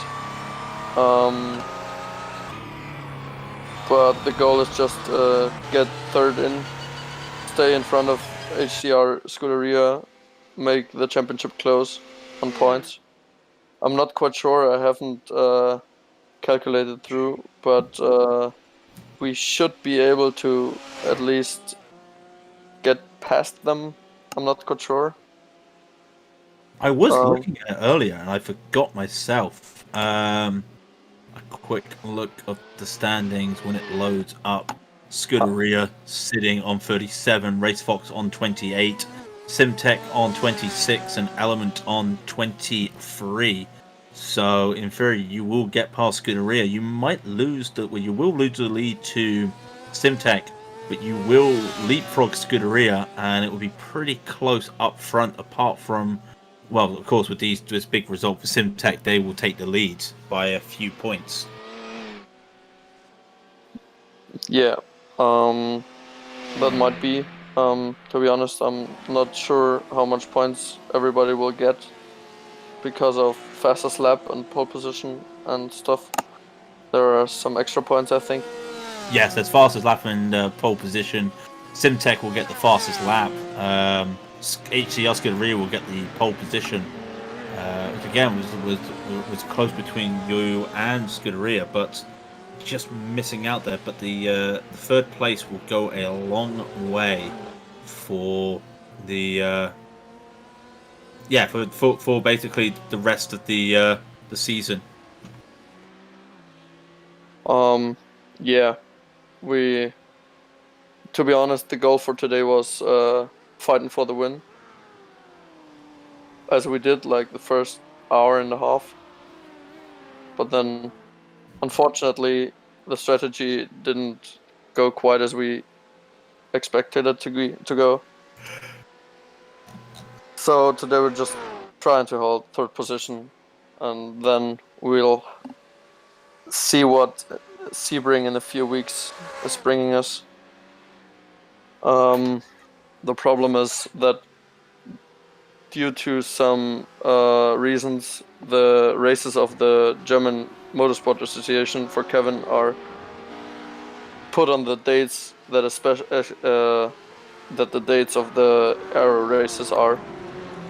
So maybe we won't be able to participate again because Kevin has to do then both series on the same day twice, and I'm not sure if it's allowed with the fair share rule of the driver changes to keep us going, because I have nobody to cover if Kevin is not here. So maybe this is our last appearance here, but we'll talk through this tomorrow or when we have gotten enough sleep. Well, you can never say never. You can always Yeah, find good. another person. I was going to say it'd be best to sleep it through and just wait for everything, because it's going to be a long night. Well, it's going to be a bit of a sleep after this, so it'd be probably best to sleep on it. But I will let you get back to Kevin and cheering Kevin on in the RaceFox car. All the best, just keeping that lead. It looks like you're extending that lead on Scuderia, so that's promising. But it's been a good recovery. As I always say, don't beat yourself up too hard. We've all had mistakes like that has cost the teams, so we've all been in those shoes. Do not worry. One mistake does not make a man. But good racing out there today, Martin, and I wish you all the best, and fingers crossed it's not the last time we see you. But if it is, it's been great watching you and Kevin. Thank you very much. Shout out to you guys staying here for let's say almost 12 hours, because it took some breaks, I think. Not quite sure. I could not watch the stream while I was driving, as I said, because you're making me nervous. But you do an awesome job here in the broadcasting studio. Keep it going like you do. Have a nice rest of the night. I hope you get a little sleep afterwards. Yeah, I'll be going straight to bed. Yeah, we will. Don't worry. And see you. Hopefully, see you again in Sebring. I'll see you again at Sebring. All the best. Yeah. So that was RaceFox sitting in P3. Sorry, I was looking at this battle. Vulcan and Fury. Sam has tightened the screw, and the gap now between these two is 6.7 seconds. Simsa still catching up to them. The gap now is 21 seconds after the pit stop, so they're catching. But at the moment, Fury and Vulcan, this is the battle going on right now after a very slow lap from Vulcan. I'm not sure what happened to them. The battle is now catching up now. Fury can see them down the straight. Yeah, they can. Sorry, I'm just eating some mints. I thought I could hear you stuffing your mouth. It's just mints, don't worry. I wouldn't expect anything else. Every team will have to take one more pit stop by the looks of it. We are down to 1 hour and 10 minutes, Rob. We're down to 1 hour and 10 minutes. It's happening. But this is where we always say, this is, as Doctor Strange would say, we're in the end game now, as everything is looking pretty well. It's pretty spread out in the LMP ones. The HPD says 20 seconds between first and second, and that gap could change at any time. One mistake could change that. They're matching race pace at the moment, so that could change. But Lapau almost a lap ahead of Core Motorsport, as is Vulcan. Vulcan just about being lapped as well. So yeah, that battle for the position. P2 and P3 and P4, sorry, looks to be heating up, and especially with Simsa, but it looks like they've fallen off the pace a little bit. Just unable to hit the 51s, but the 52s were helping. But there's going to be about 20 laps to go. It's going to be a tight one for Simsa. Yeah, I'm just looking at it now. I think the Vulcan Sim Racing car is down on top speed. Out of that, or it's not able to go as something is preventing it from reaching 5 extra kilometers an hour. And the Fury Sim Sport is in view. It is gone. It's taking the gap down to below 6 seconds, and it's getting closer and closer. The key will be to see what the lap time difference is as they cross the line. Vulcan Sim Racing had a very slow lap that previous lap, so let's see what happens when they cross the line this time They've around. got damage to their front. Now, was that from last lap, or has that been from prior? That is from prior, so they've had that damage for a while, but looks like they are suffering. Maybe they've had this for a while. See their lap times. They were doing 54s and 53s for quite a while. And then that last lap was a 4:06. No idea what happened to them on the last lap to cause such a long time. But that's what's really affected them. I cannot see anything in the replay. So it must have happened when it blanked iRacing strikes again, unfortunately for me. But yeah, it's weird that they're only doing 4 minutes and the gap is 7 seconds. So it doesn't look like they're down on top speed. Not at the moment. They've increased the gap. We're still alive, Ryan. Yes, just barely, but we're still alive. Yeah, we're still alive. Do not worry. We're still living. I don't know how.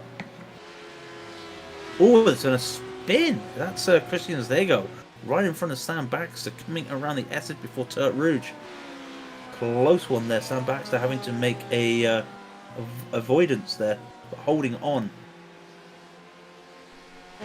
8 seconds is the difference down. Spinella. Pronto. Iraching driver. Spinella. Oh my god. You're doing that, really? Yeah. Yeah, he just got pronto. Pronto. Ooh. Pronto. Seb. Zimbabwe. Spinella. The gap is now down to 6.4 seconds again, catching on. And Gustas is 18 seconds away from Fury Support. So he's catching on now as well. Again, we're just keeping an eye on these times. 1 minute 5, 1 hour 5, sorry, to go in the race. So really heating up, and they all have to take one more pit stop. And I'm guessing that would be, what, 30 minutes to go, I would think? The Fury Sim Sports and the Vulcan Sim Racing, they're on the same strategy, so it's outright pace now that'll bring them together. The both of them they are have on to their pit, don't they? yeah, the both of them will have to pit. They're on their 9th lap, so within the next 15 minutes, they should be pitting, and Right, that will be their 15. last time they pit. They'll have to go to the end. Be a sprint to the end, and then of course Simsa, they are matching them now. They decide to go for a match, rightly so. I think they had to try and match up so they would not have any mistakes with the with the I just got a message saying the race is on. Definitely is. Iridium. All that flashing earlier in the race was given a warning for the unnecessary flashing, and that's half a penalty point. So it's been a very quiet race. So just to give you an idea, Scuderia and Iridium half a penalty point. Pantera had 1 before they retired. Simsa had half a point. Simtard had half a point, and Dynamics 1 point. So that's the gap at the moment, the difference, well, the penalty points at the moment.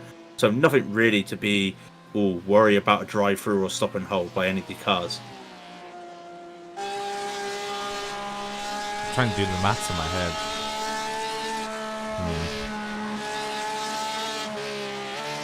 Don't do maths, you'll hurt your head.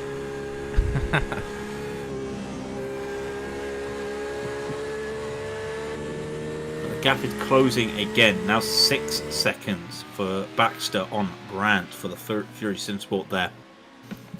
Catching now. Now what is their times when they cross the line? That would be the key to see. So Vulcan a 3:54.3 and Fury doing a 3:53.6, a 3:53.7 if you round it up.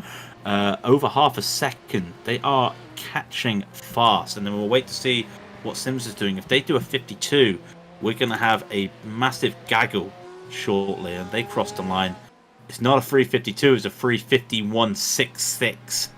Yeah, so that's Fury 17 so seconds. Fury Simsport is in a very peculiar situation. They will reach Vulcan Sim Racing first, but they have to hope and pray that they put in the effort now to not get caught by Simza, because Gustav Grimbergus is now pulling laps from absolutely nowhere and just putting them down on the table. And, you know, he is now, and, you know, Sam Baxter in the car will probably be under a lot of pressure to make sure that he makes it come alive in the end. Yeah, gotta be careful as they come around here. It's Sam Baxter will know. He won't even see up ahead the road. He will just know when looking on the relative that he's there. Just keeping that gap. He has to match the times. Now, where is he getting the times? Is it this situation again where they're getting the better times going through the racetrack section of Le Mans? I think it might be. The gap's closing again as they come through Mulsanne 2. And then it opens up a little bit just on the exit, but it's Baxter catching. He has made up time there on the exit of Mulsanne 2. And will he make any time on the Mulsanne corner? Looks like he will. And there he goes. We've got to keep our eye on Simza. 17 seconds. I think he might be able to catch them. Question is, who catches who first? Well, we know Baxter will catch the Vulcan Sim Racing Brandt first, but will he be able to make a move, or will we see all three of these at one go? Yeah, the clock is ticking. Well, the clock has been ticking for the last 11 hours, and we're very shortly going to hit the final hour, and it will all to play for. Sorry, I'll get my pronunciations right. Wow, I butchered that big time. It's nothing much happening in the lead of the others. Martin Smith just did a calculation. The points calculation. Sorry, just to give us an idea of what will happen in the championship. If it stays in this position for the 8 LMP1s, Simtech will take the lead at the championship with 52 points. Scuderia will be on 50. RaceFox 43 and Element Sim Rating 41. But that could all change if someone pushes out a fastest lap or an incident, which can't really see either of. Well, can see one of them happening and the other one not happening, but we will wait and see. But this battle, nothing happening with the HPDs. The gap is 20 seconds between Valkyrie Esports and RSR, but that has been made closer with almost a second a lap quicker there from RSR, that last lap. It's all to play for if we hit the final hour, Rob. And the final hour has ticked over. It ticked over just over 40 seconds ago. So now it's sprint race go time. It is down to what the drivers can do in the final hour. It is Fury Simsport versus Vulcan Sim Racing for the battle for podium position in overall and in pro. They are catching them at a rate of roughly half a second a lap. They will catch them in... I just realized. They will catch them with 8 minutes to go, I think. Are you doing the AWS here? Yeah, I'm being the AWS, but I'm fucking accurate.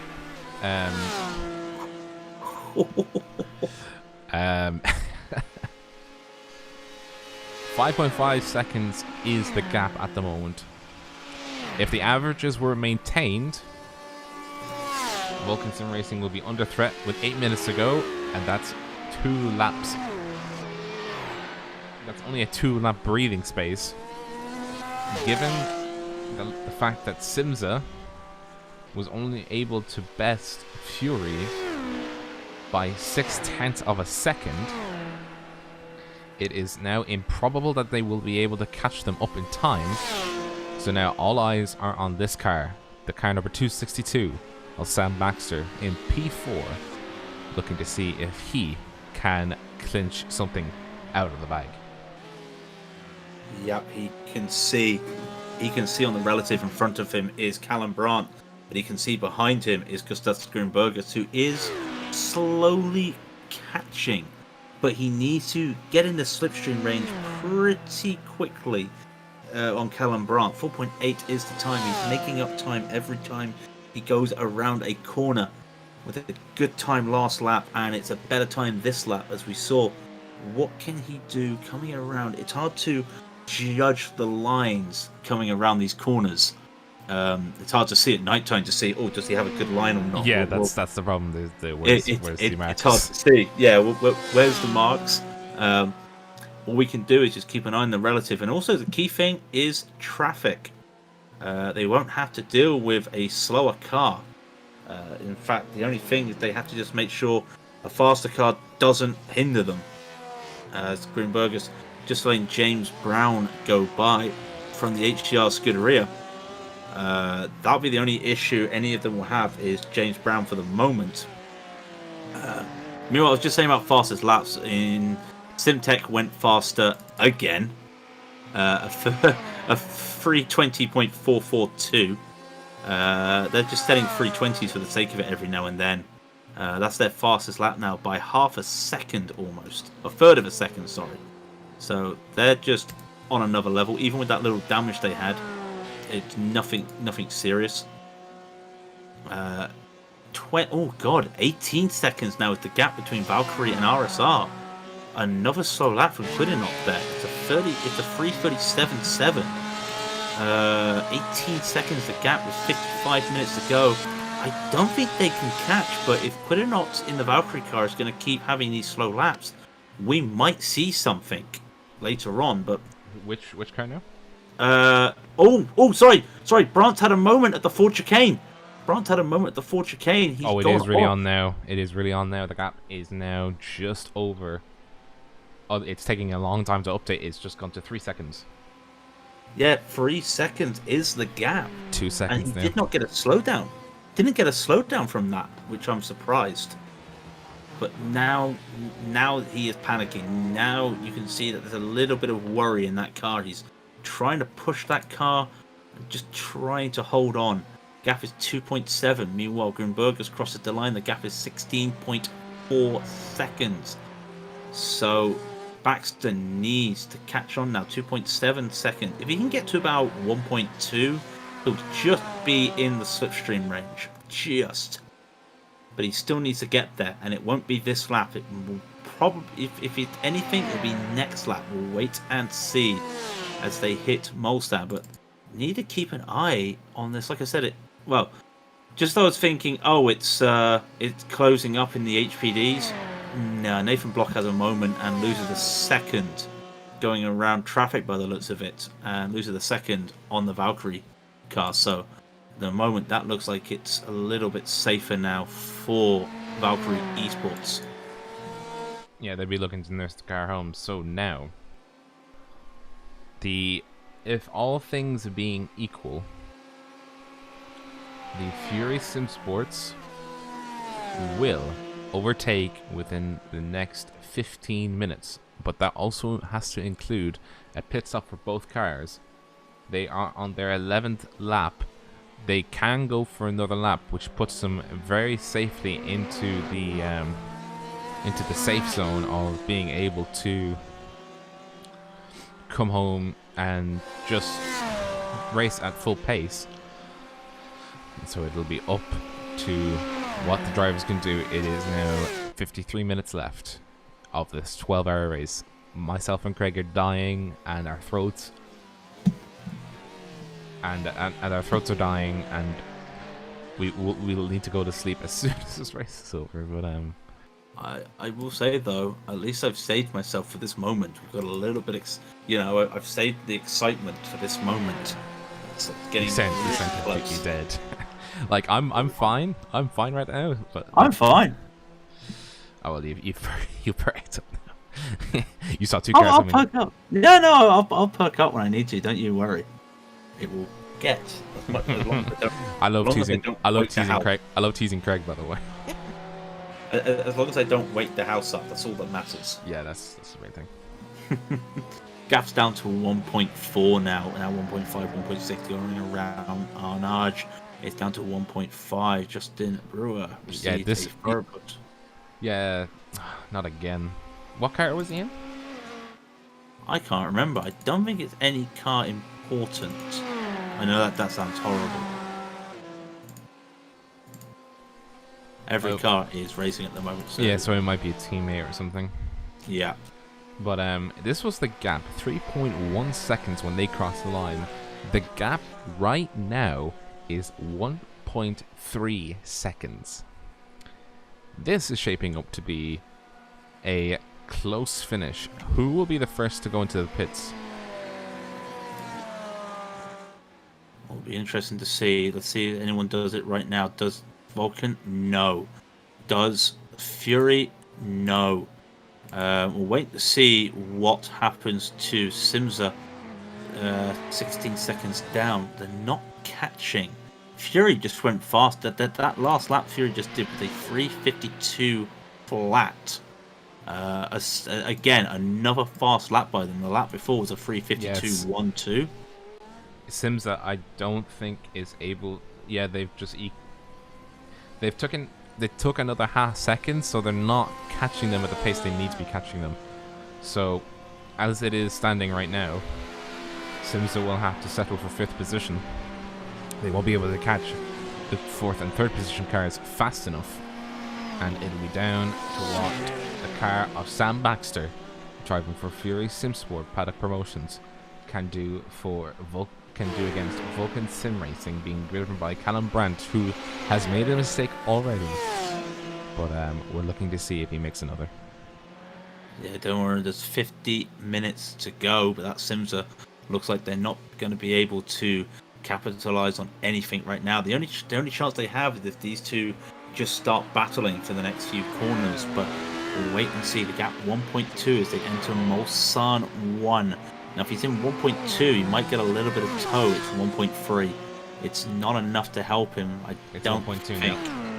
Yeah, it's 1.2 now. This could be just getting in that range. We'll wait and see. Coming down Mulsanne 2. But he took more time off when he entered Mulsanne 2, when he exited Mulsanne. So Baxter's getting some really smooth entries and exits, and it's helping him. Gap now 1 second. Under a second they go. Really aggressive move there. Baxter, they said that their car would be better in the cooler nighttime conditions. Well, it's not cold, but he's pushing, and I think he pushed a bit too hard. He slid through Mulsanne too, but he is actually going 6 kilometers an hour faster. I don't think he was inside slipstream range, but he will be now coming up through Gulf, I imagine. Well, let's see what they do at Mulsanne. This has been a trouble corner for most cars all race. The gap is still the same, unable to catch up, so he's gonna have to hope for a move of some sort going into the Porsche curves, maybe. Core Motorsports in the pits, by the way, for their final pit stop.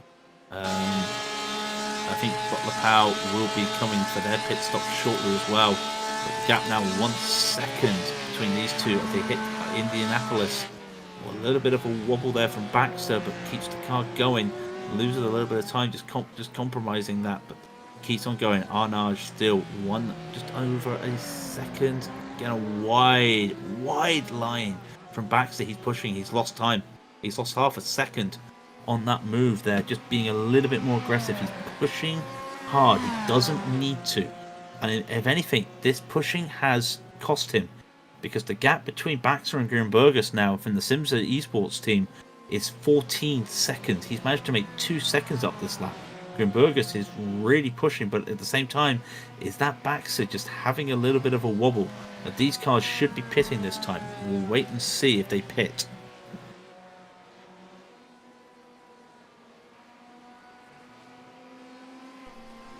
So, current gap is 1.683 seconds. I think Fury Simsport made a mistake coming through Arnage. Yeah, Vulcan pitting, by the way. Vulcan pitting. Yeah, they both are. So this will be, once they both pit, it is a fight to the end. And Grimburgus couldn't pit. If he wanted to pit, he couldn't pit. He had car 35. That's the HCR Scuderia on his inside. He could not pit that lap, so he's gone another lap. So that will be interesting to see. Having that moment as well cost him a little bit of time. He should have the fuel though to do this. Touch wood. He did a 350.6. Callum Brandt has been switched with Mohamed Janko. Mohamed Janko will take the final stint between the two of these. Who will go out first? Well, that would mean Sam Baxter would go out first, wouldn't he? I'm not sure. If they take tires, it depends. It depends. It's a waiting they game. Both go. Oh, wow! Sam Baxter will be against Mohamed Janko. Meanwhile, we've still got Simsa Esports, who did a 350.6. How good is that? That's the fastest lap of the race. A 350.6. Simsa, that Gustav Grimburgus put on the afterburners that last lap. He is pushing hard, and if he knows that the other teams have taken tyres and have also once done a driver swap, he knows what he needs to do. He will probably come in this lap with 46 seconds remaining. If he doesn't take tyres, he might be in an advantage to overtake Fury. But will that compromise him trying to take Vulcan? We'll wait and see. He's only at Mulsanne, coming up to Mulsanne 2, so we cannot tell at the moment. But the gap between the others is 1.2, and Janko will have to defend the final 45 minutes against Sam Neither Baxter. of them took tyres, by the way. Oh, neither? Neither of them took tyres. Wow, okay. So that opens up everything. And Fury Simsport is now within slipstream range.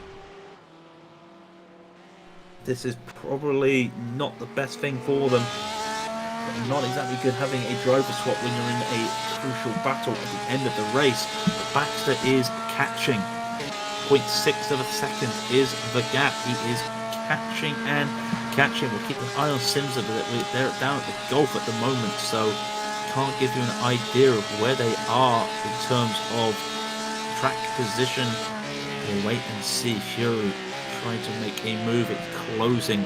They hit Mulsanne 2. It's closing. 0.3 of a second as George goes down to. Now it's 0.4 of a second. Back to 0.3. Holding on. There won't be a move down into Mulsanne unless he gets a really good run, but I cannot see it in that posture. They're holding on. It goes to 0.2, but Janko for Vulcan has the inside, but the speed with that slipstream is just so much. Baxter may have this side by side into Mulsanne. They go. Into Mulsanne they go, and Baxter has to just yield. He doesn't have the position. Takes the end around though. He goes in. He goes outside and inside. The swing back will probably help him. Gets a good run though. He's got that slipstream in the middle. Janko will want to go on the inside around the first kink of Gulf Straight. He does, but none of them has the middle. None of them has that crucial middle, the high ground. And it is finally Baxter gets by. Fury Simsport has third place for the first time this race. Now, what can Janko do coming down to Indianapolis? Breaks a little bit early. He doesn't want to cause an incident. Almost like they will be complacent. Well, they'll want to fight for third, but they don't want to do anything stupid to cost them the whole race. Yeah, absolutely. Especially. Oh no, he's locked the brakes. Baxter's locked the brakes again. Had issues the last time they came around there, and it's another issue there. So he's now back to square one. This is the car that will give him much anxiety, I think, over the next 43 minutes. He's not able to... He's going around on the inside, coming into push curves. That's a brave move. That's a brave move, but he makes it stick. Vulcan makes it stick, makes the outside defense work. Meanwhile, Sims' Esports did not pit this time round. So they'll go around again. The gap is 0.5 of a second, and Baxter had it done. He had it done, and then just made that lock up into Arnage. As they will keep on pushing the gap now 0.3. It feels to me that Fury do have the pace and do have the pace more than anything. Can he just string it all together? He needs to get this overtake done quickly. It will have to be done either at Mulsanne, before Mulsanne 1 or before Mulsanne 2 if he wants to hold on. Just to see, this is what Mohamed Janko sees out of his rearview mirror. The headlights of the car 262 Fury Sim Sport Sam Baxter. Absolutely hounding him everywhere he goes. This fight is now on. This will go to the end, and they also have Simsa to worry about. Simsa will take 1 minute and 6 seconds. No, wait a minute. They'll take less time. Oh no. Yeah, the gap was 53 seconds. The gap was 50 seconds, sorry. This absolutely throws up the matrix now. The Simsa Esports Endurance team has done 13 laps on their current stint. It'll be 14 when they come into the pits. This is something that you don't want to... Oh no, I just thought... Baxter goes on the outside, goes around, takes the position from Janko. Fury has that back again. He will pull back into the front of them, hit the braking. Ooh, a little bit early there with the braking, but takes it. Janko takes a bit of a early braking there to prevent anything happening. Lose a bit of time, so now Vulcan back in the chase as they hit out of Mulsanne 1 down. And you were saying, what have you been thinking? They will... I think Simsa might just do it, you know? I think they will. Because they only have to take as much fuel on board to finish the race. They'll only have to take 40 minutes worth. This is where they are now, just coming through Gulf. They will be, I guarantee you now, 2 seconds. 2 seconds. You're going to say they will come out 2 seconds. Behind. 2. Behind Vulcan. Or whoever's the lead car of the packet 2 that we're looking at now. That is brave. Meanwhile, the lead with 14 minutes to go in the HPDs is down to 15 seconds. Valkyrie's had another bad lap of 4:36. RSR there with a 4:31.5, and this has been the story really for Quillenot. It's just not been there. It's been 34s. He's had a 40. He had a 35. Not been there. If RSR just keep consistent, they might catch this for the lead for the HPDs down to the line. We wait for Simsa coming around the karting S's. Will they pit this time? They need to pit sometime. Now they pit. 52 seconds is the gap between Simsa and Fury. It's all coming down to this, into the 60-mile-an-hour pit limiter. Round they come. This is going to be tense, and you think they're going to be 2 seconds behind. This will be Simsa 2 seconds behind Fury. We wait and see. Where's Fury? Where's Vulcan? They are literally right on each other's tails entering Porsche. It looks like Vulcan just wants to hold on to the back and just wait for the right moment. Coming around Porsche now, hitting Corvette. Where is Simsa? Simsa in the pit. The car has not gone up. It's not tyres. Gap is now 26 seconds. Taking more and more fuel. As much fuel as they need to finish. There's 40 minutes left in the race. 16 seconds. 15 seconds now. As it looks like, Baxter still has that position. Coming around the Ford chicane, they're about to cross the start-finish line. Simsa is now leaving the box. 6 seconds, 5 seconds, 4 seconds, 3 seconds, 2 seconds, 1 second. They're going to come out the pit lane and literally cross each other. You said it was 2 seconds. I'll tell you what, Rob. Wow. Wow. Can you tell me the lottery numbers? Wow. They are within 2 seconds. Thank you, AWS. I'll have my job now. wow, sorry, that just amazed me. Now these three are all together, and that was that stint from Grimbergus there. And then Rob's masterpiece of mathematics, which, yeah, but he, okay, Grimbergus is in the slipstream with Janko right away, and it's not even going to be a challenge. Actually, it looks like Janko had to take a slowdown. He's really slowing up here. Was that a slowdown? I think it might have been. Say again. I think Vulcan had a slowdown.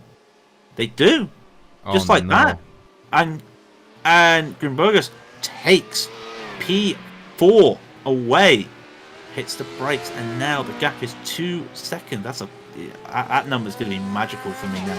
2 seconds. Grimbergus pushing. He'd lost the fastest lap, by the way, but Mapao, Timo Raipien, has taken that fastest lap back, by the way, with a 350.372. Everything's still the same in the HPDs, by the way. 15 seconds. I think they've already pitted, so that will be it for them. As Gibson's giving a bit of a flash by the looks of it, or is that a flash elsewhere? It was a flash elsewhere. Let's get back to this battle, though. This freeway battle between Baxter, Grimbergus, and Janko. It's just every time you look at it, it's closer and it's nerve-wracking. Yeah, I'm kind of. I'm just like, I'm on the edge of my seat right now. Are you awake? Are you awake for this? That's the question. I am extremely awake. I am as awake as I will ever be. 12 hours, 24 minutes, and it comes down to this. With just 11 laps left to go, I reckon. The gap is 1.6 between Baxter and Grimbergus. That is the gap between Fury Simsport and Simsa Esports. And then behind them is the Vulcan of Mohamed Janko, Vulcan Sim Racing at 0.7.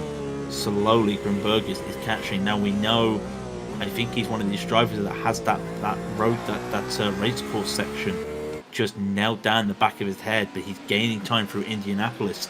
And if you can gain time from Indianapolis, you can gain a lot of time elsewhere. So losing a bit of a slow exit there on Arge, but not losing too much. In fact, gaining speed on Janko as he's hunting down Baxter. There's no car around him at the moment that will overtake them. In fact, I don't even know where the nearest car is that would overtake them. They've seen Kevin Crosney in the Race Fox car. That will probably be the only car they see for the next, 10-15 minutes, I reckon.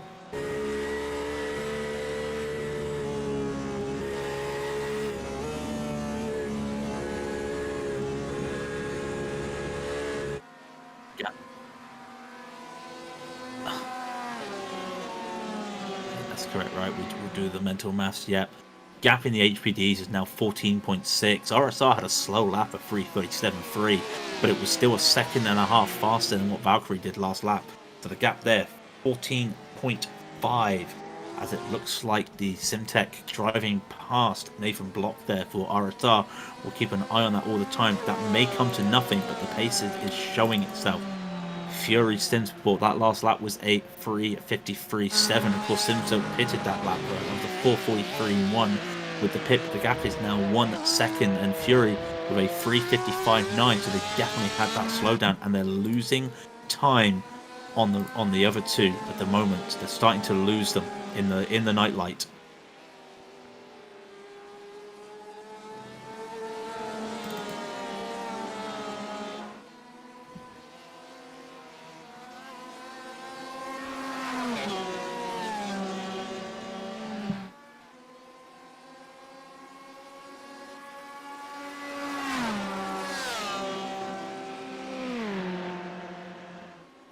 It all depends really on the traffic. I think the traffic is going to dictate this for them, because could it not look like, and there's a slowdown for Block. That's a slowdown for Nathan Block. That's going to hold things up, pushing really hard out of Corvette into the karting. Yeah, and that's a slowdown, losing all the time he's just made up. That's a second, 2 seconds he's going to lose it. Just a second and a half he's going to lose. All that time he made up is gone. So his time as they crossed the line, a 3:37.945, and it's a 3:36.4 for Valkyrie. Let's get back to the Fury Simsport and Simsa. The gap is now half a second. Grimbergus is just so more comfortable and so more happier with the late braking and the turning. Again, takes a better line. He closes in on that braking. Loses a bit of time having to be cautious on the exit, but still there over the little hump. And it's still half a second. This is going to be a move, I reckon, down into... And Grimbergus is making the flashes. We know he likes his disco ball. I reckon he'll make the move down into Indianapolis.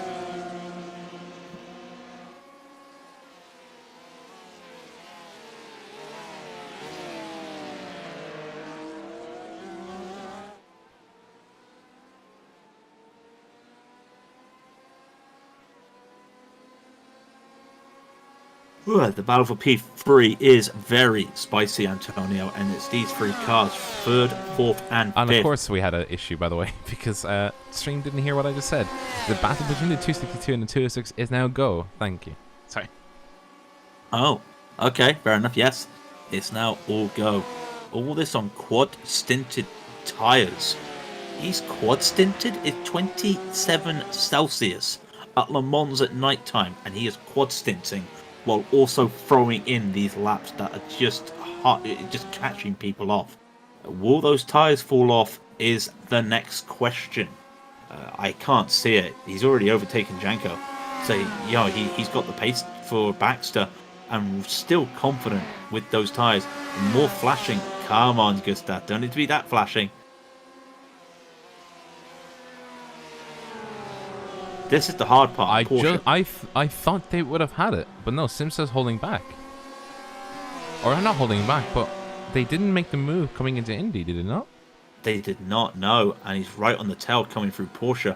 Just being careful through that dirty air. In fact, he's almost coasting around some of those corners. It's almost like a fuel save. But losing a little bit of time, but it's only like 0.2 of a second when he's right on the bumper. Coming around forward, will he gain some more time? He will. Who will crack under the pressure first? And if they crack under pressure, we're looking at, you know, the end of the race for them. As it stands for the championships, Stephen Kimmins, basically, thank you for this. As it stands at the moment, Simtek would be, if it stays like this, Simtek would be leading by 2 points from HCR Scuderia. Then Race Fox on 52.50, then Race Fox on 43, Element on 41, Blue Chew on 33, and the LMP2s. RSR may not have the lead at the moment, but they'll be on 61, Platinum on 43, Blue on 35, G-Drive on 27, and Valkyrie would be on 26. For the pros at the moment, as we keep watching this battle between Baxter and Grimbergus, it would be Butler, Powell, 60, Core Motorsport 4, despite not finishing 56, Apex Hunters 48, Simsa would be 22, but this overtake could change it all. TBR Blue would be 21, as with Vulcan. They go side by side, Baxter and Grimbergus, down into Mulsanne 1. Grimbergus has the car up ahead right now. Baxter is the car on the inside. He may have to yield. They're going to go side by side. Grimbergus yields. He yields. He knows there's no point trying to send it into that corner. Mulsanne 1 is so hard to go too wide. That's a very brave decision there and a wise decision. Keeping time as well. A warning again for... that was literally now a warning number 2 for Sims at Esport. They keep swerving in front of HCR Scuderia. And it is causing them, that's another half a point penalty for Simsa, which puts them... well, only puts them at 1, but it's still something to worry about. Down to Mulsanne 2, nothing yet. So now we have this battle going on. I know it says replay, but do not go away. It is the battle for 3rd position, and this exactly is what's happening. I bet you guys are absolutely stoked to see the 2 cameras going side by side on the bottom of the replay. It is... Ooh, no, they touch! No, they've gone flying! Grimbergus keeps going, but Baxter's on his roof. Baxter's back on his wheels. That's a lot of damage. That is a lot of damage. Oh, that is horrible. That is no. This... Now, I see the issue here. Grimbergus wanted the middle. And just as he takes the middle, I think he touches the Fury. Yeah, he touched the Fury Simsport. He just touched him. It wasn't any type of any pit maneuver. And then the little touch, Baxter had nowhere to go and pitted. His steering wheel is crooked. He is now down into P5, and Emma Gold may be catching as well. Oh no. Not the way we wanted to see the end there. Not the way we wanted to see the end. Oh. That is... Oh, they spun. And Baxter spun. Yeah, if the car's got that much steering damage, of course he's going to struggle. Can he even turn this round? No, he's... Oh, he blinked. Oh, come on. Oh, we've got another LMP off. That's the Raidillon LMP1. That's an in off as well. Oh, this is not how we wanted to see the end. No, and Ascari LMP2 is also in the pits with damage. Yeah, this is not how we wanted to see it end.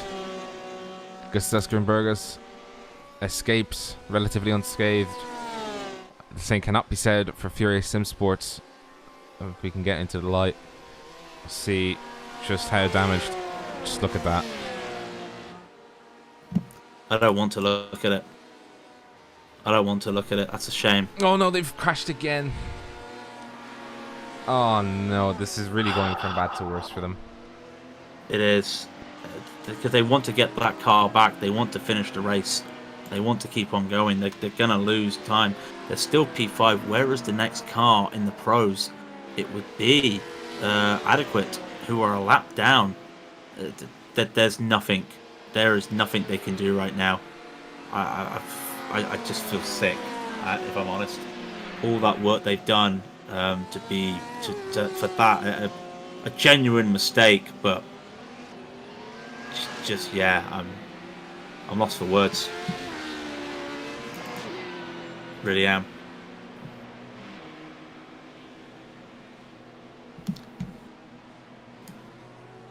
So what damage is on Grimbergus? There's nothing. Well, there is damage, but it's not like the car's literally just flipped over like Fury Simsport. But this will hold on. This is the slow motion replay. Oh no! You can see in the bottom right of your screens. This is how it ended for the Fury Simsport, and just look.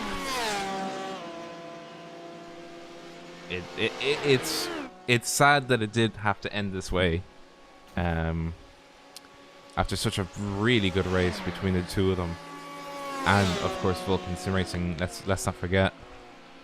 But this is just where the apex of it happened. The two of them came together, and just as you can see, two of them launched into the wall. But that is the Fury Simsport looping over itself on its roof now, and that rolls over onto its wheels. You know, they were lucky not to be thrown over the track. I thought they were. I was in the cockpit view when that happened. It's a shame. I honestly, I've lost the words. I've lost the words. I don't really know. There's and goodbye P1 in the HPD. What has happened? The lead HPD is in the pits with massive damage to its rear. What has happened to that? It collected Fury. When Fury lost the car, it collected the leader of the P1s. No! It tapped, and the only way for Valkyrie to go is into the wall. So the leader of the HPDs is out at the same time. Oh no. Oh. No. That is... I'm lost for 16 minutes of required for that. For that 16 minutes of required. Yeah. After we've seen cars hit the wall and get away with it with like 4 minutes, and that's 16. Yeah.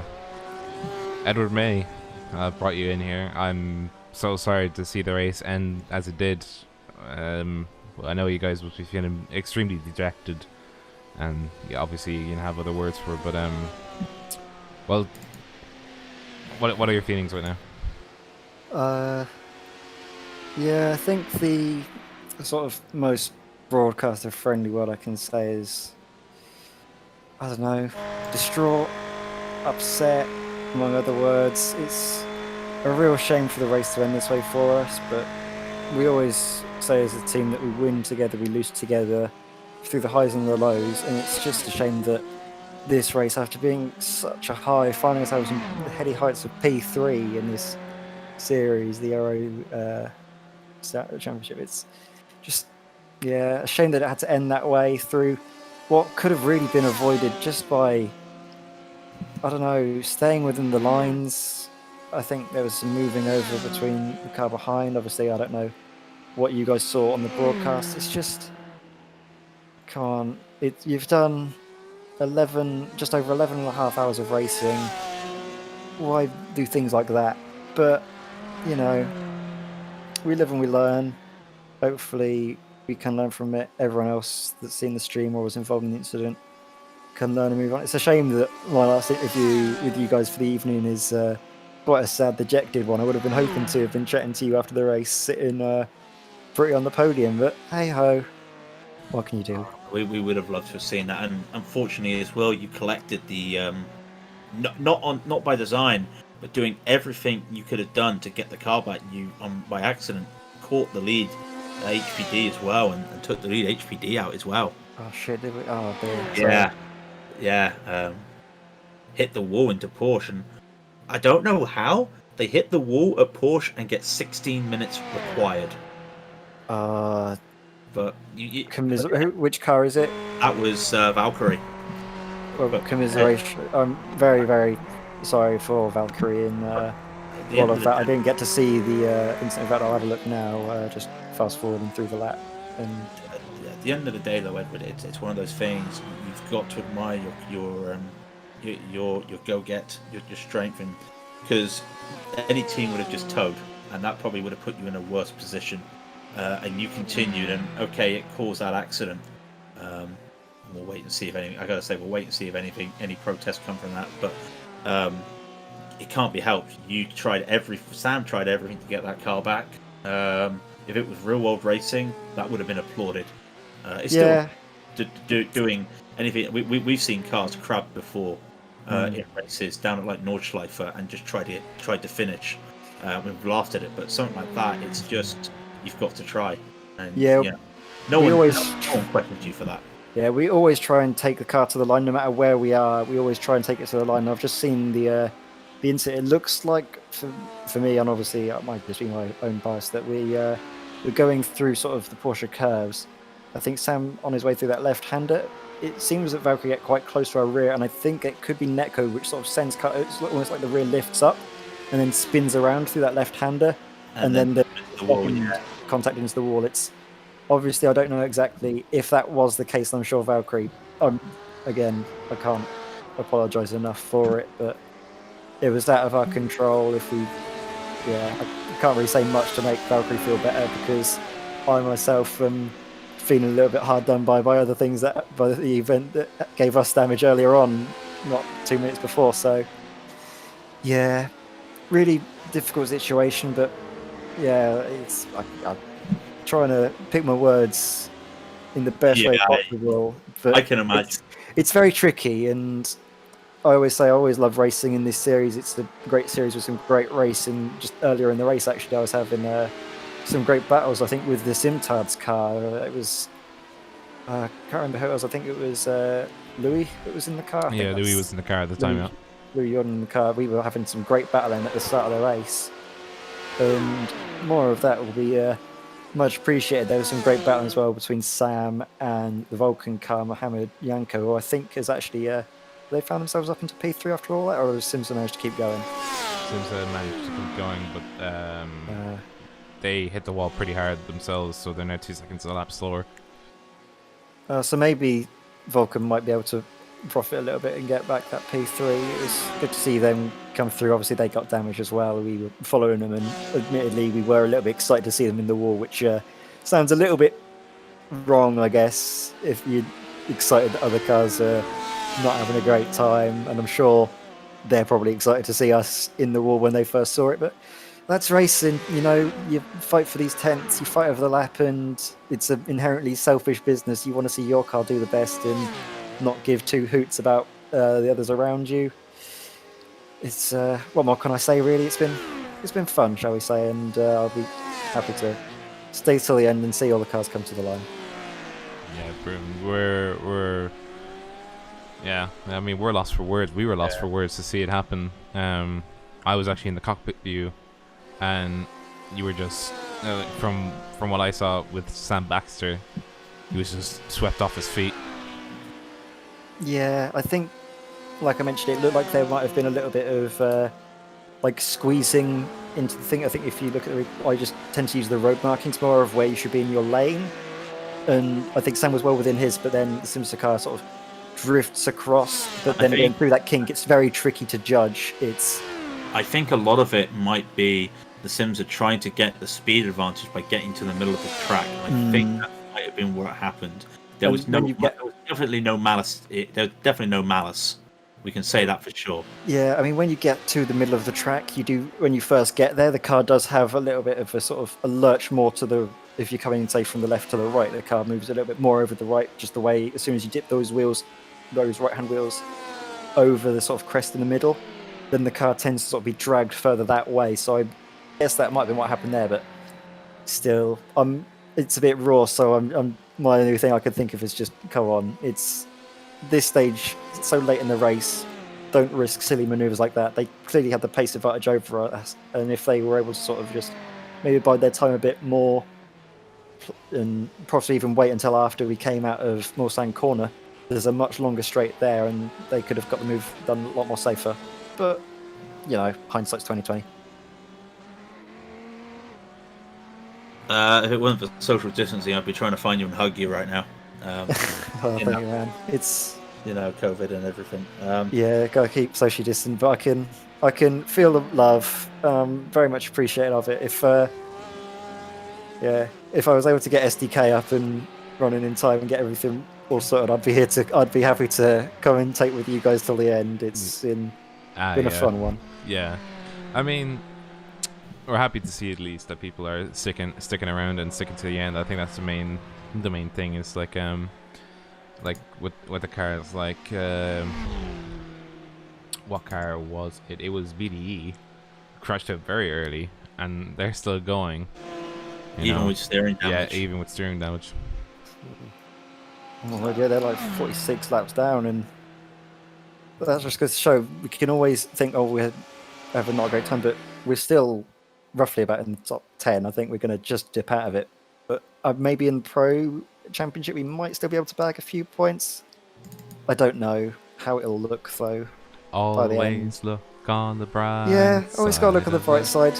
It was a shame, but I think we were going into this round, I think only a few other cars in at least the GT Pro class have scored points in every round, even after 2 rounds, which is still quite an achievement. Shame that some of the front runners I don't think have been able to make it. We would have always loved to have fought with them, but yeah, it's a tricky one to really analyse. I think there was definitely things we could have done better in the race from our side in just terms of overall pace, maybe with setup. But coming out of this, we can't help but feel, I think, what could have been, and at least take home that we'll just say, yeah, we had that 3rd place. It was ours. We'll have it in our hearts that we've got 3rd, even if we don't get the badge. That's badge for it. We'll make one ourselves. We'll go on to MS Paint after the race, and we don't need any of their ones. We can make our own. Yeah, that's the way to be. If you don't laugh, you'll cry. Yeah, so let's just have a big old chuckle. Yeah, and it's glad that you do look at it that way. It's a positive thing to look at it. It's just like learn and laugh, you know, live, laugh, learn. Yeah, I think that's the term. And I definitely think going to the broadcast booth to have a chat with you has definitely helped a little bit in terms of me. I'd be probably moping more, getting sort of on their head, going all like, "Oh, I'm so annoyed! Oh God, how dare they!" Rah, rah, rah, rah, rah. Yeah, Typical, yeah. you know, sim racing incident when you're in officials and you see someone do something to you and you're like, rah, rah, rah, rah, rah, and you eat up about it. But I don't know.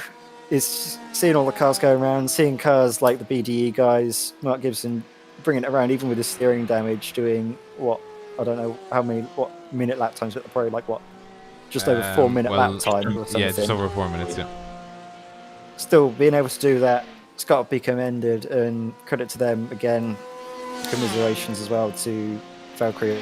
I think, yeah, they've just dropped out of the top 3 now, so devastated for them. We're going to see exactly if they can get back out. I don't know if they can or not. I know that that's our race done. We've got too many required repairs to take. Yeah, So- they had 16 minutes, so they'll come back out, but their podium's gone. Unfortunately, it's the nature of racing. I will. I've just seen. I've got a message from Louis Jean Charles' car driving actually in the Zimtard's car. Just said, "Well, I'm very thankful for the message, Louis. Thank you." And yeah, mission failed, but we'll get him next time. We're going to come out strong in Sebringen. Yeah. Hopefully, we can take it then. I see Valkyrie talking in the chat as well, and I mean, all you can say is sorry, and it's the way the way racing goes, and it's a shame that they lost the lead, but it's a shame it's happened. I just really don't know what to say. It's been deflate. We saved all our energy up and deflated right at the end. But I think it's best that we will leave you be. You can go and let all your the correct words out elsewhere, and not on stream. I can't imagine how you're feeling right now. We're just deflated. I would have loved to have been talking to you and saying congratulations, but unfortunately, it's. I mean, there's been some drama that I've just seen, and I'm going to go into my sim commentating mode. There's been some drama going on. We've had a report from the stewards here. Yes, it's the Simster esports car that have a 30-second stop and hold penalty. That will have large implications for the podium of this race, and that means that Vulcan Sim Racing are going to find themselves in the podium positions. There you go, boys. Hyping you up. You can do it. You can get through these last 7 minutes. You've just sold my moment. Yeah, you just Sorry. Stole our moment. Yeah, Craig. Friendship ended with Craig. Now, Edward is my best friend. Wow, I'm done. Right, yeah. There you go, boys. I'm here all week. All the best, though, Edward. Thank you very much. I'll hopefully see you out next time in Sebring, which I believe is in, I think, is it a month's time? It's been changed around due to clashes. Yeah. Well, whenever it happens, we'll see you then, hey? Yeah. We'll make it a date. We'll make it a date, definitely. All the best. Thank you very much. So, 30-second stop and go, and it has to be served. Is that the right decision? Has to be. Well, the stewards think so. I mean, what else do you do? I think it is the decision that the steward had to take, and they've reacted quickly as they have. Although they've got an issue now that they've got an issue with their black flags. Unfortunately, meant to be a 30-second stop and hold, but because everything was unticked, it was ticked. Apparently, they're saying it's 55 seconds. I do want to say something personally to Gilu. You know, there's so much else really. You're. It's unfortunate exactly what has happened. But it is a shame. If I could say a few words to the je suis vraiment désolé pour tout.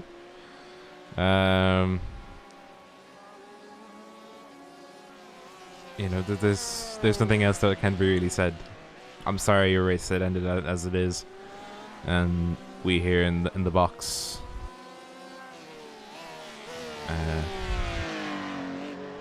Nous sommes sacrément and sincèrement désolé.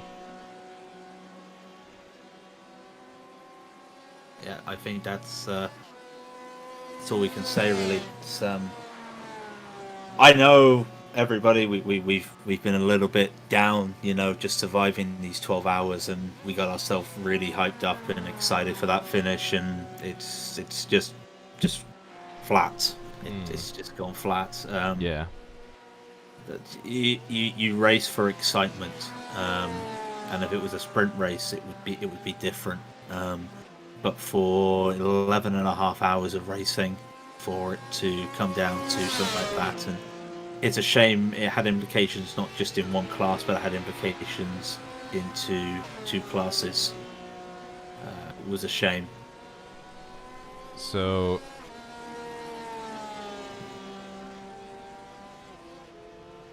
let's give a rundown, because nothing's changing in the LMP ones. by the way, Team Iridium LMP1 has finally retired after their crash, I think. So that's it for them. So RSR Esports will take the lead, and with 7 minutes left, provisionally take the victory in the HPDs. Blue Choose America Platinum go up into P2. Medina's they need a lottery ticket. They've caught that they're probably the luckiest team here. Unfortunately, I don't like saying it like that, but after losing P3 due to missing a fuel stop and having to tow, they're the lucky ones from cruel fate, getting P3 on the podium in the HPDs. The top two in the GTE stay the same, Butler Pow and Core Motorsports. Simza currently in P3, but will have to serve a 30-second stop and hold, which will, in theory, give Vulcan the final spot on the podium. And then the question will be, what about adequate sim racing? Gap is quite a bit, so I don't see Simza. Yeah, the gaps are now in laps except for one. The 204 and the 217 have not been, or the 217 is not lapped to 204, so everything else is in laps right now. That's just, yeah. So they're just sorting out. They're having a bit of issues with issuing the 30-second stop and hold. We'll get that sorted. Not to worry, but yeah, the gap is now in laps as well. Thank you, ladies and gentlemen, for sticking with us after that. It's hard to find the right words. In all to fairness, Edward held himself pretty well there. Because if that was me, I don't think I'd be able to find the right words for an interview. I'd be screaming. Yeah, I'd be screaming at the top of my lungs. Yeah, it's not good. And apparently now they've clicked on the penalty. They've what happened was they were handed the 30-second penalty, and with everything ticked, iRacing said it was a 55-second penalty. Now they've unticked everything. Yeah. Go on. Off of P9, Core Motorsports, 5 seconds down the road. Oh, you're right. 5 seconds down the road. This is P9 and P10. 5 seconds down the road with 5 minutes to go. Core Motorsport catching Ascari Autosport in that Ford that had some damage at the start of the race. Now, the last lap, there was a 3-second difference. So we could see something here with 4:23 to go. I need to keep an eye on where Simtech are, because they are hitting Mulsanne. So there's 2 laps remaining from the leaders. They are halfway through the penultimate lap as they're coming down Mulsanne, the Mulsanne corner. So we will keep an eye on that. But yes, thank you for letting us know. Core Motorsport making a push as they're down at LeMans. So they've got 2 laps. They've got 3 laps to go, actually, I think. Is that right? 2 laps or 3 laps? Whatever it is. It'll be 2 laps for them. Sorry, gap is 5 seconds. I'm getting myself confused here, but the gap is still 5 seconds. The Ford has got some good pace on the straight, always has done, but the braking is where it will suffer. Not a good car under braking, especially coming around these corners. So losing a bit of time, especially now with the splitter damage, losing a bit of time. You wouldn't think that little bend on the splitter would cause much, but like I said at the start of the race, it's that much damage. You can see the suspension of the Ford. Oh, he's in. He's in. He's gone in. He's gone in. He's gone in. Sims served their penalty. Yep, they are finally in. They've done their penalty. They've come out 20 seconds behind Mohamed Janko. They can't catch him. They won't be able to catch him from that. They only served 10 seconds in the box. What's that? Yeah, hang on. That's a good point. Yeah. Okay. Yeah, that was weird. Well, that definitely just a 10-second stop and... Let's do a quick... oh, I can't see because it blinked out for me, so I can't see. That's a nuisance.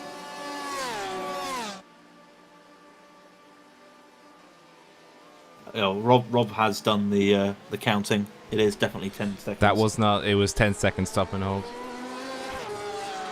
Okay.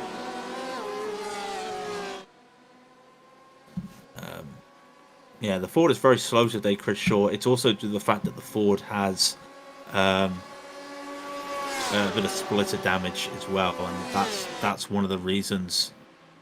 Grimbergus getting past by Semil right now. And Semil just yields off there. So yeah, keep an eye on this battle. The gap is now 4 seconds, but their final lap. Simtech Motorsport is around Mulsanne 1. This is the final lap of the race as 1 minute 22 comes 1 minute 20 on the clock. It's not been very eventful for the second half of the LMP1 race, but it was all happening at the start with Racefox, Scuderia both having issues, Iridium having issues, Bushfink getting caught up in an accident.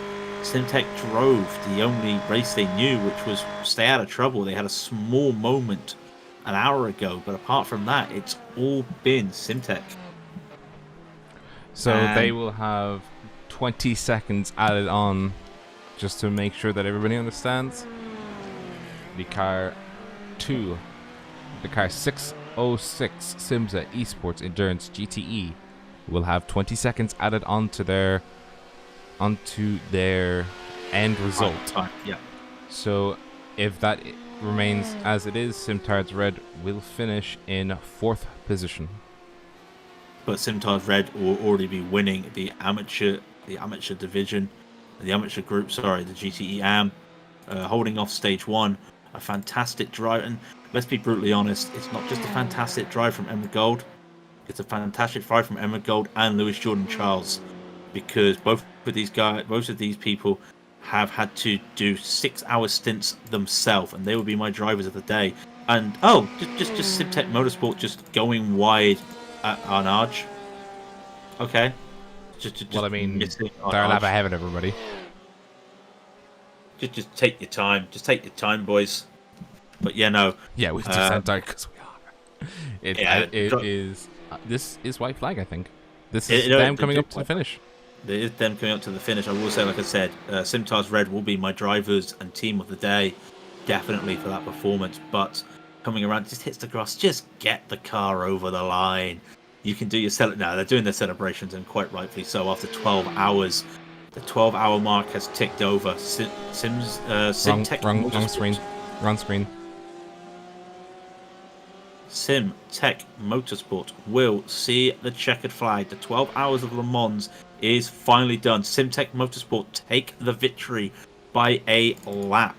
Jan Volmers is coming around Corvette right now, and they will take P2. What's that? Somebody just went off the track. That was HER Scuderia going off the track.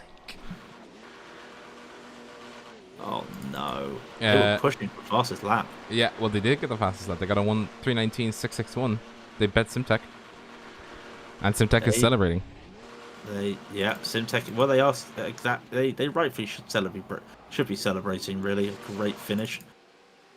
We will wait for the others. Butler, Pow, Motorsport is around Arnage, and the RSR for the HPDs is currently down at Mulsanne, so we've still got a minute or two there. But to say, yeah, like I said, let's just talk about that Simtage Red. As we were just saying, everyone's talking about it. Both of these drivers, they still got a lap to go as well. Yeah. Oh God, those two drivers will be. They've done 6 hours straight, both of them, by design. Why I don't know, but by design. If everything holds on here, no accidents, Simtage Red will take their first amateur victory. And what a victory that will be for them as well. Yeah, Very well done. Well done to the Simtage Red. There's something to go around with them. Yeah, they still have to go around. But Butler Pow crosses the line. Butler Pow, in the first race under the new name, will take victory in the GTE, convincing fashion, almost lapping everybody. You mean Timo Ripon? Timo Ripon, yes, but Butler Pow. Yeah, the team itself, yeah. Yeah. And the flashing there from Bassani as well. They're all doing the celebrating at Dunlop. Just waiting now for RSR and Simtard, just so we can get our winners for each category. And we'll go over the results afterwards. And come on, Nathan, don't be blinking. Yeah, I've also said we will not do we'll not do the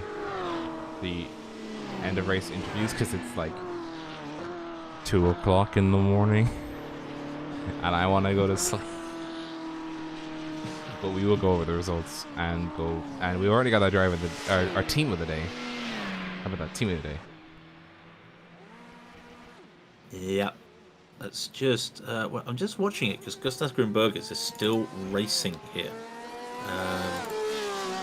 About 1.5. No, they're not. Sorry, just still driving on. There's a few cars still to finish. Like I said, Emma Gold and Simtage Red coming up to Porsche will be the last of the winners to finish. There'll be 2 cars behind them. Behind her, Christian Zargo and James Thomas, but they're not for any serious position. So once Emma crosses the line, and she's just about to, we might as well go over the results as fast as we can and safely as I can. So we will just let the results tick through. We'll save our voices for them. We'll just go over the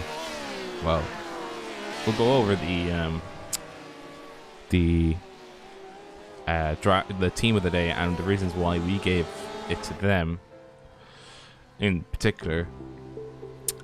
I know how hard it can be with just 2 teammates racing in the 6 hours, let alone at 12 hours. A very well done to the Simtards Red car. It cannot be underestimated how much of an effort the 2 of them went through. Louis, Jordan Charles, and Emma Gold. Absolutely breathtaking how well they did in that car. It's a testament to the skill and racecraft that the both of them did.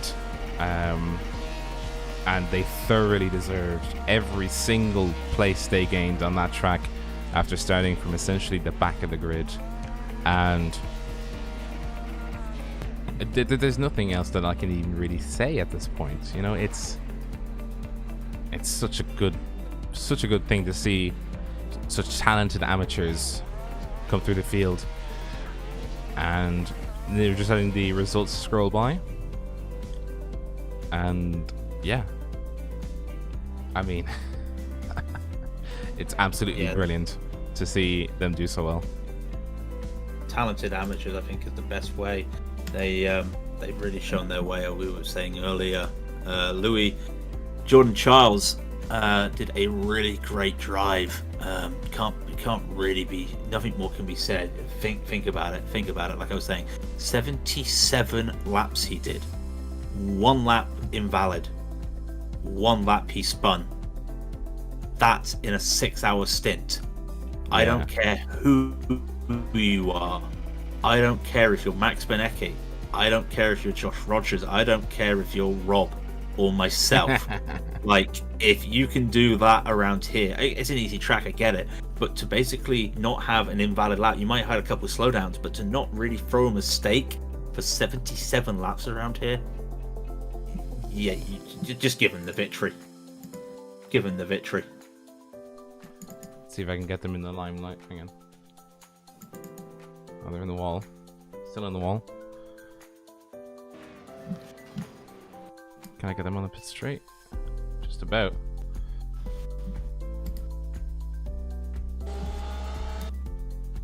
Just about. I can get them on the pit straight. While you get that done, I want to say thank you to Tim Grieven, who joined us earlier on. He had to go, and then he had to go for real life stuff, but it was great to have a three-person booth for a little bit, and it was great to have the insight there of Tim. Once again, thank you to everybody for sticking. I know a lot of you are basically people watching who were part of the race to try and get an idea of what was going on. We've done the best we can for 12 hours. We've talked a lot of random stuff just to keep you entertained and to keep our sanity. We've taken one proper stop for the whole race, but thank you so much. I usually just say, look, like shill, here's our stuff, but you guys know who we are, and you guys know how crazy we are. We'll get some sleep.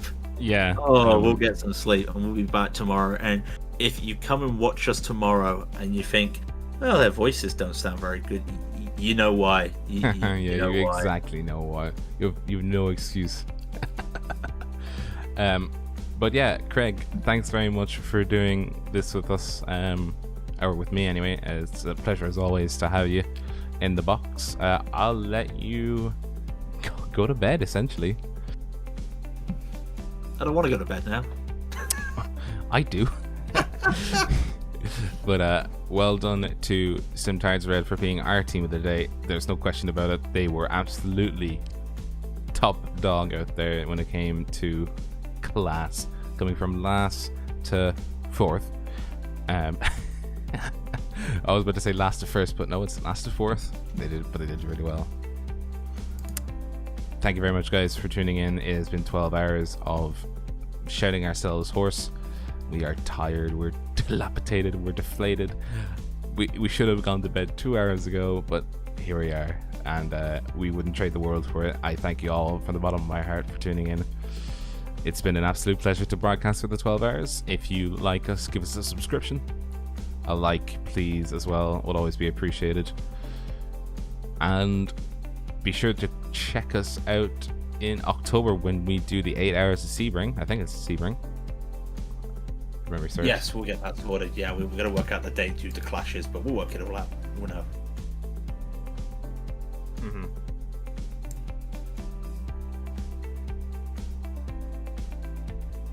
Let's go home, Rob. Yeah, let's go home. Anyways, thank you very much, guys. We will see you in 3 or 4 weeks' time, depending. And until we meet again, guys, take care and enjoy the rest of your weekends.